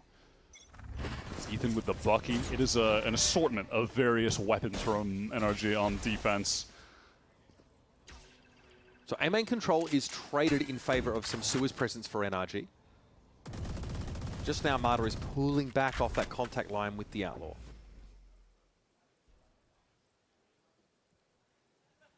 NRG just have Ethan jiggling towards that back B side. It's a patient G2. These are the moments where you listen in on their comms, and every little inch of the map that they will be trying to canvas, it's like 3-2-1, 3-2-1. They're always just peeking these things together. They're so regimented in these mid-round moments. Because of how deep on the site Scuba is there, that Blaze Wall doesn't do anything for G2. They were trying to imply a split on C, but the Cypher is just going to see everything.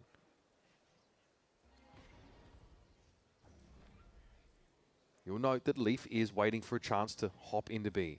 Still a flash to his name. Yeah, he wants to make noise, be a distraction, draw some attention there.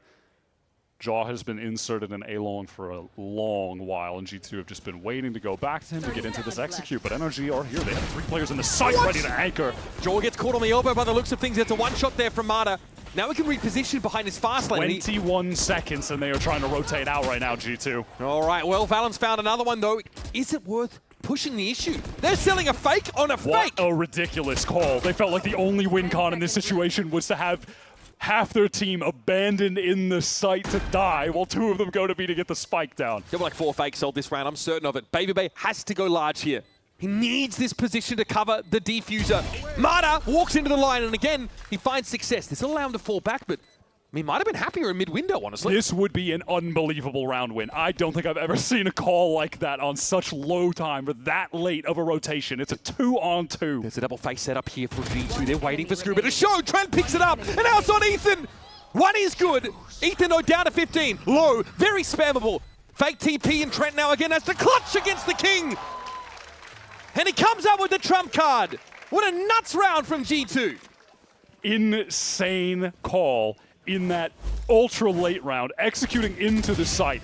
In this situation, I don't know how many times you need to play it, but 99% of the time, it feels like the attackers are just going to be running into a brick wall on that site. They're going to send it and just try to win the fight, get the spike down, do what they can. But G2 decide to abandon half their team on that site with like 15 seconds remaining or so to run back to B and plant in a man disadvantaged situation, but they think that'll be more winnable. That is crazy, and it works. I'm stunned. That's an insane call from them. And for Trent and BabyBay to then close it out on top of that in the 2v3 is just ridiculous. Prowler into a garage here. Scuba takes his time, eventually finds the kill, but Kiko, can he pick this line up? Dangerous stuff! Kiko doesn't expect the third player, and now Leaf is so deep here on their C side. He's practically part of the masonry. On too low HP to actually get anything done, though. Nightfall avoided by Ethan. Valen just trying to wait for a moment up in mid-window. Dre has to fight close with that Stinger, but Ethan gets the best of him. Trent on the Phantom. He hears that Ethan's crossed. That's important information to pass. They can pull off this side. Yeah, Trent has to give that space, and at this point is happy to get somewhere else on the map that's a little bit safer. Valen upgrades the gun, has the Vandal now. Gonna just try to meet up with his teammate. So we're gonna see it again. In a man disadvantaged situation, G2 are crossing the map to an alternate bomb site. These are the two longest standing members of the team. Well, like 4 years, 5 years these guys have been playing together. From the days pre-partnership to playing in Challengers to qualifying. Teammates for ages. Can G2 take down another 2 versus 3? I don't think Ethan saw the second player in hell. Don't know how important that is. Valen's able to cross and he's still healthy enough now. A crossfire put together. No, Valen's solo on this angle. It doesn't seem to matter. Trent again gets to be the second bite of the apple. And the later mouse gets the cheese, baby. It's a tied game yet again as G2 even it up. Back-to-back 2 versus 3s. They closed them both out. It's ridiculous. They've got the star power and the right decision-making going for them.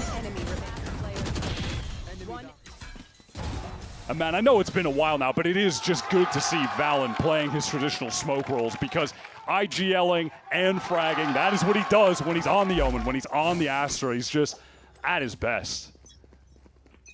G2 again, these rounds that they've strung together, reminiscent of the thrifties they managed to pull off on the previous maps. And there's an opener for BabyBay, just what the doctor ordered. Let's listen into some comms here to see how G2 advance out of this position. Go. Yeah. Get orb, Alex. Full greed. He's going to be here. Give Alex the plant, Trent. Or could be there. I don't know. He could be close right. I don't give a bit.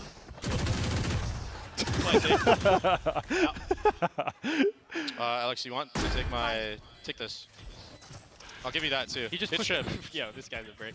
You gotta ban Diddle as well, alright? Okay. Don't kill him. Let Alex kill him. That ult is fucking huge for this next gun round.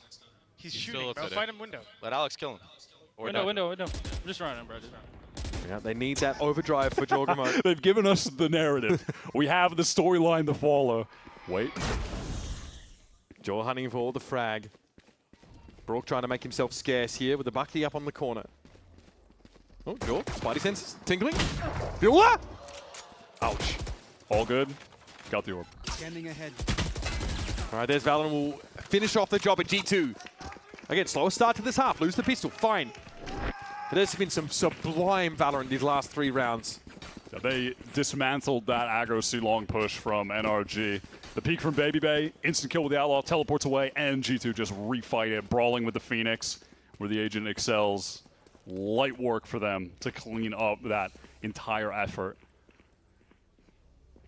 And NRG, what's this answer supposed to be here? They feel like they've been caught short-handed in so many parts of this map. They are going to be spread thin by design. Kiko. Oh, it's brutal. Is they're finding the advantages, but they're not closing some of these rounds out. Mata's ultra aggro, deals with the run it back, and as that Hunter's Fury to supplement that, that's beautiful. That is wild. NRG fight out all those openings. God. They push up on every extremity. And there's no way G2 are ready for that. The destructive play in A main. The all-out push from Mata that gets supported by the Hunter's Fury from Brock. Breaks the run it back. And then there can't be the instant trade. Jeez, Ethan is so early up mid. Oh my god! Yeah, that's just Ethan with like the fast TPs getting in there. Crazy little set piece called, and it absolutely fries G2. Tour de force has to be lent on by BabyBay here. As outside of that, his weaponry is pretty bad. All right, well, the pace is still crazy. Again, fight to A main. Mata's all the way through. What is this peak? What is going on? And everyone's spamming. Leaf's able to get away. Healing up now. Brock trying to get around behind his own Aldrone, and BabyBay is so low. He's got to respect the shock dart. Ethan pushed up close, and BabyBay is not ready for this. This is the up-tempo pace from NRG. This is TDM. We might as well be casting a game on Drift. This is just chaos, bro. And Josh is saying, we can absorb these up-tempo plays. We can absorb these pace increases. Can you? I don't even know where did Joe even come from? where was he at? Did he go through? I mean, there's too much going on. I think he went up. I'm overstimulated. Here is Scuba now. Production, replay the round at 0.5 speed. We're going to have time for that by the looks of things because young Scoob is unsure about what G2's game plan is now. Having to retake into the A site, one of the toughest sites in the game to retake against both duelists. Long odds. Certainly a deck that's stacked against Scuba, and yeah, we hear the overdrive now in play. Relay Bolt gives an inkling as to where the Cypher might be, and that'll be checked by Jaw. And they just know. They just know. The duelist work into the double swing. No chance for Scuba there. No chance. I'm going to try to parse out what happened in that round via the replays, and I'll let you know. Oh my God, what was that kill? Hey, remember, you're trying to make sense of this. I don't know, I'm just going to react. I'm just going to give you reactions, that's it. YouTuber thumbnail face type activity, bro. I got nothing. And they're ripping the overdrive in the 1v2. Chaos the last 2 rounds. Just back-to-back NRG all out with the push through A main. It's crazy. Oh, guys. Who didn't charge their mouse? Yep. Always seems to be the mouse. We'll wait on a confirmation here, folks. We'll let you know what the delay is. But yeah, pretty back and forth second half here. I need more Red Bull. Talk about something, bro. All right, just down. I mean, we can go back at least coming into this round. NRG still in a position to buy, still have Brock in possession of the Odin. Let's run it back. While we heard G2 on comms talking about how important it is to try and feed those ultimates over to Leaf, Kiko has one of himself to work. And remember, NRG's game plan, they're playing double duelists on this map, so they do want to make some pops on defense, but they are hitting all 3 extremities at once in some of these rounds. Kiko's just flashing himself out of garage. Scuba deep in C. Something ridiculous from Marta sliding up in A-long. There's always going to be something that NRG have in the back pocket. And it's going to give G2 pause in a lot of these early rounds. That's now something they're conditioned to have to be concerned about. How's that? Was that good? Yeah, no, great job. I needed some more Red Bull. It's a long game. Don't reach for it again. Just done it for you. You've asked me. Can you say something else? I'm trying to take another sip, bro. Paycheck stealing. Insane behavior. Still no update on the reason here, but looks like perhaps it was young Kiko's monitor. I am impressed at the way he plays with that. Yeah. Feels like you're staring into a pool. Gotta love the cat mouse, bro. It's all their cats individually. I think they've actually... Oh, well, I know Trent has one as well. Does Leaf might not have a cat? That's fair. Is Baby Bay still using Demon 1's mouse pad? Demon 1 mouse pad, yeah, I think so. He was yesterday. He still had it. Okay, so... Just investigating. But like, how do you see anything? Like, at what? Because again, like the contrast of the monitor changes, right? When you look at it in that angle. I've actually generally seen players in other games. One player I used to commentate would turn his monitor like horizontally, and he basically would like it'd be the sharpest angle, so he'd almost have it perpendicular to his face. Man, I don't know where he's at, but at times like these, shout out to Redgar, man. He was the goat of having the crazy monitor set up. What was his setup? In early VALORANT, his was the like above him, kind of like 1 inch away. That's a classic. Like he's one of those like OG. reclining gamer chairs, you know, where the screen is like hanging down over the top. I respect it. All right, so we are investigating a potential bug in the game. So that is what our officials have communicated to us. So here's Trent for now and his take on Kiko's ever-evolving and pretty diverse agent pool. Kiko, he's been on a different agents, I would say. He's widened his agent pool, and we haven't really played against that type of play style from them specifically. So we're gonna have to kind of feel out, you know, his plays, his play style, and you know, try and counter it or just be ready for it, really.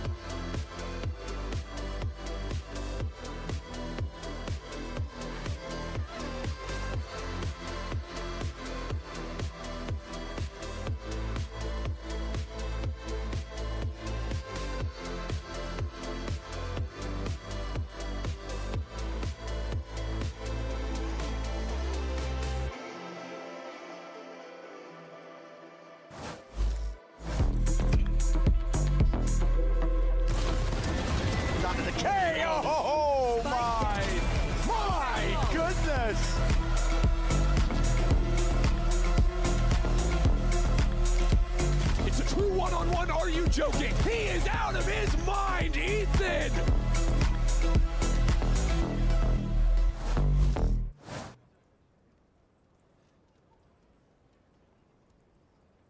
Hey everybody, this is VCT Americas Tips and Tricks, and today I'm going to show you how to use the concept of a falling one-way smoke. Now this can be done with any agent who has one of those orb smokes you can place from outer space, kind of like a Harbor or an Omen. I'm using a Harbor here on Breeze, and the idea is pretty simple. Essentially all you're going to do is throw a one-way that it blooms above the ground, and as it falls you can see that little gap underneath the smoke where someone's feet would be visible. And you can use this on pretty much any smoke, but John QT of Sentinels uses this on Harbor on attack to get space and deny the early angle in B main. Once the smoke fades away, you're gonna see that what he'll do is he'll throw it right here at the start of a round. And what it does is it allows his teammates, as they move up here, to see the feet of a player right there and get a kill if they were being challenged on the early angle. It also gives them orb control and allows them to pop out from the smoke when they want to go for a hit. Really, you can use this at any time, but especially if you know someone's holding an angle, you can use it to get the upper hand and get a kill. That's it for me. Yeah, many of those tricks we saw showcased pretty extensively on Breeze earlier on in this series. If you're just joining us, we are in map number 4, and it is a close affair on Haven. Now, we've been investigating a bug in the game, so it's required some footage to be reviewed, and we are going to be rolling back the round, is what I've been told. So, yeah, not too sure about the specifics on what it was, but either way, that's something we're going to be dealing with now. And of course, these two teams coming to stage 1, they're 0-2. Everyone's freaking out. The amount of Americas is cooked I'm seeing is crazy. Like, you know, I'm out of the country, I'm at another event, I'm seeing this, I come back and I'm like, okay, right, I've got to cover these games. All of a sudden, first game of G2 I cast, I'm like, this seems fine. They seem like as good as they were before. What are you talking about? They are back to their old tricks. They have, you know, changed their style. They've dropped the Harbor. They've been playing that on a bunch of different maps. And NRG, same story. Their adoption of the Phoenix, it feels like what really drove this team, began this run, put them in a position where now they can fight for the top spot in Americas. Yeah, I think both getting the Phoenix and taking their map pool in a different direction helped a lot too. Like, we're not seeing Fracture today, but I think they really locked in on that map. It's up near the top of their pool, and it's good of G2 to get it the hell out of here, frankly. But moving away from something like Pearl, where they, had success in the past, but haven't recently, I think benefited them a lot to be able to go on the 6-match win streak that they're on, winning 3 at the end of the group stage, winning 3 in the lower bracket to qualify for London. See if it's going to be enough, though, to finally beat their demons in G2, the team that they just cannot overcome. And honestly, so far, we were split down the middle when we came into this series in terms of our ton of predictions. It felt like the conditions were right this time. You know, like the last time these guys were in a BO5, it was the Stage 2 finals of last year, and that's where NRG were making a name for themselves. That's when they were able to beat Sen, who were always in the number 2 spot. They're up against G2 in the finals, and they lose 3 out. And 2 of the maps weren't really close at all. Then they obviously go on to win Champions, and that kind of shifts the status quo a little bit. But you move on from there, and yeah, this year, even on Haven actually, was one of the maps. In kickoff, G2 obliterated NRG 2-0 when G2 debuted some of their new double duelist looks. First time they were really playing this fast game style. We're getting back into it now. I'm told we had a bug with Kiko's Phoenix ult. That's what was being looked at. So round rolled back, G2 go back to 9 here. And Jogamo has been instantly inserted over towards A short. So G2 will have a later option in this round to pivot back, go for an A execute if he doesn't get re-cleared. Yeah, it doesn't get re-cleared if he keeps this space. And there's a re-clear towards long from NRG, but that is not his position at the moment. This G2 team are happy to prod both extremities of the map. Dre with this op over towards C, leaving Job in sewer over on A, and deciding what the best option is later in the round. It's a mid-round walk-up. Okay, he sees it now. This is going to get Leaf. It's going to get his attention. NRG feeling really starved for info, knowing that Baby Bakery pushed up C, knowing they have no A control. The read from the team right now is that there was just going to be an A exec, but it's only Jaw alone. Getting caught by Brock. Scuba now revealed. This is going to provoke a rotation in. Yeah, there's that rotation right in time, but Leaf just deals with Mata immediately. Big frag for Leaf and there's Baby Bay clearing Scuba out from the back of the side. Kiko, can he flash into this? Runner back active, of course. Gets a second chance, may not even need it. It's on Valen now. Oh my goodness! Kiko will return. Post-ult. Valen has to go for this plant though. Time is so short that Molly would have stalled him out. Blaze wall. That hurts, man. That really that stings. change to the wall. I mean, yeah, it does so much damage going through the box. Valen now knows where Kiko is. What a swing! What a win! What a Red Bull clutch from the captain. Again and again. Valen delivers. These are the kind of series late in Americas where Valen just decides to be that guy. Like in the qualifying game for kickoff to make it to Santiago, he went with like 64 for 30. It was something like that, playing Astra across 3 maps. That's messed up. That is messed up. Just late in these Americas tournaments, the highest stakes matches, BO5s especially. There's no sense of exhaustion with him at all. No, he just thrives in this environment. Oh, my what? God, Bro, man, come on. He has gotten the most disgusting kills on this map. They're all the first bloods as well. It's ridiculous. It's just giving a feeling that G2 can't lose this. They can't lose these rounds. They just don't. Scuba's pulled over towards that garage direction here, leaving C site open with the exception of that util. And now where do you go from here as NRG? You want to play for a retake later and you have no smokes for any of the choke points? That's going to be tough. No paranoia to get back in. That's going to be tough. I must wait. Okay. No, they want to anchor this site. That's a win con they can play to. Mata, great first shot. He got in so quick. Can he get out though? That's the problem. He might not want to. Yep, he sticks around, doubles back here with his overdrive. And all of a sudden, that ridiculous early advantage G2 eked out has gone.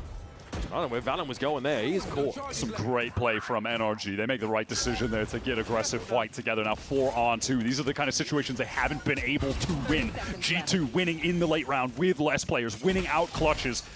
NRG need this bad. Leafs have been allowed to cross. He's so alone. He is so isolated.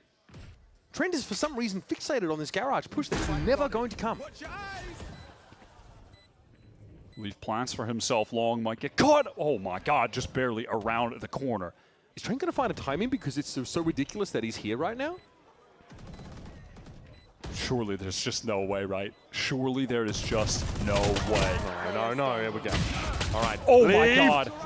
He gets the flash. Had the flash, but didn't have the health. Scuba's going to be able to get this game evened up again. The kills get him the reflash. Oh my God, he had me sweating. They always make it close. They always keep it dangerous, no matter what. Round opens because Bang Bang gets this ridiculous shot. But then NRG make a good team fight decision here to just surge into that C site as soon as the pressure was coming through the choke. Mata gets the kill with the op, switches to the overdrive for a second. That's beautiful from him. Frustrating after just a bizarre opener gained by Baby Bay. For NRG, these rounds have been few and far between in this end of the match. But that's crucial. It's going to mess with the economy of G2 in a big way. There's just some incredible play from both teams, and why would you expect anything else but that? One of the most consistent teams globally in the world in G2 and the reigning champions winners. And yet somehow this is in the lower bracket final. Maybe we'll talk about that later. But it's, again, execute into C. Scuba, perfect timing with the trip. Happy to play up that side cage. Trip combo now going to be seized towards the back of the side, spotted by Leaf. He has a rifle, but there's going to be a trade easily enough. Valen somehow gets away. Hopping, skipping, jumping. He's out. Stunned up low, tries to swing it. Mata's there with the op. The long barrel of the law prevails. Felt like we haven't seen as much opping from Mata in this stage as we have at different points in his VCT career, but one of the best in the league whenever he picks it up. This NRG team, again, doing a great job just fighting towards this C-side. The backside trips that are playing for giving your ability, giving your team the ability, to flood. Just like that, right? They get back in. No one is able to break the one trip, so even with even with a delayed ping, Scuba still just gets that free one, right? We were promised a scrappy game, and we are getting it. Looks like NRG are going right back to this A fight. Flash with the stun over the wall. That is sick. It forces Baby Bay away. Do they know it's possible that someone slipped the net? Yeah, it's Ethan with the op, huh? But he gets the kill. It's crazy that he's so aware of that. Leaf tries to get through that garage spot with the run it back. Now he might come back with some backup. At least George taking up that position. It's a pretty shallow owl drawing out towards C site. Oh, good. We got my opping IGL on the case. Oh, okay. Scuba just 1 for 1 there, but that's going to be enough, surely. It's B-side now looking open for G2. Wait a minute, George getting active out of garage. And that was Ethan out in the open on the angle as well, so he can't even kind of glide back, stay alive. Brock getting flashed. Oh, back on the re-swing, he gets it. Fall blind doesn't seem to matter. Hold in 1 for the boys is the game plan. Brock trying to get involved in the rest of this round because Trent is the last one standing. Planted at the back of the C site. This is actually awkward for Trent to try and hold from. Surely not, right? Up against the Neon that's just going to jump around and then the Odin spraying you. It's a terrible post-plant position for Trent. It just can't feel comfortable. Marta can easily jump peek and confirm. Oh my God. I know. Oh my God. I mean, my heart dropped for a second. That is crazy. I thought it too. Now, though, NRG get up to 12. That is just like an uncrackable 1v2, though, against the Odin Sova and a Neon that's just going to be jumping around while you have low HP. We talk about Baby Bay being really willing right now as this Sentinel main lurking on attack to try to push for timings. And it was working out early in this half, but we're seeing in a crucial round like this, it's just not paying off anymore. Scuba has the awareness, he understands that that gap is there, and he closes it. He ends Baby Bay's life on that round. Now the last dregs of credits left. G2 have to make a play for over 5. But crazy enough, if they have their backs against the wall. Obviously got to be pleased to have taken that result away on Pearl. And honestly, felt like a couple of rounds ago they were poised to run away with this. Just frankly leave NRG in their dust. We had a break in play, a chance for NRG to recuperate, and now they're looking sharp. They're looking ready. We've seen Josh RT give the team a lot of set pieces out of timeouts over the last couple days. Is that going to be the amount? Results in a ton of damage. And now you've got to recalibrate a little bit and ask yourself whether the game plan you walked into the round with works now when VALORANT and Trent are both at 45. Just look at how susceptible they'll be to Odin spam at some point later in the round too, how frustrating that could get. Importantly, though, it's not the duelists that get knocked down in terms of health. So those frontliners at least will be healthy enough, but that is a very tightly held B site by NRG. 4 players converge there. Yeah, they are just ready for off some amount of contact from Ethan, throw out that Kiko flash play. I mean, they covered almost all their lanes. The only gap is either sewer or A main. There's been enough noise cut that, yeah, they want to get some information. They want to take a fight to G2. Relay bolt slide is good. 1 for 1, though. Brock steps up with the Odin. This could be it, folks. Map 5 well and truly on the cards in this lower final. Brock here gets a ping and some spam to follow it up. It wouldn't be Brock if it wasn't dirty stuff. Those are the players he lit up with a Hunter's Fury earlier. And our Baby Bay, the last hope for G2 to get this series ended early. She's very unlikely. He'll step up, be knocked down. We are getting maximum VALORANT today. We're going to ascend to decide our last finalist. Both teams winning on the maps that they've picked. NRG coming out with some really world-class play on that Haven defense. The last string of rounds were genuinely fantastic. Some unbelievable gameplay to watch. We're headed to Ascent next one. Yesterday, we saw G2 falter. It was the cause of frustrations for Josh RT. And in the case of NRG, we don't know what we're going to see. This is going to be their debut on the map. Is a 90-minute VOD review going to be enough for G2 to show us a little bit more on Ascent? Classic, quintessential map. And NRG, I'm sure, are going to be coming in with a plan, and they've got some footage to review. They've seen G2 on it yesterday. There's a lot on the line here. A shot at the Americas Stage 1 title hangs in the balance for these two teams. We'll be right back after our desk gets a set for our final map. Last player standing. Spike down, C.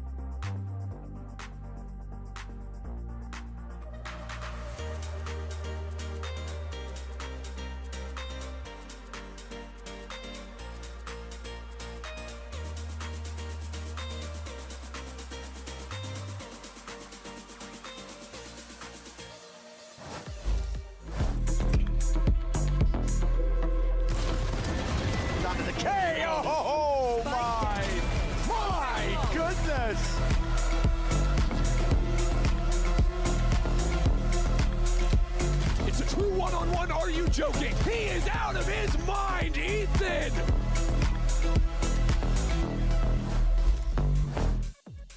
Welcome back, everyone, to VCT Americas as we get ready for our 5th map in this BO5. I think we look a little different, though. No. A little plumper, you know, maybe a little fluffier. Actually, Josh, what's wrong with your ears? I've always been plump and fluffy. Nothing to be said about that. I'm getting up. Oh, God. Oh, hello, everyone. Welcome back. Was that hard? The show. It was a little difficult, you know, hurt my knees when I was but a child. In any case, so let's go ahead and talk about someone who's breaking knees out there. It's Kiko on the entry. This guy's been absolutely successful, and that was one hell of a transition. Dude, I really love the way that NRG were able to scrap together and find some rounds. I mean, most of this is because they won double pistol, right? But they still have to win some rifle rounds somewhere. And on their attack side, it was coming with these AXX. And Kiko was actually massively instrumental on their defense side too, with his Phoenix ults flooding in. So the combo, the value that they get from this guy, he was the spearhead that made something work on Haven. And it was the exact same in the last series they played as well, where he was the guy stepping up and bringing energy back into it. And that's looking at a BO5 today, where he's played the Omen, he's played the Killjoy, now he's played the Phoenix. They're asking him to do so many different roles, so many different tasks, and he's just been so incredibly consistent for energy in all of it. But every time you ask him, he always says, I like this. I like to be able to have the flexibility to play what I want to play. And as a result, I think, you know, you see it right then and there. And I gotta tell you, there's something in the water with NRG when it comes to getting these young players going, and like Mata, Scuba, right? Sure. How they were able to incorporate them into the team so well. And now with Kiko, it really is impressive. Yeah, it's really incredible for me. I think that NRG's turnaround this stage after losing those first 2 games, a lot of it has been off of the role changes they've had for Kiko in my mind. Having him on the Jet on Breeze, on the Phoenix, giving him these opportunities to be in the roles where he really shines individually. I think that's been like the extra percent for NRG that's made the difference. He might get his wish today of being able to get the first victory against G2. This is already the best performance that NRG have ever had. Yeah, they doubled up, baby. They doubled up. Before, they had only ever beaten them on one map across they got 5 games. So we doubled up. Look at that. 100% success rate. Of course, so for more on what is going on with our IGLs, because there's been an incredible battle happening there as well, we have Ender to break things down. What you got for us, buddy? Yeah, truthfully, I thought Valen's calling was absolutely excellent. Nah, come on, man. Get this guy. Get him out of here. Get him gone. Look, I want to talk about the brains of the operation here. All right, Valen called a beautiful round. This is the cope for G2. He's still calling a fantastic game, and I just want you to watch how expertly he shows presence around the map and sells a critical fake at the very end. The start of this round is very simple. It's just a little bit of A main control. That's going to be the first place that G2 head right at the start of the round, and it's all to put their Neon and their Chamber back into the line. But you can't just exec into the site after this. Number 2 means you got to head into Garage and pull some attention over towards this C side if you actually want to sell that you're going onto that way, and then you can pivot back into A. But still, there's even a little bit more. There's going to be a Prowler that goes down long, because right now, with this smoke, G2 could have any number of players behind it ready to pop on out and hit into the site. That's the idea that Valen's trying to go for. Now, Ethan on the other side, he's not going to bite on any of this, because G2 haven't really shown anything. They've shown utility, but they haven't put bodies on the line. And the same thing is going to be true here over on front B as G2 try and shift back onto A. You've got the Phoenix there that's going to throw a flash out, but still there's nothing that's actually fooling NRG at all, because they've got a player on the site that sees nothing. And here's where things get difficult for G2, because on this site, NRG still have 3 players stacked over here, and immediately at the start, they get the opening pick. And all that time that was spent means we're now down under 30 seconds. So Valen needs to come up with an answer quickly. And that answer is going to come through in the blink of an eye. With now 20 seconds left on the clock, Valen realizes, hey, if we're trying to sell a fake onto this A site, we can't just throw utility. We got to put some bodies on the line. And Valen says he is the guy to do it. Look at it. His Phoenix is miles behind him. His other players are rotating onto the B site. But unless Valen gets onto the site and get kills and convinces NRG there's a hit coming down, there is nothing that's going to stop NRG from fully reading this play. He goes in, gets the kill, buys all this time, pulls those players off the B site to set up for G2 to plant the spike, and eventually for Trent to clutch out and win the round. You don't got to watch that again. Just trust me. Trent's got you in good hands, and G2, solid hands heading into this 5th map. Yeah, and that sets us up now for a clash to score. Yeah, at the very least, apologize to Dan the Penguin. Good, my. It's like we're animals over here. But of course, though, it is going to be a bit of a savage game as we get ready for map 5. It's going to be Ascent as we dive into this. Let's talk about what we should be expecting here.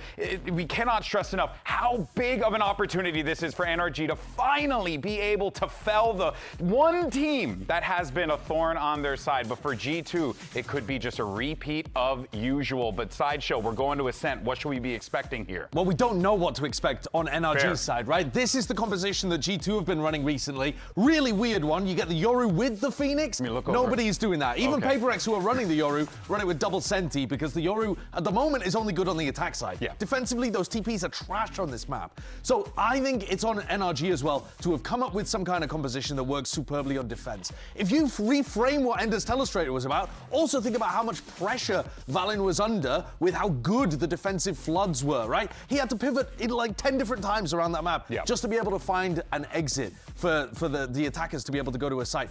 This is the defense map being played by the defense teams right now. So it should be really difficult for the attackers to crack. Yeah. And I think it'll even be different than yesterday with this attack side for G2. I think they really looked bad in terms of the micro, how they were playing off each other. A lot of that got exposed. But Josh, he was mad after that. He said they weren't playing to the game plan. They have more to show. And NRG, it's all questions here as we head into map 5. Yeah, it's going to be one wild matchup. That much is for certain here as we get down to the wire, Mimi. I got to tell you, like, this feels like a game for the sickos, right? The people who love the nerdy defensive holds, the setups, the unique strategies. I'm hoping that's what we're going to be treated to here, map 5. It will be, but it's also for the people that love the stories and love seeing it come full circle. Both these squads have the thing that their opponent was never able to get. For G2, they've always gotten domestic trophies. NRG's never had that. NRG, they got the trophy at their first global with the new team.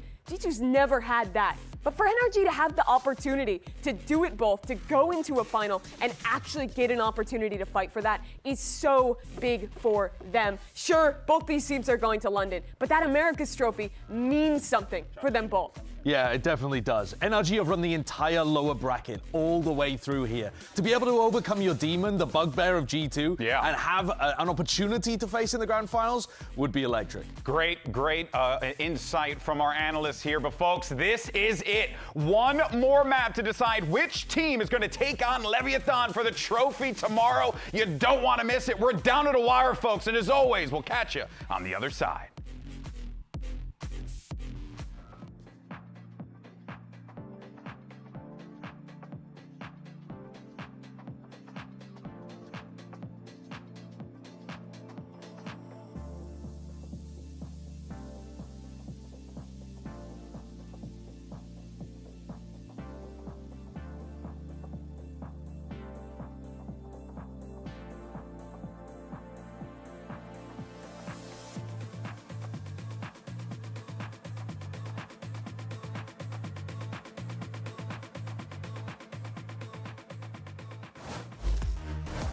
And you'd be forgiven for thinking that these two teams were heated rivals, right? Both strong competitors in their region, both showing great results globally. But between the two of them, G2 have dominated this head-to-head for the longest time now. This would be, generally, like for NRG, historic. To take a series win against G2 in this series, they've already won as many maps against G2 as they have more ever. More by one.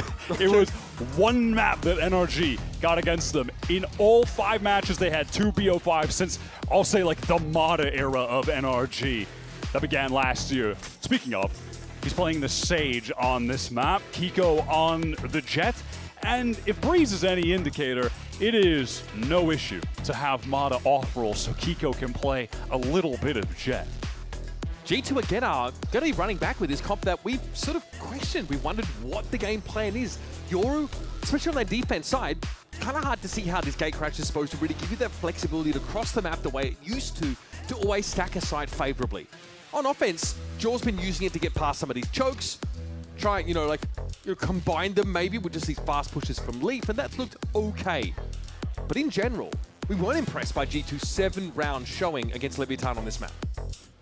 No, and just in the sort of duelist head-to-head comparison here, Jaw is in form. We've seen that on the Neon across the last couple maps. He's playing great today. So do I trust that he can have a better Yoru game now than he did against Lev when they came out the gate just cold?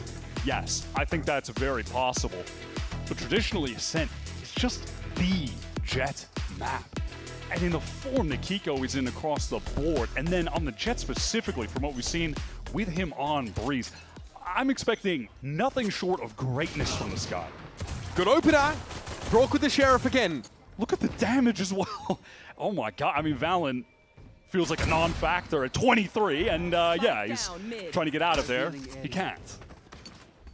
Sheepishly, G2 are backing away from tiles now, realizing that their options just became severely limited on this map.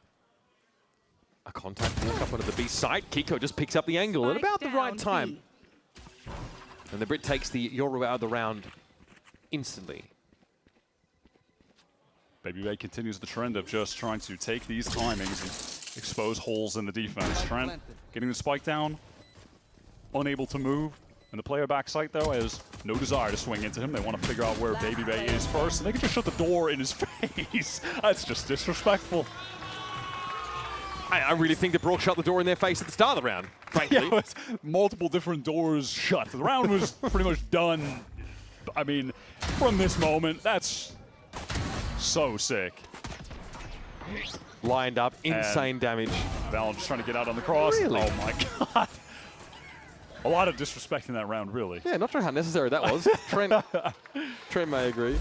But those two, Trent and Ethan, have been trying to clutch up against each other all series long. So another pistol lost, further skewing G2's pistol record matchup against NRG, might I add. Trent versus Ethan, that is a hell of an initiator matchup. Yep. Two of the GOATs, for real. And G2 on a lot of classics. Save for BabyBay. Fast into B main, get Leaf the orb. Of course, just more of your standard Phoenix things. Kiko tried to re-swing back onto that line when he heard the orb tap. Obviously, free kills to the Outlaw are pretty huge here, but no, G2 might just get to go around the world here and play for as many orbs as possible.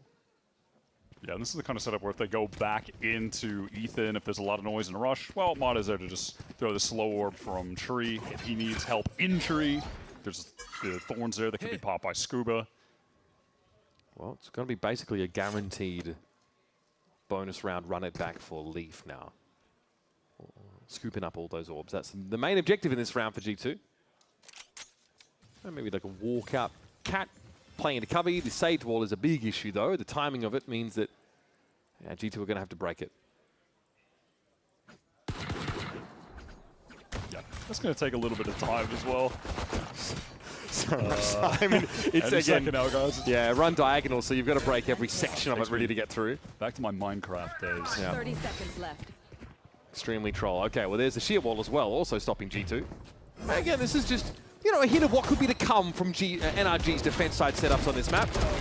Goober up at logs. And G2 almost pass one when they see him coming. The fourth is crazy. All right, dominant from NRG. And just a side note, since we're on, you know, Brock's cam for that last skill there, send back in the pool. Brock on your team playing Sova. That's kind of nice. Now, they did remove some of the spam walls like towards B main in one of the patches last year, but this is still a Sova map as well, through and through. Absolutely. Hey, what agents are you thinking about being great on Ascent? Sova, Jet, like. Just your go-tos, your old hands. Obviously, the saw Vice adopted on this map last year pretty extensively. Sheer wall, that diagonal sheer wall inside the B side is extremely troll.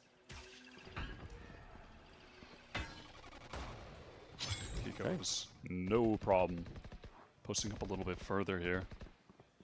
Won't be able to one-shot BabyBay though, so it's possible he gets the one shot off and then he'll, I mean, fully expecting his presence there, force him back. Obviously, sheer wall triggered. Cue, yeah. Okay, so this re-clear now. DL drone, spot Leaf. Unclear if it managed to spot out BabyBay either. Slow going here, but you know, G2 pushed up on that B-side extremity. They start to get some progress in mid. This is Jordan now testing the smoke, but NRG wisely know that, yeah, this is probably another of the levers that G2 are looking to pull with this very slow B presence that's being scaled up just now. These B players from NRG are pretty active on the map. Trying to prod towards mid a little bit, then going back into the B site to anchor, and Scuba wants to get there to help from spawn. The really good molly there. The angle. Denies the push upstairs on that far side of the switch house. 30 seconds. Sheer wall though, yeah, there it is. Like a cross map slow orb as well. I mean, Ethan caught on the cross. Jaw is just exploiting holes in the map at this point. And Kiko here waiting. Better weapons though for G2 is starting to chime in now. Looks like Jaws trying to pull people over towards the A side there, but now we'll have a chance to set up. CT spawn. One enemy remaining. Scuba loves it there. Add logs for sure. Yep. Leaf here's the reload, and that's a free kill. Here comes the mage. Any amount of damage would have been nice for NRG, but that's good for G2. They come out of that pretty much unscathed, just losing the one. I would like to know where the slow warp came from. You might have been right. That has to be a lineup from opposite side of the map. Maybe we'll see some more stuff like that in the future. Nice, Alex. Come on, baby. Hot dog, boys. Hey, good. Yeah, a lot of that round obviously is Jord slowly getting up mid with 3 players for G2, just kind of sitting B main, waiting. Probably were hoping to punish Kiko for that aggressive line he took early. That didn't work out, but they still had a nice B split. Now on this full buy round, you've got the operator, you have the Odin, you have every tool for NRG that they want to just create a brick wall on defense that G2 cannot run through. Going up against the Vice, Obnoxious, the Odin as well, and then whatever part of the map you're not dealing with a Vice, dealing with an Odin, you're walking into an op crosshair. Yeah. There's not a lot of good options for the attackers at the moment. They are prepared, though, to cover off mid. They need to make some moves. You know, so G2 will have moments where it's like, all right, well, we want to take some space on this side of the map. We'd love to create a little bit of pressure, maybe get some of this Vice util out, but you can just get caught by Odin Span doing that. You could get caught by an op doing that. There's just danger looming at all times. Marta with a slow orb here, able to stall this. And they follow up the wall, so this is buying a lot of time. He actually tries to boost up on it, but again, G2 are looking for this. Very aggressive there from Marta, hoping that he can get the drop on them. And they want to capitalize. Leafs run it back, is at least dealt with by Brock. They Can't spam on that angle, that's nice with the Molly and the shock. Brock trying to come forward now. G2 actually really slow things down now. Again, just tentatively scaling 30 seconds left. in towards the B side. Oh, NRG go for the team fight there with the players that they've got, but there's no real utility of substance to supplement that play. And with Jogmo teleporting forward towards Boathouse, getting on that line, one of the benefits of still having the Yoru, that gate crash is nice on the attack side for getting into the sites on this map still. They are just able to create crossfires and destroy NRG when they try to push out of the smoke. I feel like G2 with their controller util is happy just to smoke market, smoke CT spawn, and wait the sheer wall out. They know it's going to be there. And so this first full buy for NRG just up in smoke, right? Mata goes for that aggressive play on the Sage wall. Little greedy trying to get a kill. And honestly, I think G2's like operator or outlaw protocols have been pretty good so far. Kiko has been looking for some action here. Didn't get any in B main last round. Frankly, they just avoid him in this one. Until now, that could have been ugly. Stick to your roles and we'll crush. So there's Marta, makes that play right, walls up, and then jumps up on it. One enemy remaining. Yeah, look at that. It's just swings out from Scuba off the arc rose, but it does nothing to Jaw because he gets that gate crash into Boathouse, and that was the only piece of util. Really just not substance there from the team to get in on that fight. It's just numbers, but mostly just from the same angle too. It's tough. It's tough. I mean, I get why they want to go for the flood there, but you like compare that, and obviously it's early days, to those late rounds in the Haven match when they're flooding into the C site, and you're like, oh my god, this is devastating what they're doing to G2 on the entry there. But compared to this, night and day.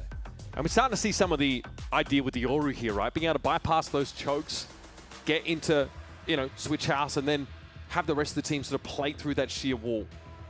Get everybody in that B side, and then NRG are forced to just swing smokes. No other choice, really. Like you mentioned, there wasn't enough util to back that up. It was a team fight, yes, but it wasn't particularly orchestrated.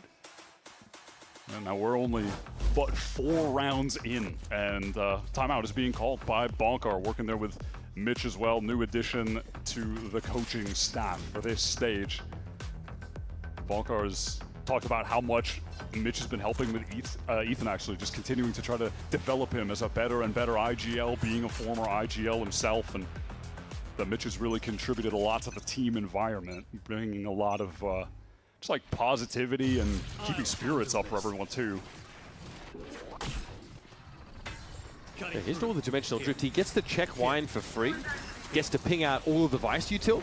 This is still a very powerful ultimate. That's going to win the fight though. Flower, like the timing, Valen was behind him every step of the way though. Now Kiko is on the flank with the AWP. Has to go into the shear wall to pick up this angle. Like, Kiko's just, frankly, unfortunate.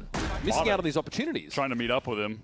Obviously though, these are just players with classics. There's a player in Wine. Baby Bay's also sat right here. For NRG, there's a gate crash as well in A main. You just want to get out of this round with the AWP again. I like the paranoia setup. That's nice though. That was the tailwind that had to be used. Now you tuck your player in towards Wine. I think Trent knows he's going to get pushed. He's just trying to dodge any potential spam, and he gets rid of Kiko.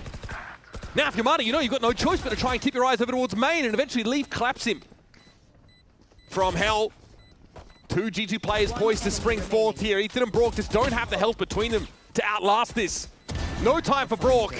Trying to fight his way out. Tooth and claw. There should be a double face here from G2 that will send him packing and end the round.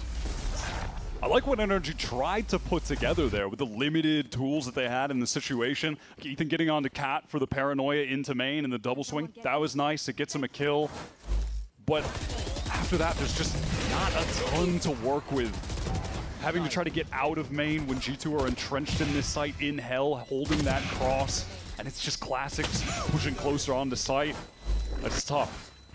It's not the first time, though, you pointed out that NRG at these stages of the rounds are not having a lot to work with. Right? That B retake attempt was the same issue. Placing wall trap.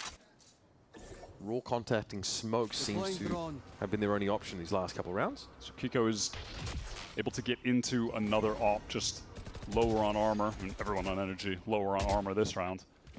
We've seen this already from Kiko. There's a protocol for this on the G2 side. It's another nice bonus of having the Yoru. When back in the day, you would run a Vice, but every team had a Yoru and you would just be sending clones at the walls. Oh. He's forcing the issue. He's really trying to get something going, Wyatt, and it's not working. Different player, but can't help but feel it's reminiscent of Mata on the Sage wall. And it's just a similar enough scenario where they're going for this solo effort into B main to try to get the opener, but G2 are just prepared in those moments. They have multiple players facing those same angles. I really wonder what's next for Kiko. I mean, the next round, we're not going to be talking about the opping Jet for a couple of rounds now because of where the money might be if NRG aren't successful here. Unless. It's Brock and Scuba on this B site. 30 seconds left. They play with a lot of class in the anchoring situations. They have the right agents to do it here as well. Mata on the way to try and assist from spawn. Brock has done this so many times before. Look at this spam over towards lane. Trent's having to catch Scuba out. That's one of those B-side anchors dealt with, but still, this is stalled out for G2. They're barely going to get to the B side at all. And Brock now is ready to wrap around and take the B main player out. Trent has to have his wits about him, but Baby Bay sticks to plan at least. Trent is going to play this smart. He's just going to live, just bide his time. But that means NRG needs to go forward, try to get a kill on the site. Baby Bay wins that out against the Odin. Oh my god, and just deletes Mata as well. There's a backbreaking round for NRG. Full investment with the Odin, with the AWP, with everything. In those mid-round moments, you just don't catch G2 slipping. They've had this protocol set up ever since the start of this game. Gun here. One enemy remaining. And really, when I see Brock active around that B side, I really think there's nothing he can't do. It just feels, We've been watching it for years, 4 years. You're playing against G2. It's just like how often in a mid-round do you go for a situation, any kind of fight where you're not running into multiple players? It just never happens. That's where G2 just excel, where their fundamentals are just world class. Kiko knocked down to a rifle now. Hasn't actually spent much of this game in mid at all, for fear of being driven off by an Aldrome while he's holding an op angle, but this time it's going to be crossfire between he and Scuba. This leaves the B main presence nil and limited anchoring presence on B for NRG as well. Yeah, at this point, they're getting that loss bonus up too. They're getting enough to just keep throwing together these buys. Mata's going to be left with bad guns in these situations, though, because the utility for Sage is so expensive. Yeah, nice moves there from Trent. Yeah, just eats the one ping. That's not going to be enough. That Hunter's Fury is just sent off the back of the wall going up and hearing the spam. All this pressure on A, just a ruse. The G2 team want to work through B main. They've got some info about where Brook is, where the Odin is. Oh, Trent picks up that angle late in mid. That's huge. Yeah, that's the util on B, just irrelevant now. Ethan is back, sight on his lonesome, has to tuck.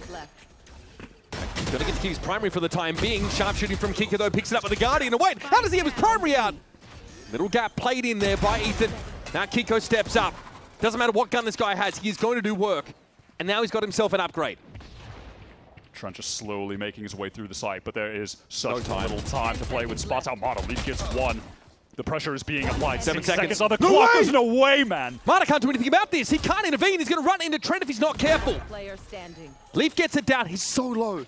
This Stinger will blow him over. He's playing it safe to get the res in mid, though. They can go back together. They know Leaf is low HP. He doesn't have any util to heal himself back up. That's one of the best applications of the res I've seen. Will NRG be aware, though, that all of this time spent is giving Leaf the moment to switch up his positioning? Surely they know this. I mean, Mata knows it's possible. He's looking at this angle. Timing. He saw both of them. Insane. Sees him dancing on the side, but Scuba whips around.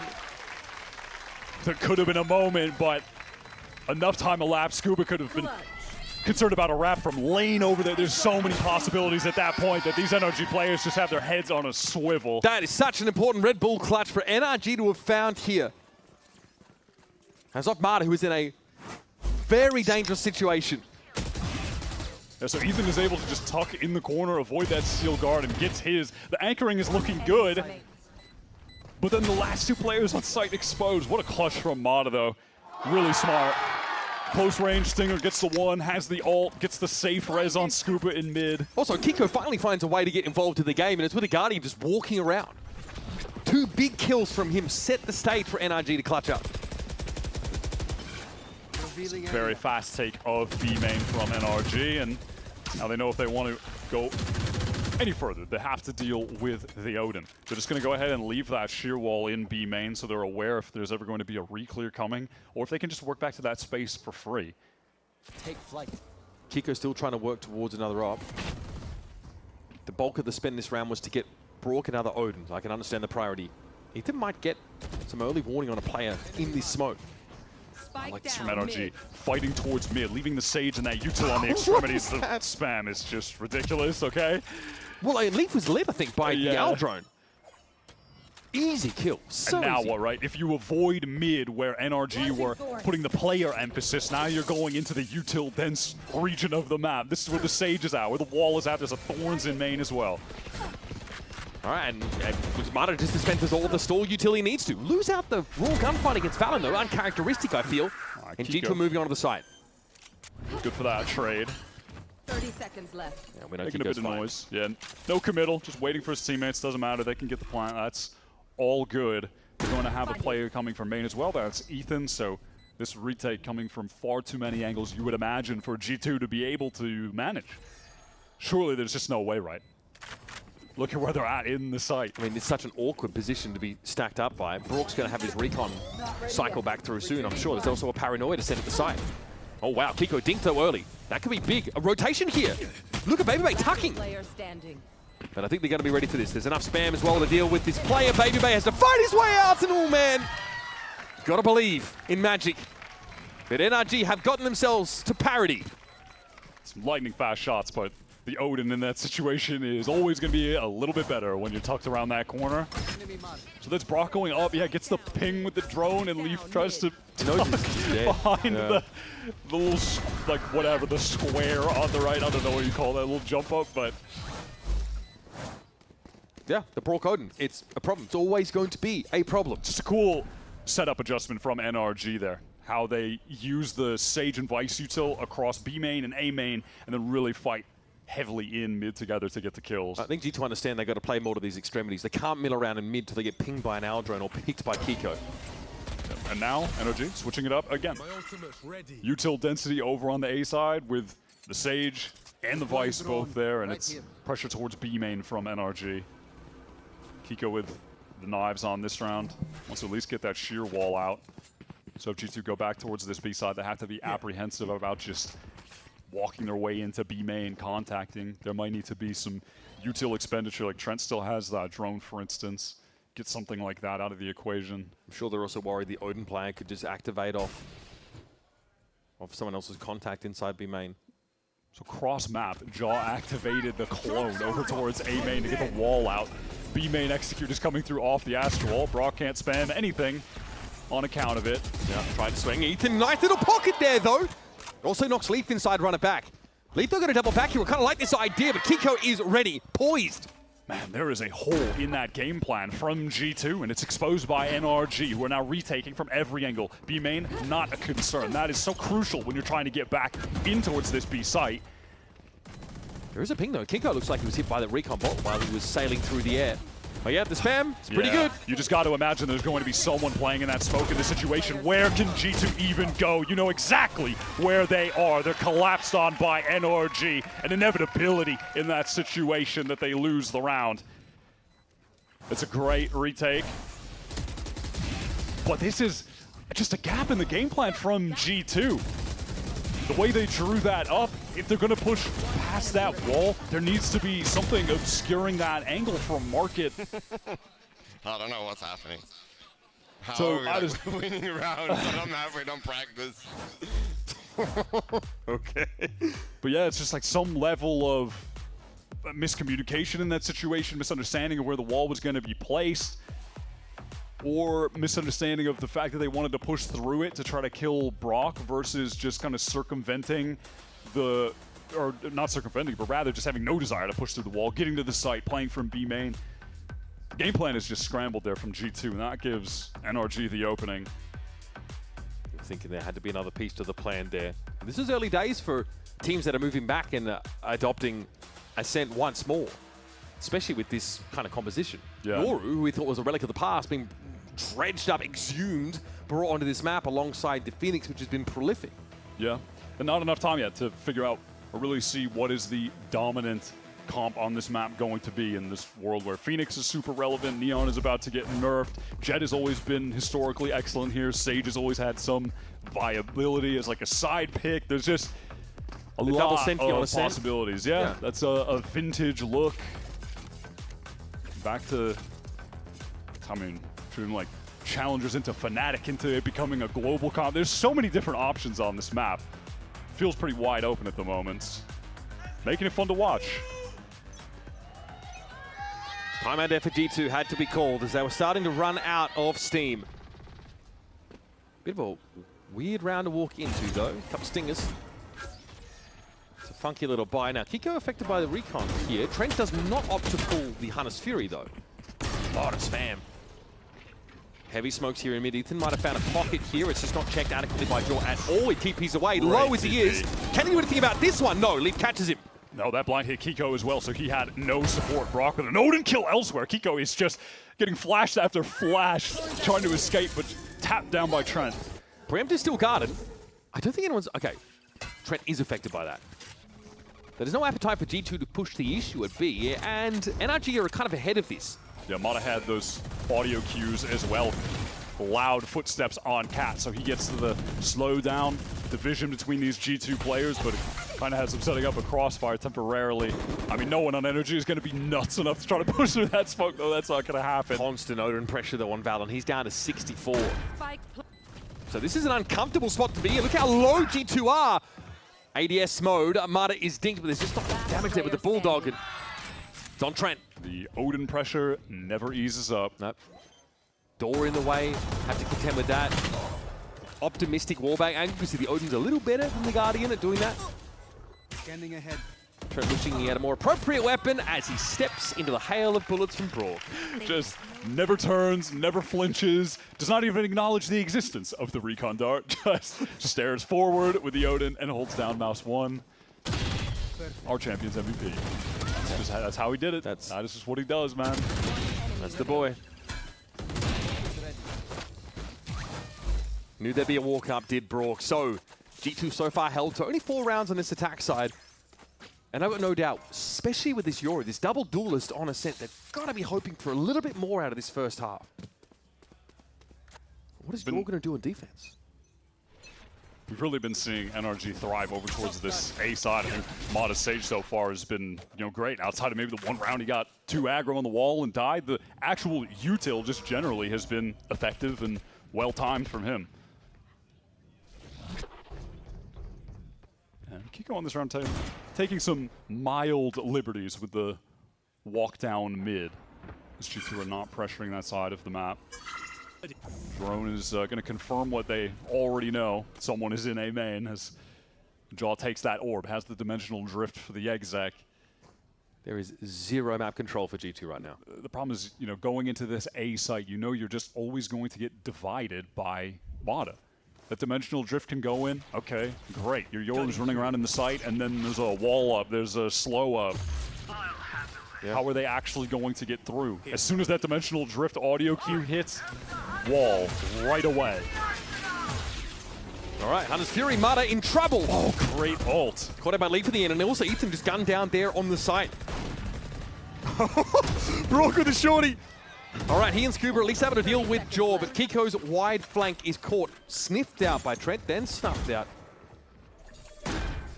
There's some solid entering there from Leaf getting into the site. Now, save for Brock, finding an opening with some Odin spam. I don't really know what the opening is for NRG into this round. Leaf a little bit exposed, actually. It's going to be Vandal spam in the end. Brock trying to clear hell. I mean, that's kind of that's like a, chalk that up as an assist for Brock, honestly. Just forcing Leaf into the open there. Dominion has Fury here. And a 2v3. Oh, that's nice from G2 though. Again, those fundamentals getting out to fight together. Look at him. How could they deal with this, man? It's ridiculous. He's playing the double bass in a marching band right now. He's just jumping around a corner, setting up. Jumping around a corner, setting up. Listen, and by God, it has worked. Oh, Valen, finally, someone does it. The amount of damage, though, is absurd. They all die. It just keeps jumping in the same corner. Nuts. I mean, sure. Some serious way to kills. This also keeps a cap on the economy of G2, who are still trying to fight back into this first half. Yeah, they do a great job with the exec out main. No one has their eyes on it, so Mada is exposed, and Leaf gets a great little two-piece entry in the midst of that exec chaos. Let's go. We're about to get 6, actually. He didn't push the glasses up the nose. Come on, bro.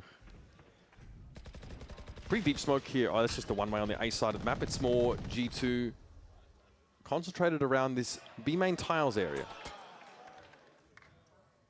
Me and ranked type dart, bro. That's why I don't play solo. That was rough. So not a lot of early info here. Tentatively, Jaw is starting to make his way. Look at him. He's got a Spectre, for God's sake. Yeah, awkward round with, like, Brock just blowing up G2. Yeah, they have to deal with his Odin again. So Leaf has run it back. So he can heroically absorb some of these bullets. Babyway checking the monitor. See if it's time to go in. G-Wall up. Okay. Still deals with public enemy number 1 on the way through. And now, here comes that second wave. Leaf with run it back, taken down straight away. Kiko walks into the grab well. That's such a nice posting for Scuba. I love that. Arc Rose is huge for Kiko. Plays off it perfectly. Now Scuba is just trying to live backside play around the smoke, play safely. 30 seconds left. Teammates not going to be here to help. Fully flashed up. It's a free kill for Leaf. Yep. And that's the bonus of having all these extra flashes to work with. Leaf might even have another if things go his way. Cosmic Divide, really? Yep. That's going to be deployed here. Of course, last round of the half, and we're going to let it go. I like this from Mada, though. He's going to emerge at a weird angle. You're never ready for that one. Very inventive. And he even gets the res after. That's so sick. Oh my God, the timing. That's devastating. Leaf, oh man. Back against the wall, to be fair. Sick res. That is crazy. You know, because I'm sure Mada has drilled so many retake scenarios where there's a Cosmic Divide in play. That was just great intuition. So I'm saying his util on this stage has been nice. It's been hilarious to see Mada picking up the Harbor and now picking up this stage in this stage, but he has been good on both of them. Better than good. He really just has a knack for the util on all of these different agents. That was a silly round, I'm not going to lie. But as the dust settles over this first half, it's another genuinely close affair. G2 were hoping for more than 5 rounds if you, take Leaf seriously. But they lost the pistol, were still able to fight back in. A good showing here means that we are set for a compelling end to this series. We're 2-2, we are tied, and we are headed to the halftime break with a 2-round differential.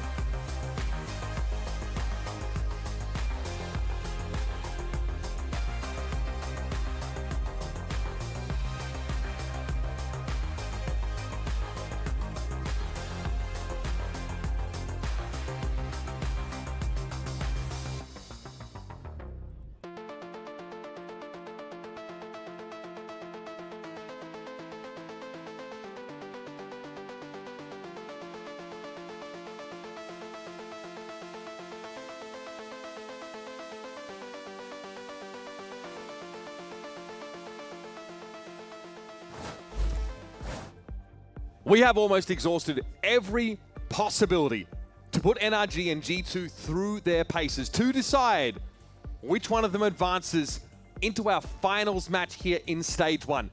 It's map 5. It's halftime, and it's a 7-5 scoreline as G2 get a respectable 5 on the attack side.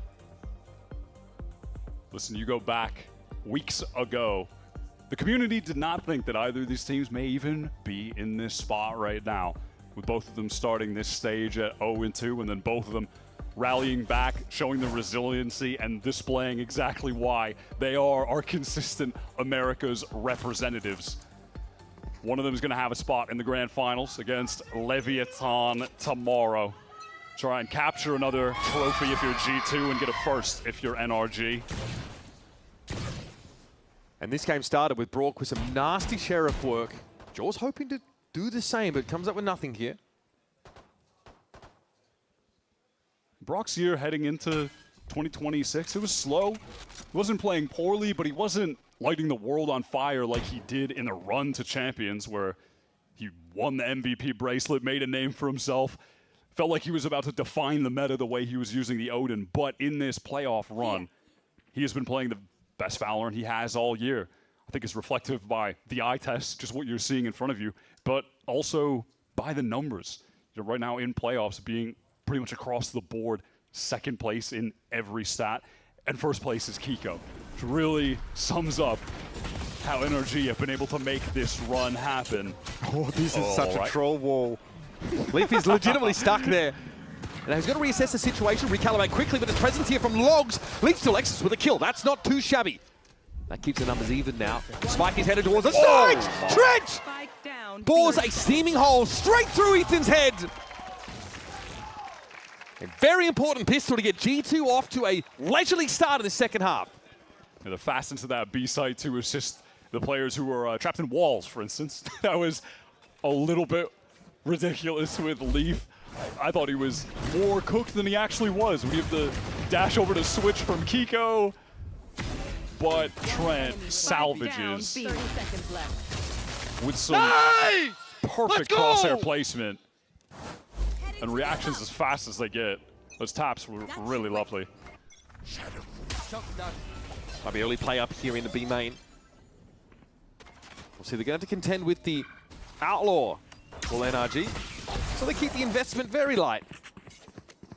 Shock is good for some damage off the audio from the orb being taken.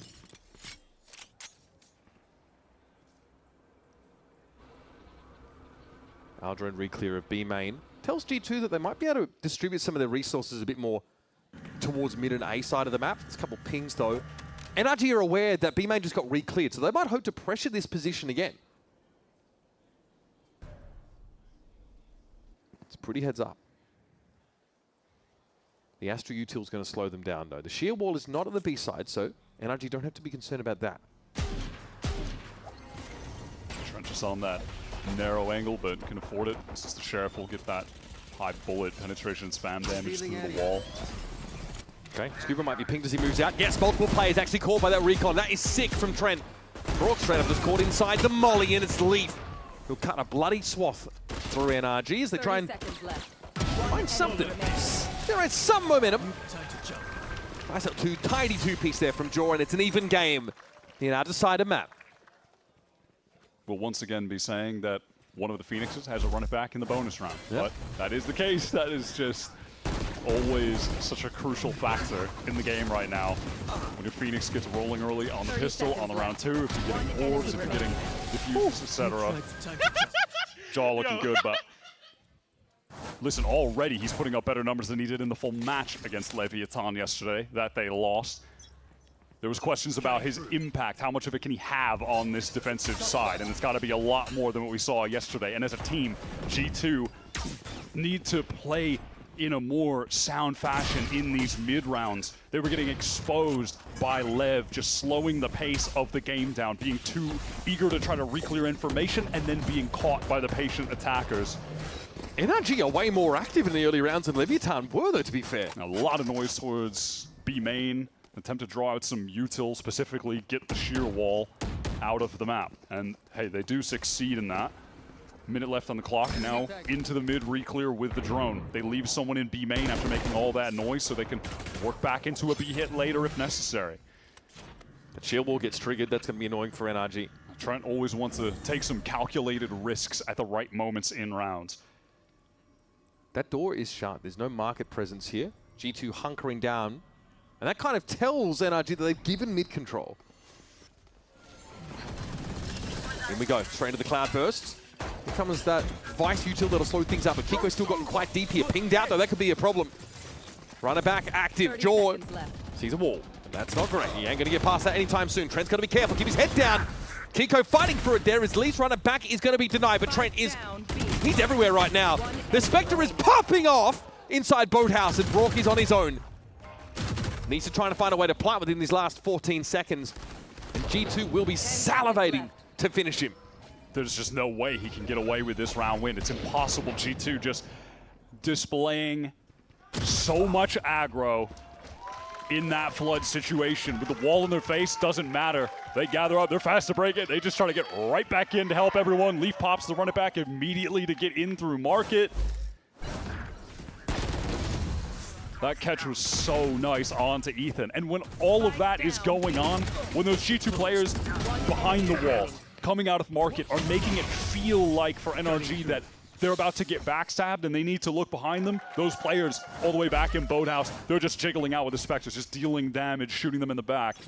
That's a great hold from G2. This has got NRG reeling, sent onto the eco. And G2 looked pretty restrained in that first map. They weren't getting too excited or anything like that. Now that they're starting to feel themselves, they know that the end of the road is close. Leaf sees Ethan and attempts a TP forward. It's cute, but he's cut down inside tree. Now wall up, just trying to get this plant in. Okay, all right. Mata is able to get away with one, but he can't recover the rifle. VALORANT just made a movement, I think, to give away that position. They tried to double swing it. Brock also got pinged immediately. In goes Jaw. I think he was a clone running straight forward like that, but no. That gets G2 yet another round. This is pretty big bounce back. G2, perfect start on the side that historically has been a bit more straightforward. But G2 do have a couple of issues. Like, they've got to find ways to really get that Yoru value. Like, try and be present around the map. Yoru can't just sit a gate crash for 30 seconds now and turn up where he's needed. Jaw so far is, like I said, he's having a better game than he did against Lev. That is for a certainty. Leaning into these scoped weapons on defense, this is an Opper's paradise kind of map. You have so many great lanes to pick up, and your primary Opper Baby Bay is playing the Vice, which makes sense for this map. So yeah, you want your Yoru to be opping, and Jaw has opped a lot for G2 in the past. I think he's a little more streaky, a little more hit or miss than someone like Dre, but definitely more dyed-in-the-wool rifler is Jaw. Even still, he can take over the game playing the Yoru. You're like, in a situation like this though, yeah, you're looking at the gate crash, it's back in heaven. Doesn't have a whole lot of time to actually be tucked in wine, but maybe just enough time to get a shot and get away because NRG are applying the pressure. Another gate crash being deployed here. George should have a way to get on out. Okay, got a TP back to it now. VALORANT and Leaf getting it done. This is devastating for NRG. They can't get anything started. It's an attempt at an A split that is, frankly, just shut down in tree. One enemy remaining. Swing out from VALORANT is perfect, and that's 4 on the round for him. Anchoring is sublime from G2. All of the angles accounted for. The swing timings with each other are perfect. This is VALORANT fighting through tree. Jaw is not able to get a kill, but is drawing the crosshairs his way. You can see VALORANT and Leaf just shooting players, guns aimed elsewhere. G2 have extended the lead, 5-round run. They are dominating on this second half, and it is a necessary timeout call from Bonkar for NRG to try to get back in the game. Already locked for London. NRG and G2 were 3rd and 4th, respectively, in Santiago. Really strong showing, I think, for the Americas region. But G2 are still chasing that elusive global tournament win. NRG, we know if they've had it. They had the biggest one last year. And G2 pulled up tantalizingly short in Bangkok against that T1 team. And then in Toronto fell a little further short at 4th. They're always there. They're always in these playoff matches in Americas. They're always at these globals. And they're competitive. They're respected. But never feared. And just thinking way back to considering like the history of these G2 players, where they came from, having to go to challengers, fight through, make it to the league, consistent podium finishes, winning America's trophies, all that. And then guys they were playing against in challengers way back in the inaugural season of it, like Brock on an MXS, for instance, joins the league much later than they did and is able to win champs on the first attempt. There's so much history in this server too, just Jaw, Ethan, winning with EG years ago in 2023, and since then Ethan able to get a second. Best Jaw in that moment. He can't teleport away just fast enough. That's what happens when 2 world champions collide. That's pretty punishing for Jaw. Really expecting at least a 1 frag off that scenario. Now Leaf is forced back a little bit by the slow orbit. Ethan lingers out in the open. Spike, by the way, was in his hands. What is going on lane right now? They're just trying to pressure into the site and then wrap back around. Yeah, just deal with one thing at a time. Let's get the site players out of the picture, and then we'll reset and work back towards spawn. Now, unfortunate situation with trying to get the spike is that they have no smokes. They don't even have a cloud burst. They've got nothing right now. Maybe, I don't know, a Hunter's Fury or something crazy could be used in this situation. But they're just going to go for the multi-swing, and it's all good. They've got the numbers. They feel confident to just lock it up as a team, playing it out for the trades. Pretty important timeout we saw there for NRG. 5 rounds in a row they'd lost in this half. Finally signs of life here. Yeah, I like that decision in main. Rather than using a util piece to try to clear someone off the angle, they play that for, let's get a kill. They slowly walk up, make no sound, jump swing, human drone, and that's how they get the opener. Just a slight variation that Jogma wasn't expecting, and Yoru can't get out of there fast enough compared to something like a chamber. Trent does have that Odin. He's still going to be a nuisance. Jaws picked up this mid spot here as Scuba tries to go for the orb. He'll get it. For a price. Oh my goodness, Kiko is ready. Jump scare central. But Leaf is the one that comes off second best. We might need to see this market door closed in a moment as mid control is being handed over to NRG once more.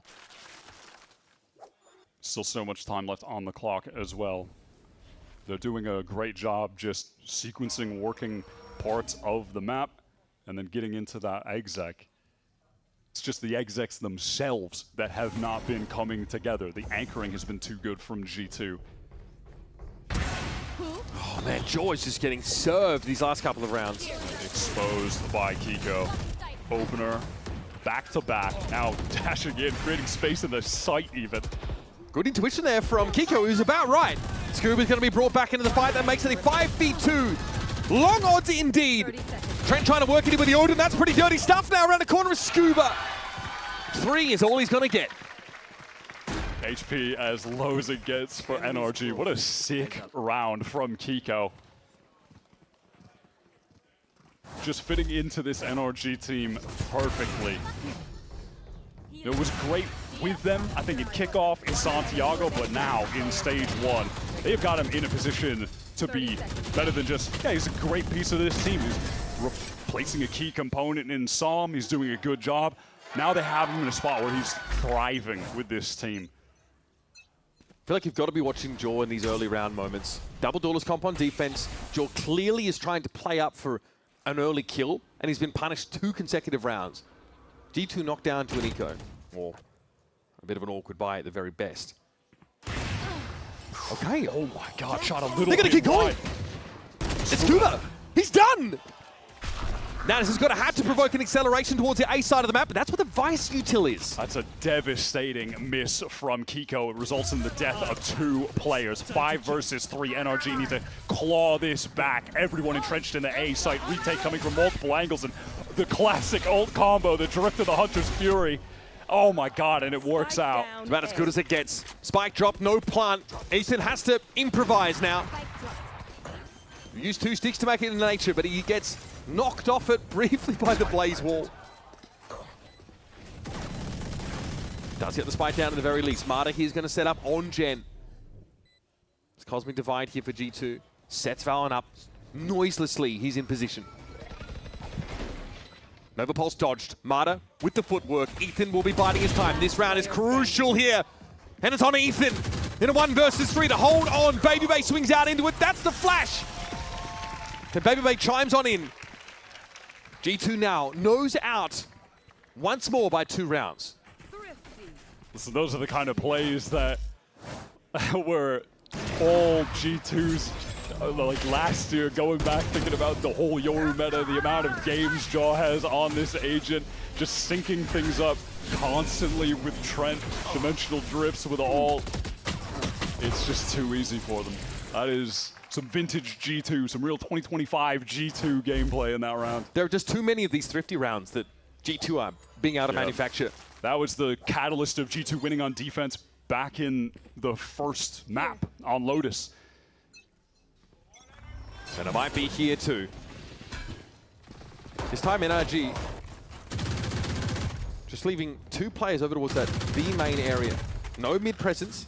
Jorgamo's got the orb again, so he still wants to be playing in that similar style with Gatecrash back up, play an aggressive line. For all of that noise and effort that NRG put into getting into B main early, some util pieces like the Recon as well, they don't actually manage to get the shear wall out on that side of the map. Working back towards A, where Leaf is playing in a position that that Phoenix Flash can get a lot of value. No check of why, not enough time to do so. So Leaf undetected for the time being. There is a moment to chime in here, still guarded, about to be active. Jaw does get that first pick though. Broke with the Hunter's Fury, Kiko deep on the side. Shot goes wide for Jaws. Kiko is just fully entrenched in hell. Ethan gets the door shut, and that might be a moment of respite for the team to actually get the spike down. I don't know. Kiko in the open! Sprayed down by Valen. That's devastating. Brock and Ethan have to put their heads together. There's still no spike plant. Paranoia needs to be used early to get it down. They can't use that Paranoia now when the retake is actually coming in. It's going to come down to the gunplay.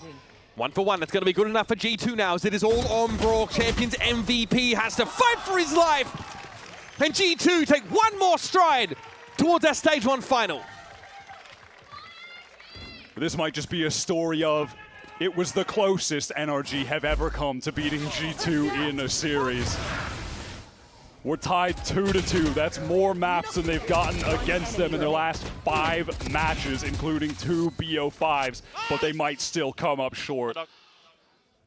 G2 might just still be their kryptonite. This NRG team can do it all. You believe in them to win any global they attend, but yet they just cannot beat this team domestically.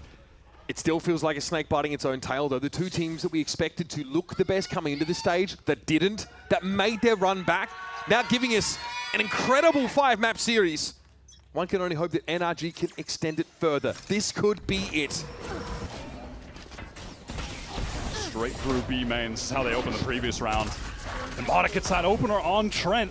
They just can't accelerate right now. They're being stalled out by util in the choke, and that Steel Garden makes things a little bit awkward.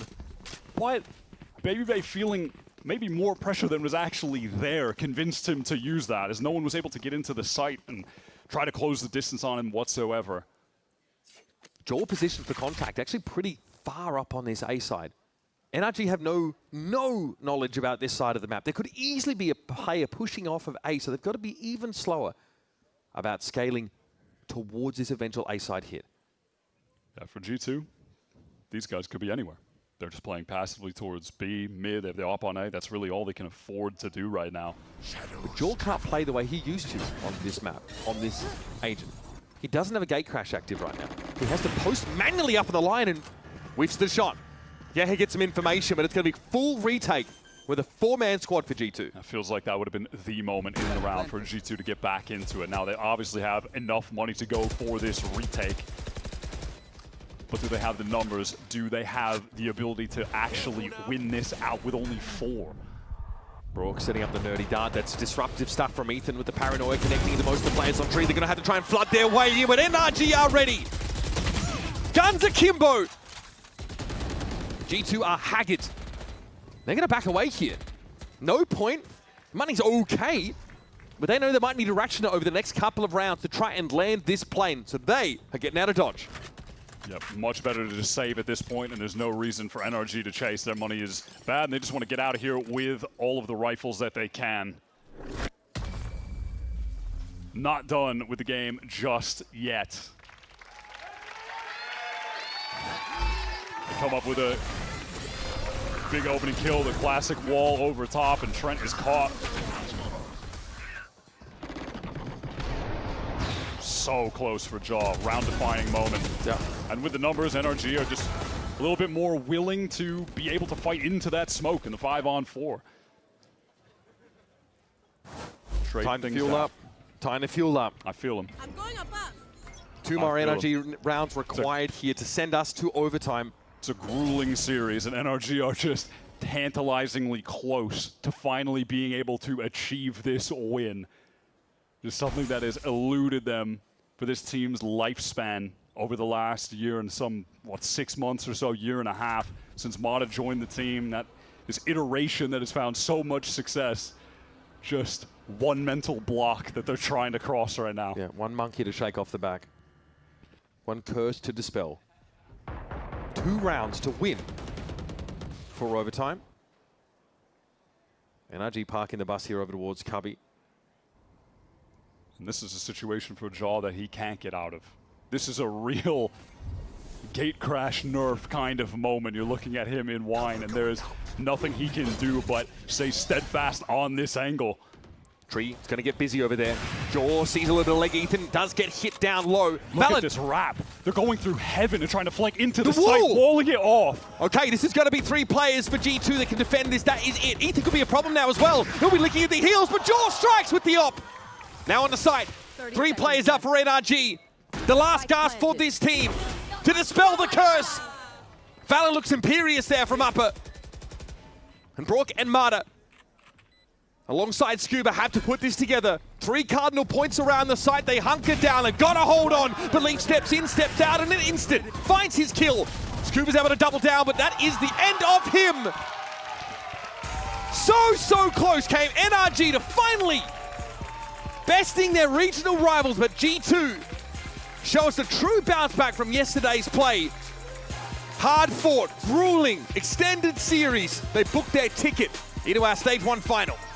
They always have the resiliency on display, and G2, it's just no surprise to see them in another stage final. Feels like that's their home, that's just where they belong, and they'll have an opportunity for revenge against Leviatán tomorrow. They're heading into that game, we referenced something BabyBay had said where, yeah, we lost to Lev earlier in this stage, we were experimenting, but today we have no excuses. Well, no excuses, they lost, but tomorrow it's an opportunity for revenge, an opportunity to get a 4th stage trophy, an opportunity for Dre to lift one as a player with the team. Grueling series today, but G2 come out on top. They just know how to win. It's a simple statement, but could it be more applicable to any team when it comes to playing in the VCT Americas? They know how to win here. They know how to win here. Still chasing that first global title. This is a big step forward First seed heading into London would be a massive boon to a G2 who have come so close to the global title and still pulled up short. And if you're NRG, you're still world champions, you're still headed to London, you've still got time to retool things and be ready to take on the world's best.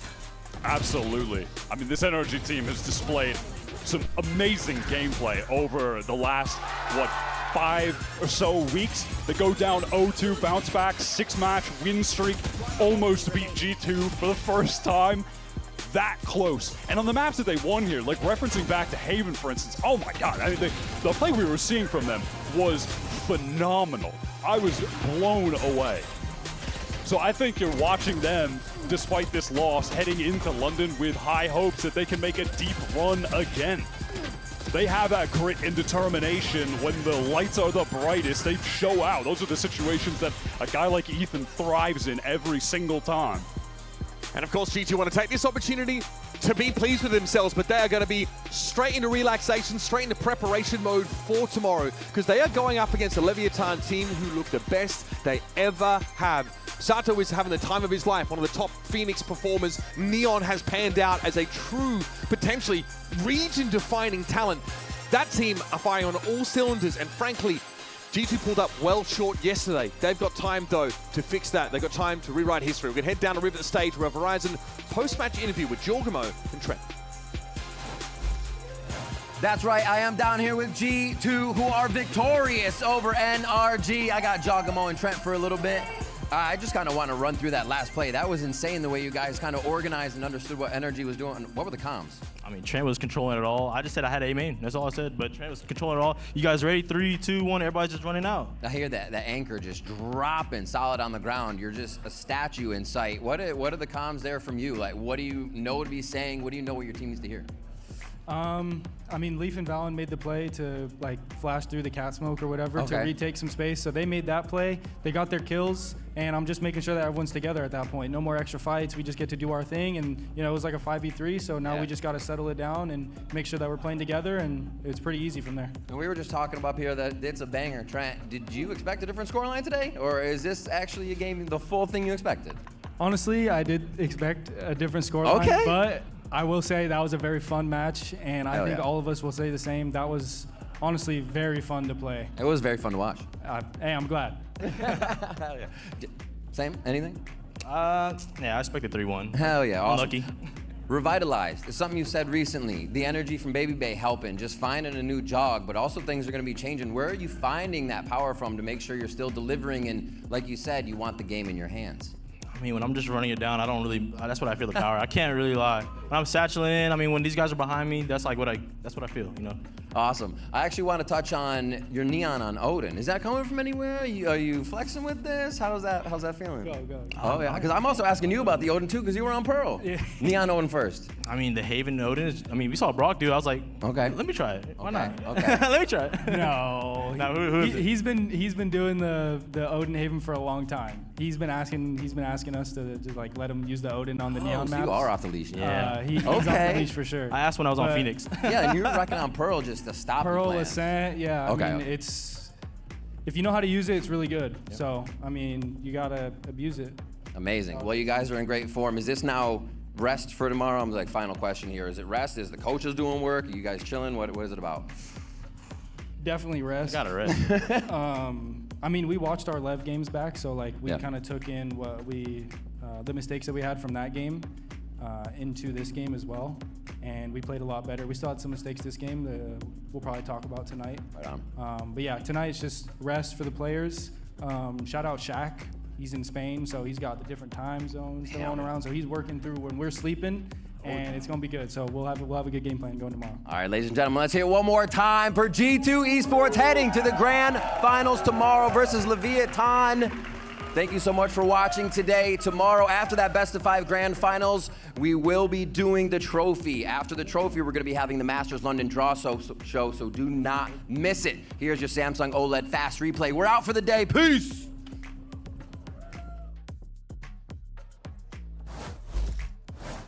A best-of-5 showdown between G2 and NRG. And the winner of that is going to be facing off against Leviatán in tomorrow's grand finale matchup. There's a lot of util here to help Scuba and G2. Wow, oh my god, he just goes down anyway. Brock still with the Odin on the line. Baby Bay, magnetic crosses. Let's go, Drake! There are 8 seconds that they have to plant this spike. Mana gonna be hit by the molly. Able to get clear of it though as he goes for the plant. And okay, doesn't matter. They couldn't no get time. the spike down. It was just enough delay from Leaf. Well played, Adam. Well played. G2 lock it up. Too slow to stop Jaw from getting into the site. Marta taken down, but Brock gets 2 kills off his Hunter's Fury. It has to be a clutch from Ethan. Valorant will look to wait. Oh my goodness! What a moment from Ethan. NRG, can they play around? Oh It's high tide. Ethan's just, he's just shredding them. Not a care in the world. Boys, NRG a cut above on Breeze. Look at the util on the map though. That's a Tejo moment for sure. No shield wall to slow NRG down whatsoever, but Valon's going to come back in. And Valon a third through the box. That is absurd. And the captain has saved it. Let's go! Thinks about the wall bang here, but Valon is going to get involved now. Ethan's got to act quickly. Baby Bay rotating in late. Has the timing. And the backstab is good. G2 come up strong. Trent reveals himself by taking down the clone. It doesn't matter. He's found 2. Can they get Baby Bay properly into this site? Oh, that's awkward timing for the L drone. Spike's got to be recovered. He's watching this angle for Valon, and that's perfect. He knows now where Baby Bay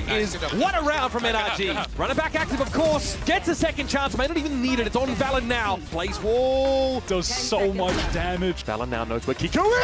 What a win! Relay bolt slide is good. 1 for 1 though. Brock steps up with the Odin. Brock here gets a ping and some span to follow it up. It wouldn't be Brock if it wasn't. Dirty stuff. We're going to ascend to decide our last finalist. I like this from Marta though. He's going to emerge at a weird angle. You're never ready for that one. Oh my god, the timing. That's devastating. Leave. Oh man. Gonna TP back to it now, Valon and Leaf. Getting it done. This is devastating for NRG. Swing out from Valon is perfect, and that's 4 on the round for him. Still guarded about to be active. Jordan's get that first pick though. Kiko in the open, sprayed down by Valon. That's devastating. It is all on Brock. Champions MVP has to fight for his life. G2 show us a true bounce back from yesterday's play. Hard fought, grueling, extended series. They booked their ticket into our Stage 1 final.